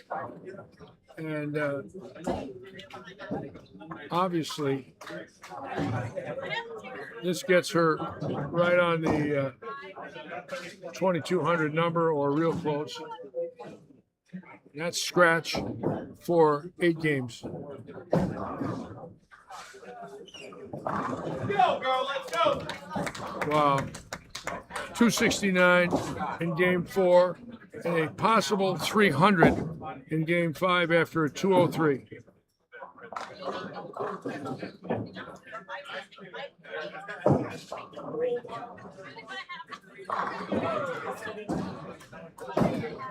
And she's just cruising along here with her parents,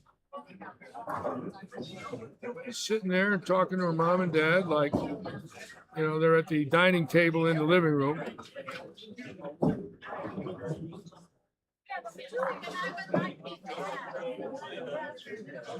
It's fascinating to watch. This is my view right here, so this is what I see.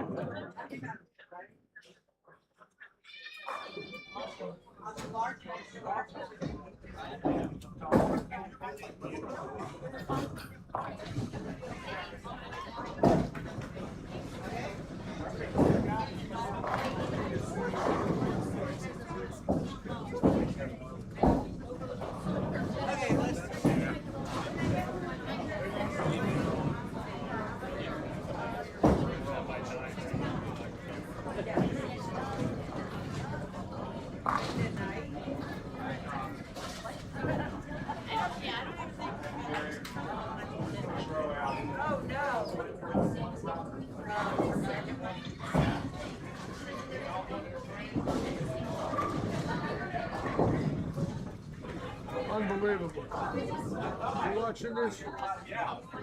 You watching this? Yes. It's went 269 in game 4 and possible 300 in game 5. Yeah. And game 3 was 203 with 1 double. Switch balls. 269 possible 300 for the ball change. How's that? Yeah. It's a smart move. Well, it's uncanny because they're not that easy. If you look around her, No, it's good. you know, there's really nothing there, and all of a sudden this lady goes 269 possible 300 in the middle of it. Yeah. Oh, really?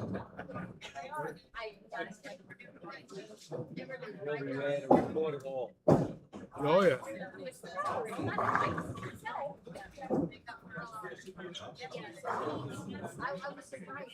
You know, when I was on tour, we used to watch Anthony do this. You know, I'd bowl pretty good, you know, maybe shoot 100 over for a block, and, you know, maybe be thinking about cashing, and he'd be 300 pins ahead of me on the same side of the lane.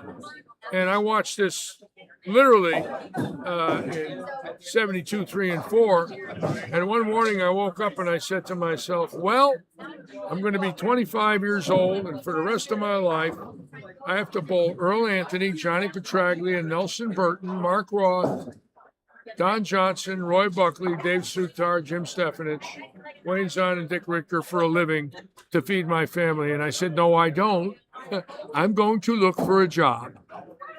And lo and behold, I found one on tour and lasted another 22 years. But when you see this, if you're a bowler using the same hand, it can be demoralizing. When you see somebody beat you by 100 pins with the same hand, it's unbelievable, but it is there. It does happen. This now is for number 10. That's right there again. Look at this. They're all the same. And if you'll notice, every ball is within an inch. I've seen this, you know, for the last 20 years living here. She's beyond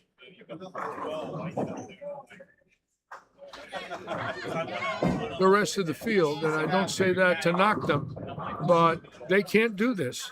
There's nobody in this field right now that can do this, at least after yesterday and today.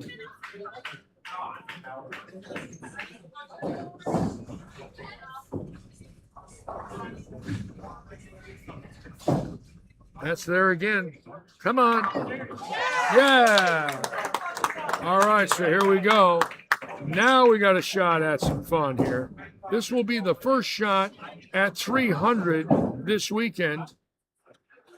And this is her 8th game. She's down there with Stouffer and Carissa. He's showing her videos. Look at this. What are these two doing? How do you stop between frame 11 and 12 and look at a video? Get out of the bowling circle. What kind of a world are we in here? David, get out of the bowling circle. All right, here we go.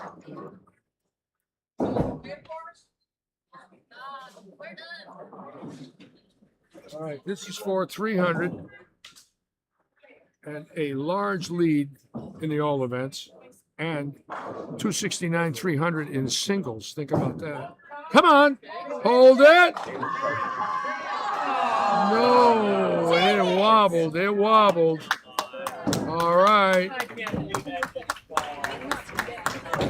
And that is just quite a show right there. I think everybody realizes this is very special to watch this. And look at the crowd going down there. Watch this when the other camera comes up.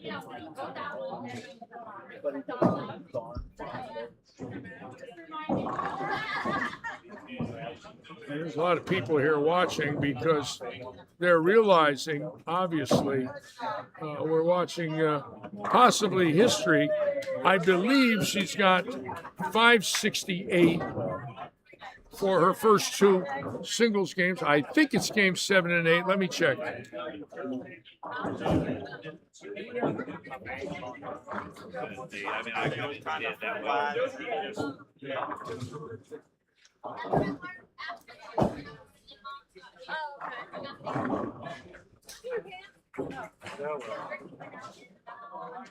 It's rain.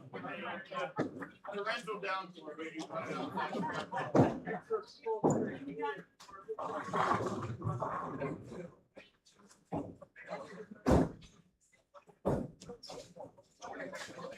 All right, so what we've got is 1 game to go. She's got 568 for 2.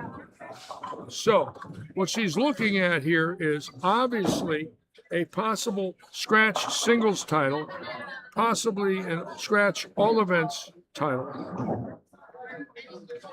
And strangely enough, she doesn't look too what I would call overwhelmed or anything like that. She just looks like she's ready for one more. That 10-pin did move too that she left.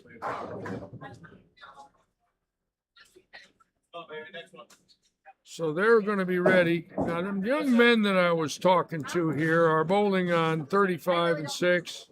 And I want to watch this young left-hander. I would yell at him. Get out of the bowling circle. Down there with you.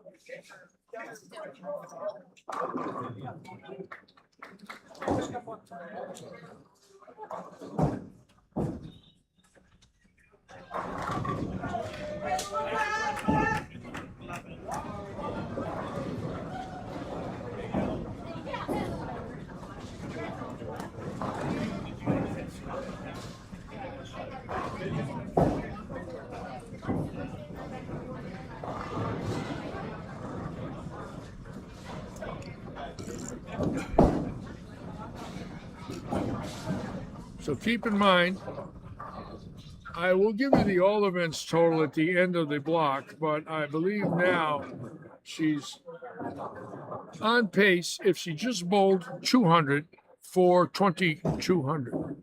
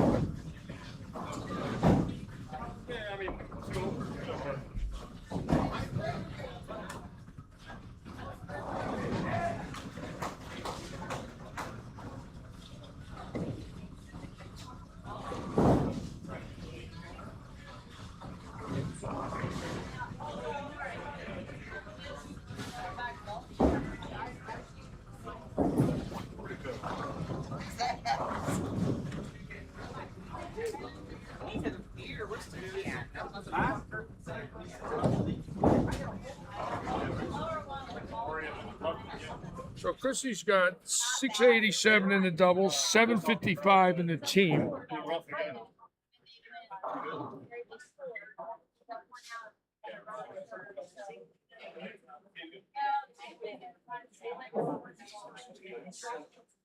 $755, 687, 755. Oh, there he is. She did. Way to go.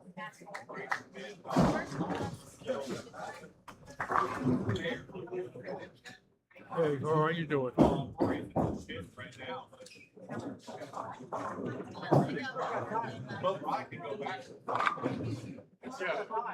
of the hardest 5 holes are the next 5 holes.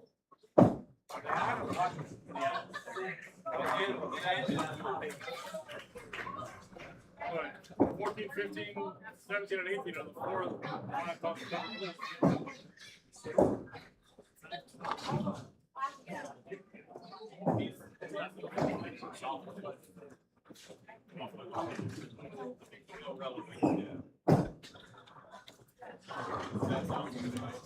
So she needs 191 for 2200. So obviously, she's went around by the 5th frame in this game. If she's at 100, 2144. She's 133 pins away from the lead with a game to go. So obviously, she's going to be the all events leader. The question is how many?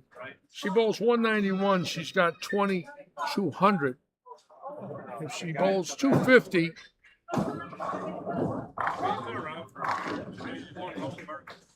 could be very interesting. 1542, 1642, 1710, and 299.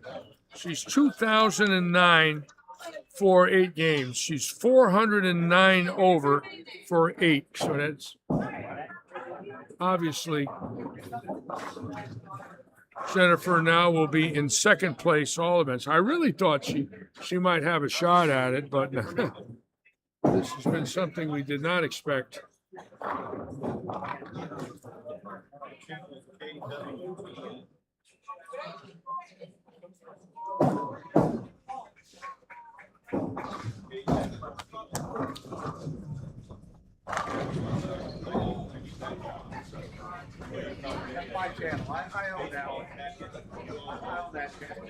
Now this is one of the boys that won at St. Ambrose, this 2-hander.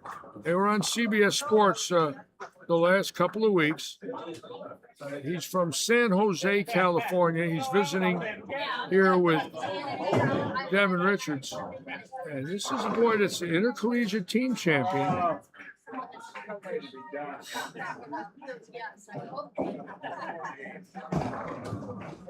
Oh my God, what is that? What's going on here, folks? He's a skinny little thing. Look at him. He's got 500 revs. Oh my God. What are we watching here?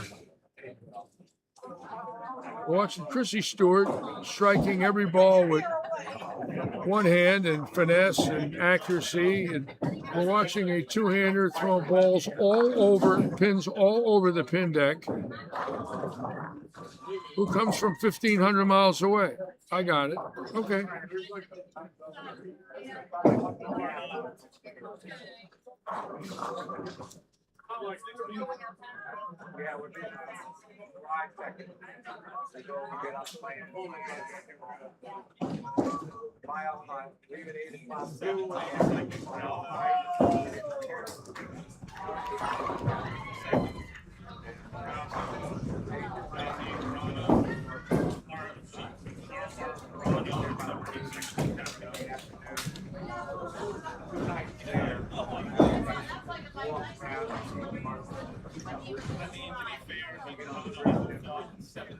Now, one thing we're watching for now is the letdown. I mean, obviously she's a veteran, but what she can't do, quite frankly, is lose that focus she's just had for 2 games. Now, she's bowled a lot today. This is game 6, right? She's been going since 2 o'clock. So she's been bowling solid 3.5 hours. A lot of noise in here, a lot of open bowling, a lot of kids down the lower end. So there are some distractions, no doubt about it.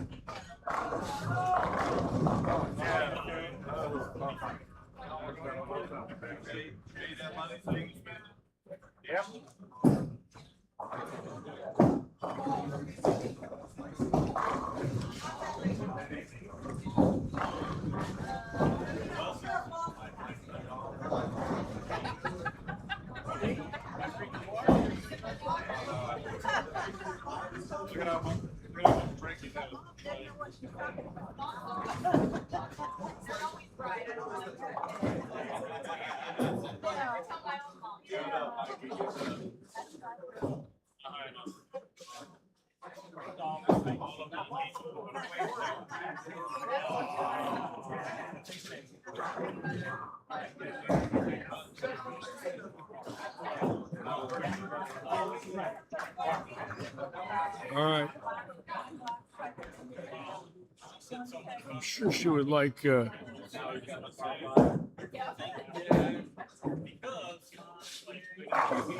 there it is again. I mean, this is deadlocked in.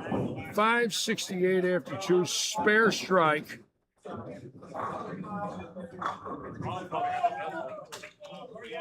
She's at 2,009 pins after 8 games.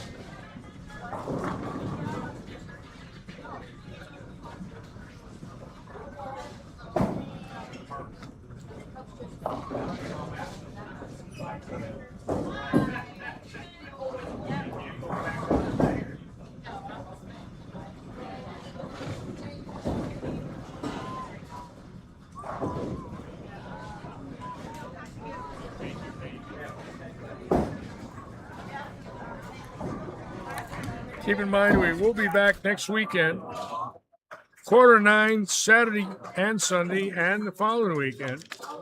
We have 2 more weekends of this very prestigious event that we believe, and we're not 100%, started in the early 50s with a group of ladies. Keep in mind, that's before the interstate highway system got here. It was real tough to maneuver this state. And we think it originally started right after World War II with a group of ladies from Ocala who decided they wanted to have an event. I'm sure they won a lot of entries. Keep in mind, that was the days of pin boys, right? No communication, no roads, no bridges. This was the toughest state to get around in 80 years ago. We were better off by boat. And here we are 80 years later, and a great, great group of lifers, youngsters, and past PWBA Rookie of the Year, Lisa Wagner bowling earlier today. Many believe one of the top 3 that ever lived. And there's another great shot. Look at this. And she's just executing every ball and putting on a show, I might add, that most of us are marveling at. Not only because of her skill level, but she's beating a very experienced field this first weekend here by a lot of wood for 9 games. And she could be 100 pins ahead of Jennifer Peacock by the end of this thing. She could get into the 2240 number. That's 440 over for 9 games. 9 times 5 is 450. It's a possibility, outside possibility, of a 250 average for her.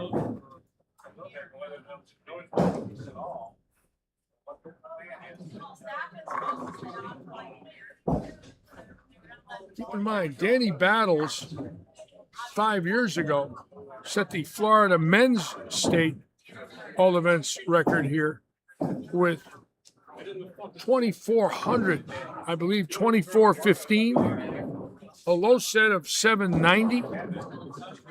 Danny Battles is loved by so many of us. Thoughts and prayers go out to Danny as he's under medical care.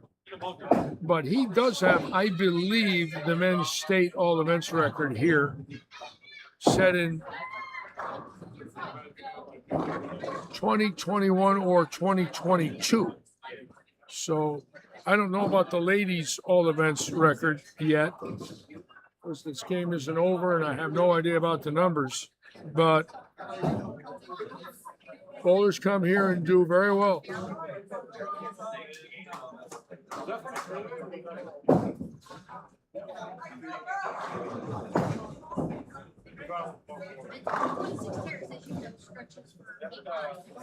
Okay.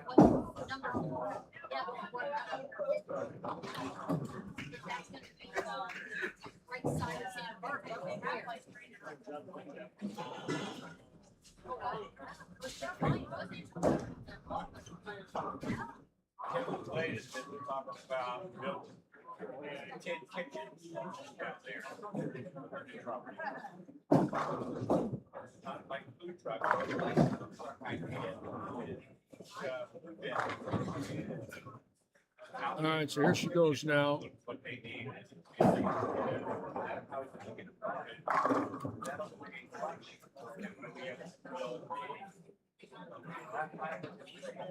$668, $670. This strike gets her at 788 in the singles. 788 with this ball here.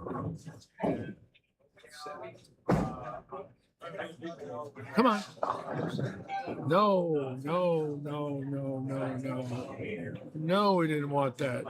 That's the first mistake, literally all day, where it was just left off her hand. Even the 203 that she bowled, she never hit the nose, and she certainly didn't with the 269 or the 299. That's the first mistake we've seen in over 3 games. So now she's got to regroup, put it behind her, and start again.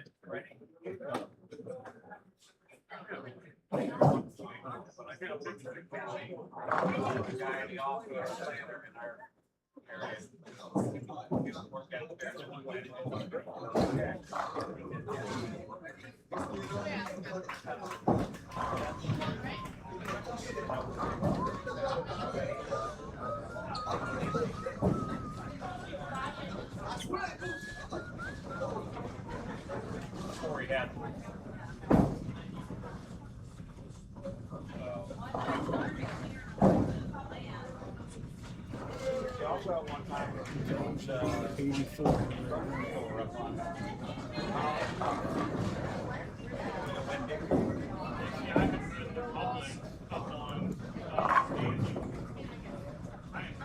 Well, that one. How about that? Yeah, there was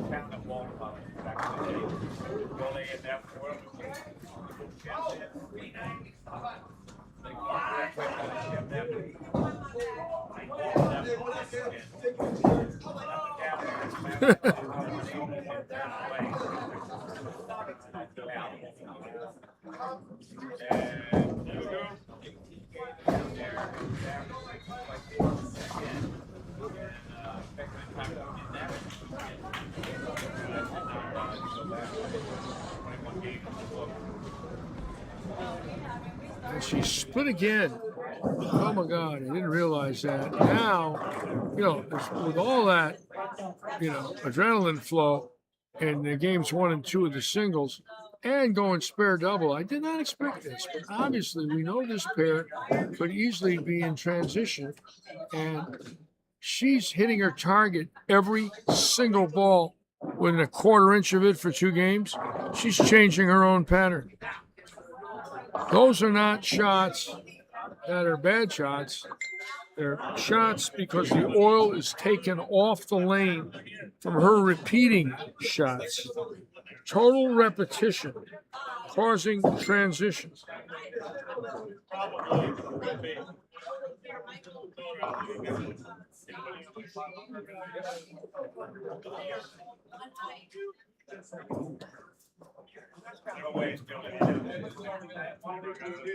So what we have is a situation developing where now, probably for the first time in the tournament, she's had back-to-back opens. And again, as good as she is, she can get fooled. Keep in mind, we're on a very rough surface. It's 38 years old with oil over it. And what do resin balls do? They take the oil off the lane. And if you throw 30 balls in the same spot, you are changing your own lane condition. 30 times the ball is taking the oil off the lane. All right? Figure 2 games. Games 4 and 5, she peppered her target for 20 to 25 times, 12 on each lane, right? Peppered it. So 12 times on each lane, she went right over her zone. Literally instant replay shots. Changed the pattern herself, and now got fooled after the strike double. All of a sudden, the ball hooks early, 2 frames in a row, and this pair is noted for that. And I said it earlier in the telecast, it will break down quick. The question is when. And I think she just got fooled. And now she has to make a decision how to overcome it. Does she move a little more left with the eyes and feet? And I would say she has to. Not a lot, but enough to get the ball to push and stay off the nose. She cannot afford any more splits.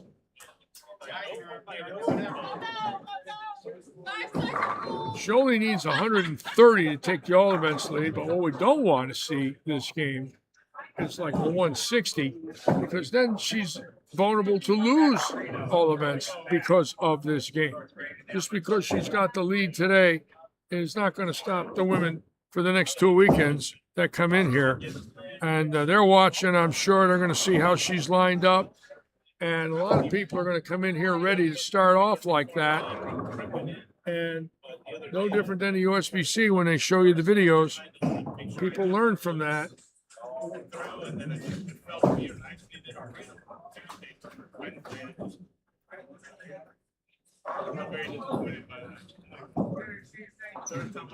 So here we go. We need to have at least a triple here in the 6th, 7th, and 8th to get her over a deuce, get her into that 2,200 number, which I think might be enough. If she drops, into the 2260s, it might, or 2160s, it might not be enough.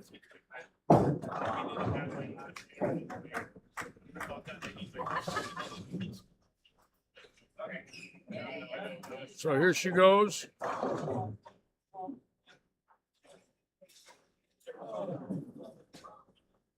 Again, she's been here before. She has set many records in this association where she's had to make a move like she did earlier with 203 in game 3 and then went 269, $2.99. And all of a sudden now, last two frames, got a little fooled. She's looking down. I mean, she's thinking about it. There's no doubt about it. She's going to make a move with her feet. See, she keeps looking down, trying to remember exactly what to do, where to stand, get a picture of it in her eyes, in her mind, make a good shot, get through it, keep the speed up, don't baby the ball. Unbelievable. See this? Oh, I cannot believe what I'm watching. Somebody who just dominated 2 games in a row, and they say bowling's easy. Well, ask her how easy it is right now. It's not easy. It just went from easy to unbelievably tough.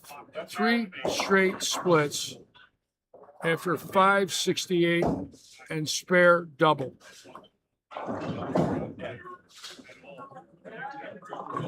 Unbelievable.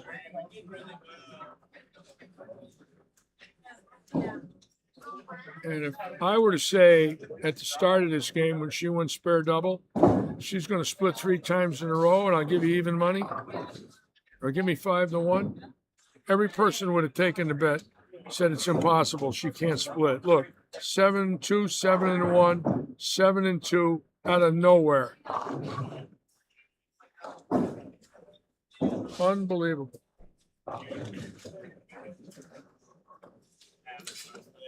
So now she's at a 172 pace, needing, it's not going to happen, but needing 136 to take the ultimate lead.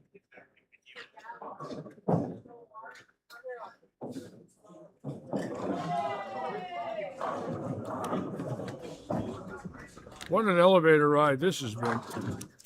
Especially after the 203 in game 3. I would have never even thought I'd see 568. Now I see 568 and all of a sudden 170. Really?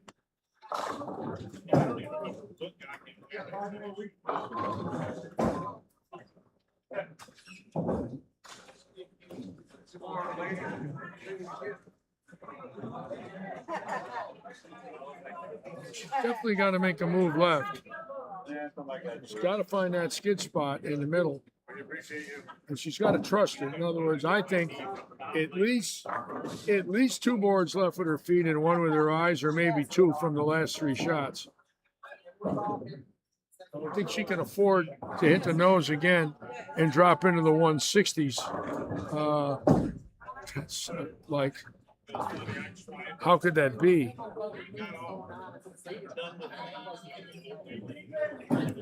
How could that possibly be?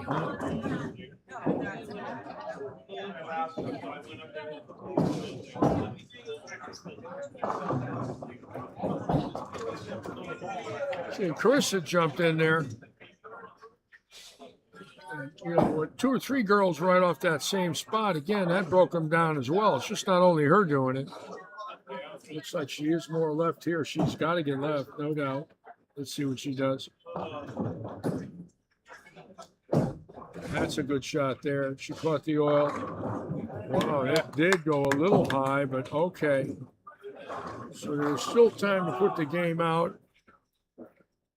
29-30 has also got a decent score coming up here with Cindy Snyder. Let me get back over here and watch Cindy, who did leave a 2-7 or a 3-7. Had a decent start there.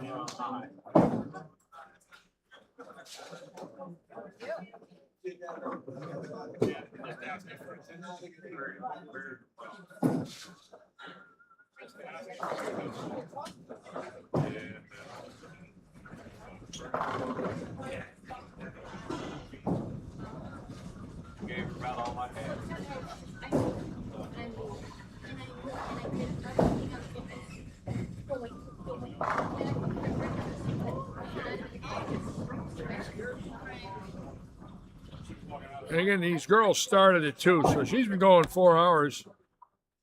And obviously, extremely tiring. A lot of adrenaline, you know, a lot of shots. This is a torture test. People think it's easy to come in and bowl 6 games, 4 straight hours without a break.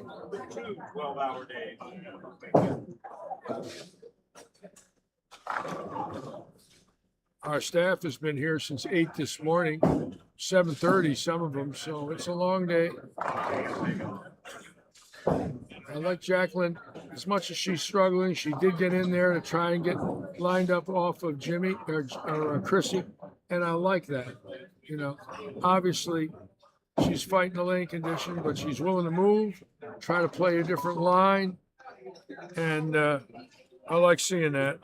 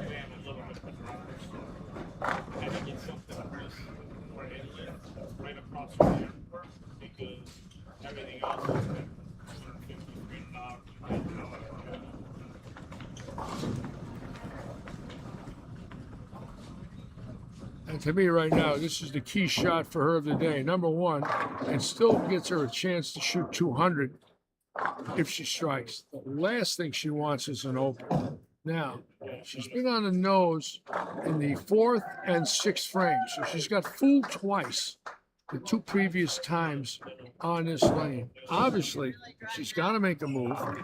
Obviously, if she gets it too much, you know, it could be a 210.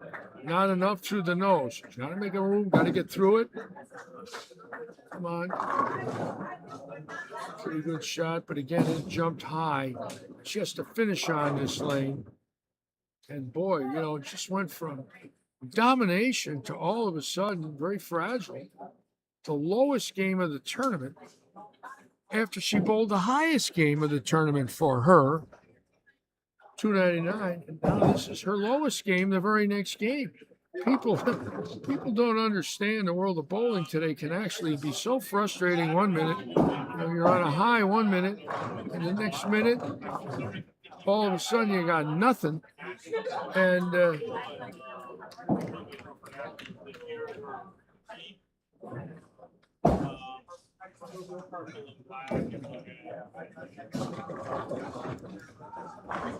I didn't have anything quite the same, but I'll never forget in New Orleans in 1970, I had the most I ever threw in a row, 20. I went strike spare, 10 in a row for 280. Started, that was game 16 of qualifying, or game 22 of qualifying. Game 23 of qualifying, I started with 10 for 289. So I had 20 in a row, 280, 289. And in game 24, I shot 149 to tie for 24th and 5th place. And then I bowled a guy from Texas named Tim Brosnan and shot 171 and beat him. So I go 280, 289, 149, 171, make the finals and end at 24th. And then ended up 24th. Don Johnson won the tournament, beat Earl Anthony, and the next week was the week he shot 299 in Akron to win the Tournament of Champions. So I bowled against Don with that ball in that match play that he shot 299 with the next week. It was a tight line. But how'd you go 280, 289, 149, 171? I mean, you just don't think that's going to happen.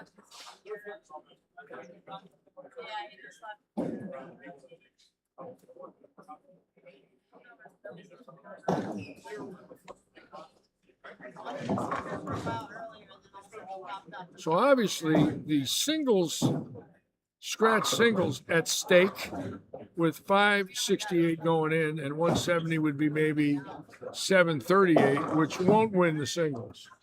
No doubt about it. The all events title, I believe she's going to have, or all events lead she'll have, but I don't know. Not with 2 weekends to go. And there's a lot of talent coming in here that I don't know about, I'm sure.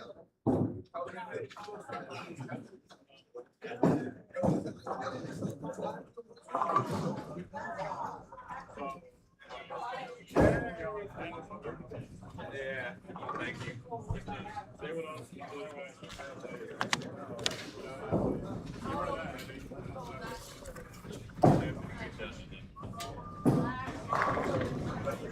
The 8 was the last to fall. So she still has 192 in the wood. That would give her 760 to strike out. And that's a big difference between 760 and 740, especially and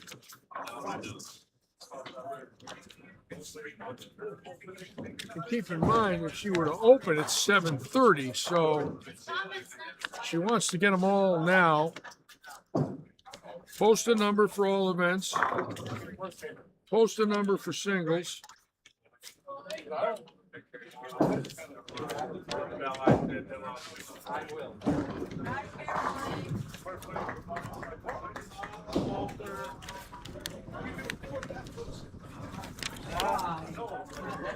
So she was 2009, and right now she's 21, 31, 21, 41. So when she throws the first ball in the 10th frame, she will go around Jennifer Peacock.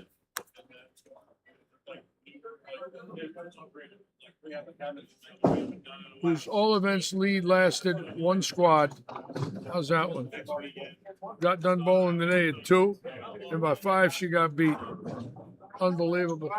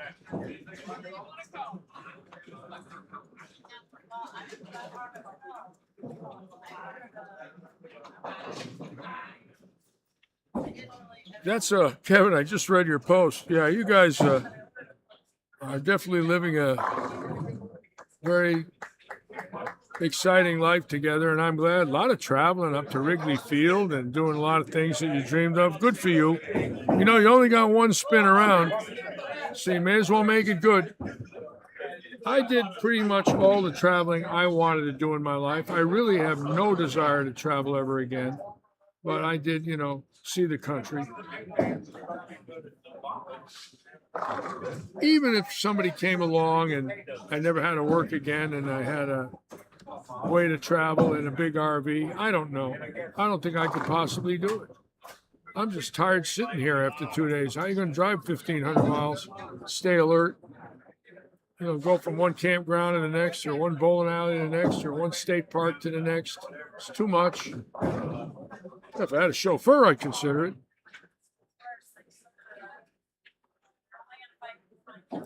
But we're down to the 10th frame. Everybody's done. The pair next to them is in the 10th. Been a long day. Great to be with all of you, as usual. Very honored. I want to thank Bobby Taylor and our Usbc officials for the great job they've done this weekend. Very dedicated people. It's a thankless job today's day and age. Our USBC officials in this region are fantastic. I wish some of our USBC officials at the national level would consider some things to change a little bit over the next few years to eliminate controversy. Hopefully they will. These bowling balls create a lot of controversy. All right, Chrissy coming up now. Really needs to pure this shot. This is for a 10-pin pickup. Keep in mind, she left a 4-pin last time. She was on a strike. Good, she got it. All right. Good, good. Now one more. One more. Stay calm. Execute again. This strike here is 760 and 2169, I believe, in the wood. I'll have that number for you. It's a big number. Whether it holds up or not, we won't know. But hey, how you doing? How you doing, man? How are you, buddy? Good.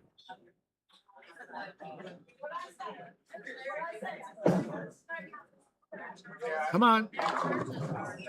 No, boy, that lane hooks too.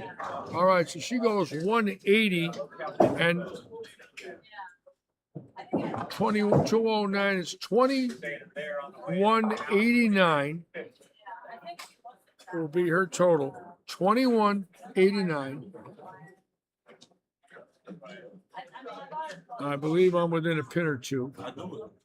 Jennifer had 2144, so she went by her quite a bit. And there it is.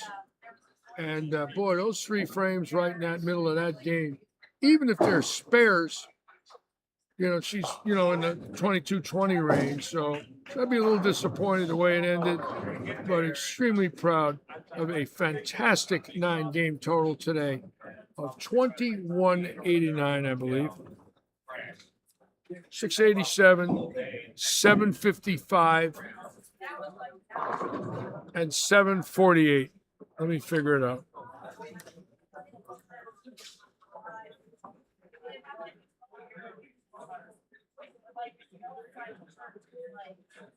Yeah, it's either 2189 or 2190, right in that range. That is a big number.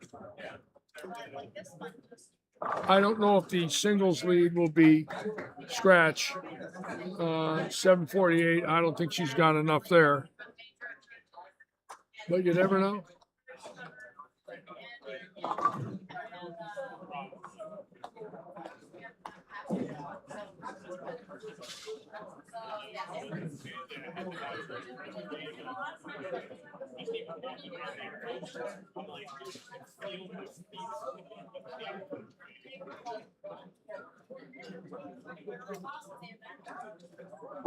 Oh.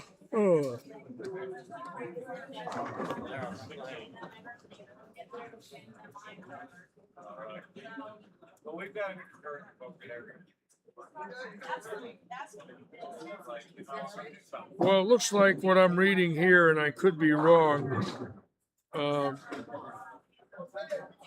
It's about somewhere around 500.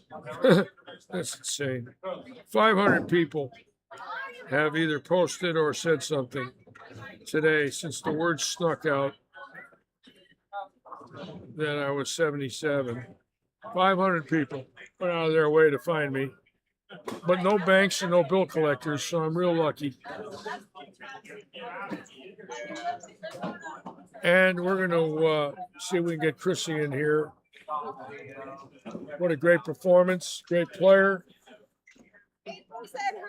She actually asked me if I sang to you because yesterday I was doing karaoke before we came here. Oh, really?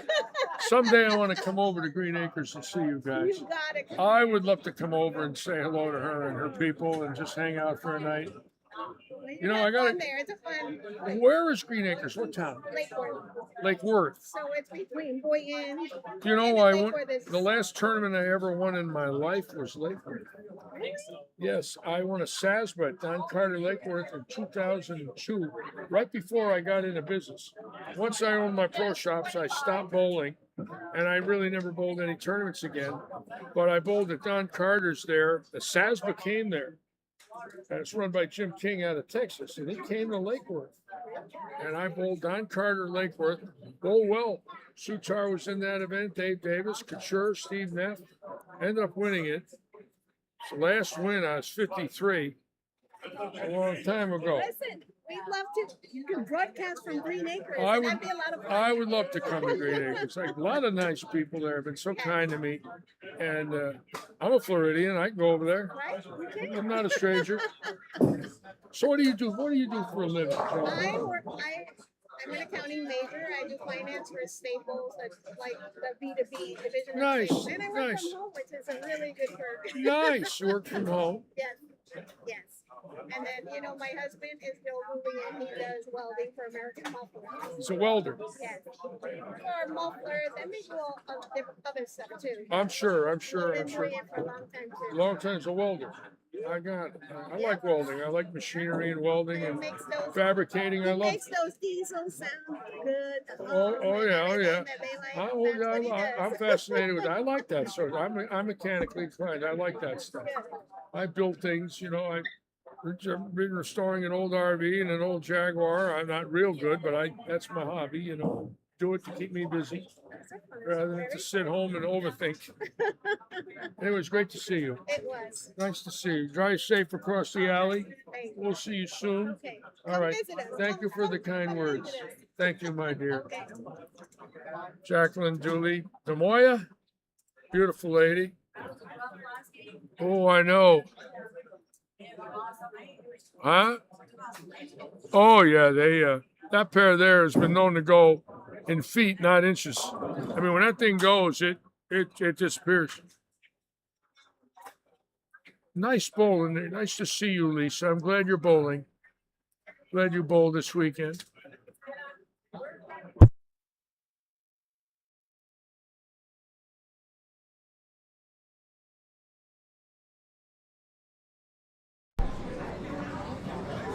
She got her at 21.89, I believe, or 21.89.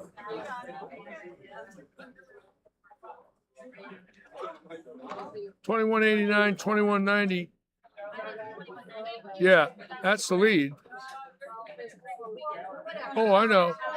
Want to sit a minute, or you want to? All right, I'm going to bring the legend in here. She's a little disappointed after the finish, and I don't blame her. After she shot 568, to come back and end it that way is very disheartening. When you're a superstar like she is, and she is. Come on and sit with me. Anyways, congratulations on a great 9-game block, and congratulations with your 268, 299 after the 203, which is a fantastic comeback to get into the hunt for everything. Because really, after the 203, it wasn't looking too good. No. And you pop 568 to obviously get to the last game, and 3 opens in a row. And if somebody would have said to me after 568, you're going to go 7-2, 7-1, 7-2 after spare double, I'm emptying the pockets. What happened? Lanes just sparked. I mean, I literally didn't move, went big 4, whatever the combination was. I'm like, all right. Yeah. I threw it exactly where I wanted, got up next thing, threw it exactly where I wanted. Yeah. Big 4 again. I'm like, Yeah. wow. Yeah. So I move. And it did it again. Big 4 again. I go, Yeah. well, maybe I should change balls. I don't know. Well, But that's- Ricky was great. I mean, Yeah, well, Ricky helped, but that's 25-6. We live streamed our King of the Hills here after the league bowl. We bowled on not a fresh oil pattern for our King of the Hills, and when that pair would go, it would go like this, not an inch, not Oh, a no, no, 1 and no. 1, not No, no, even no. close. No. And they go that much. They Well, the go- way I spin the ball, you would think 3 and 2, I'd be nosebleed, Well, and then all of a sudden I do that, and Yeah. it got worse. And I'm always right of everybody because, Yeah. I spin it. Because you're looking for a And little entry I angle too. was left of everybody, and it felt like I was back on Wednesday Night League. Yes. And I got into the guy's hook, Yes. and there was no guy hook. I will say one thing: the 268, 299 after 203, which was a clean game and only with 1 double, which is a great game with 1 double.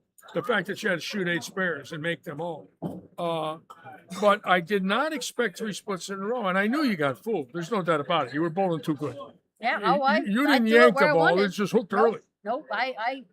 But That's that- what I said. All I needed was some spares. Let Yeah. me break something up, and I just didn't. Wow. I'm speechless.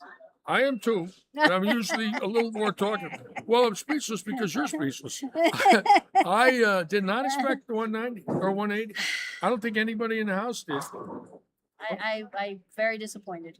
Well, disappointed, but yet fantastic bowling at Oh, thank you. 2190.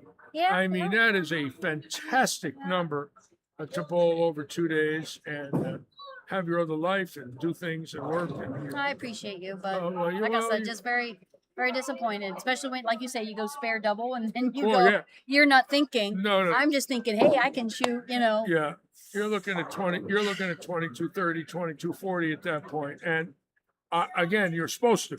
Right. That was what was in range, and all of a sudden, it's like, wait a minute, 92 in the 7th. What happened here? Unbelievable! What an elevator ride bowling is. It's crazy. It is, but It's crazy. we'll come back for more. Well, you've been through it. I You're a know. veteran of the bowling wars. I know. You've seen it Still before. disappointing. Well- especially as we get older. Well, I think the all events title might be scratch. Might definitely be there. I like 20. Well, there's I had 21.99, I believe. So 21.99. I think, but yeah. So I went 755, 687, and 757. 750. Yeah, you got 21.99. I think that's what it is. Well, I'll buy I your mean, I'll it is buy what your it I'll buy is. your 9-game number right now. How much you want to sell it for? No, I mean I'm pleased with it. Don't get me wrong. I'm looking Yeah. for. I bowl again in 2 weekends. Yeah. With Kayla Gilman and. Oh, Kayla's and- coming over, right? Yep, right. and yeah, Crystal yeah. Stowell. So Good, I mean, good. it'll be fun. I mean, Kayla's great. I yeah. love Kayla. Oh my gosh. Kayla and Matt. My 2 teams that I'm bowling with, Yeah. I absolutely love. I have Yeah. a great time, and Oh, yeah. they're dear friends of mine, and I appreciate them asking me to bowl with them. So it's Well, good. you know the story on how you met Matt Gilman. You're aware of that, right? How I met Matt Gilman. How you met him. You know how you met him? Would you like me to refresh your memory? Well, you are 77 today, so evidently I- you got a better memory than I do. hired at him 55. to work for me At the pro Coral shop. Lanes, At the pro and he shop. moved here. Yep. And then he worked here. Right. Then he became friends with you and Kevin and Cannington. Then he left. Yep. But when he would come back, he knew Brad since Brad was a young boy. Yep. Right. You're right. So he became a friend of the families, and then he meets Kayla, and now she's a friend of the families. Oh yeah. But look how bowling That's right. evolved to that. The Isn't bowling that something? society is Yeah, isn't it- above and beyond. isn't I it mean, you wonderful? make friends and you don't lose them. They I- are genuine friends. I was saying today that every friend I have is from the bowling industry. That's the main reason I'm only comfortable doing this. I can't get out of this. Where am I going to go? Walmart? What am I going to do? Start selling tents and underwear? I mean, I have to be here. This is all there is. It's your home. Yeah, you feel comfortable. Absolutely. Oh, Yeah, no, I get Walk it. in the door, it's easy. It's not work. It's the way of life. Yep. Yeah, no, I appreciate you. You do a I great appreciate job. you. Yeah. We miss you. Well, I was hoping I to do can- some things with you, but you're all right at Audie. You got a nice job with David. David do. loves you, and yeah, you're in a yep, comfortable position. You're appreciated, right? definitely appreciate it. That's for sure. So Yeah, I yeah. definitely miss the bowling industry. I like working in it, but you Well- know, life changes. Oh, those were your parents watching you? Yeah. Oh yeah. What's it feel like to have them come down and watch the throw 269, 299? Pretty good? It feels good, but I was more disappointed that I didn't shoot 300 for him. Well, yeah, the 10 moved a smidge, you know.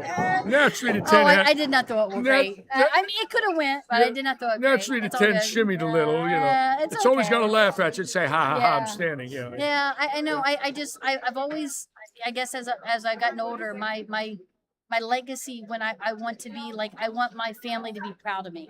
You know what I'm saying? So Yeah. when they're here watching and rooting me on, I just want to make them proud. Well, Kevin And was so- watching. I know. Yeah, he was Kevin's texting me. watching everything Yeah, going on. yeah, he was He's texting correcting me. me every time I do something wrong. Oh, go figure. Him and Larry Stella are my correction agents. I'll take care of that when I get home. No, you're fine. I don't mind. Part of the deal is, you know, if I make a screw up, I expect somebody to say something. And it's all Yeah, good. yeah, you know, They're that's never me. okay. You know what I noticed? Every single person on the stream, I'm talking to everybody.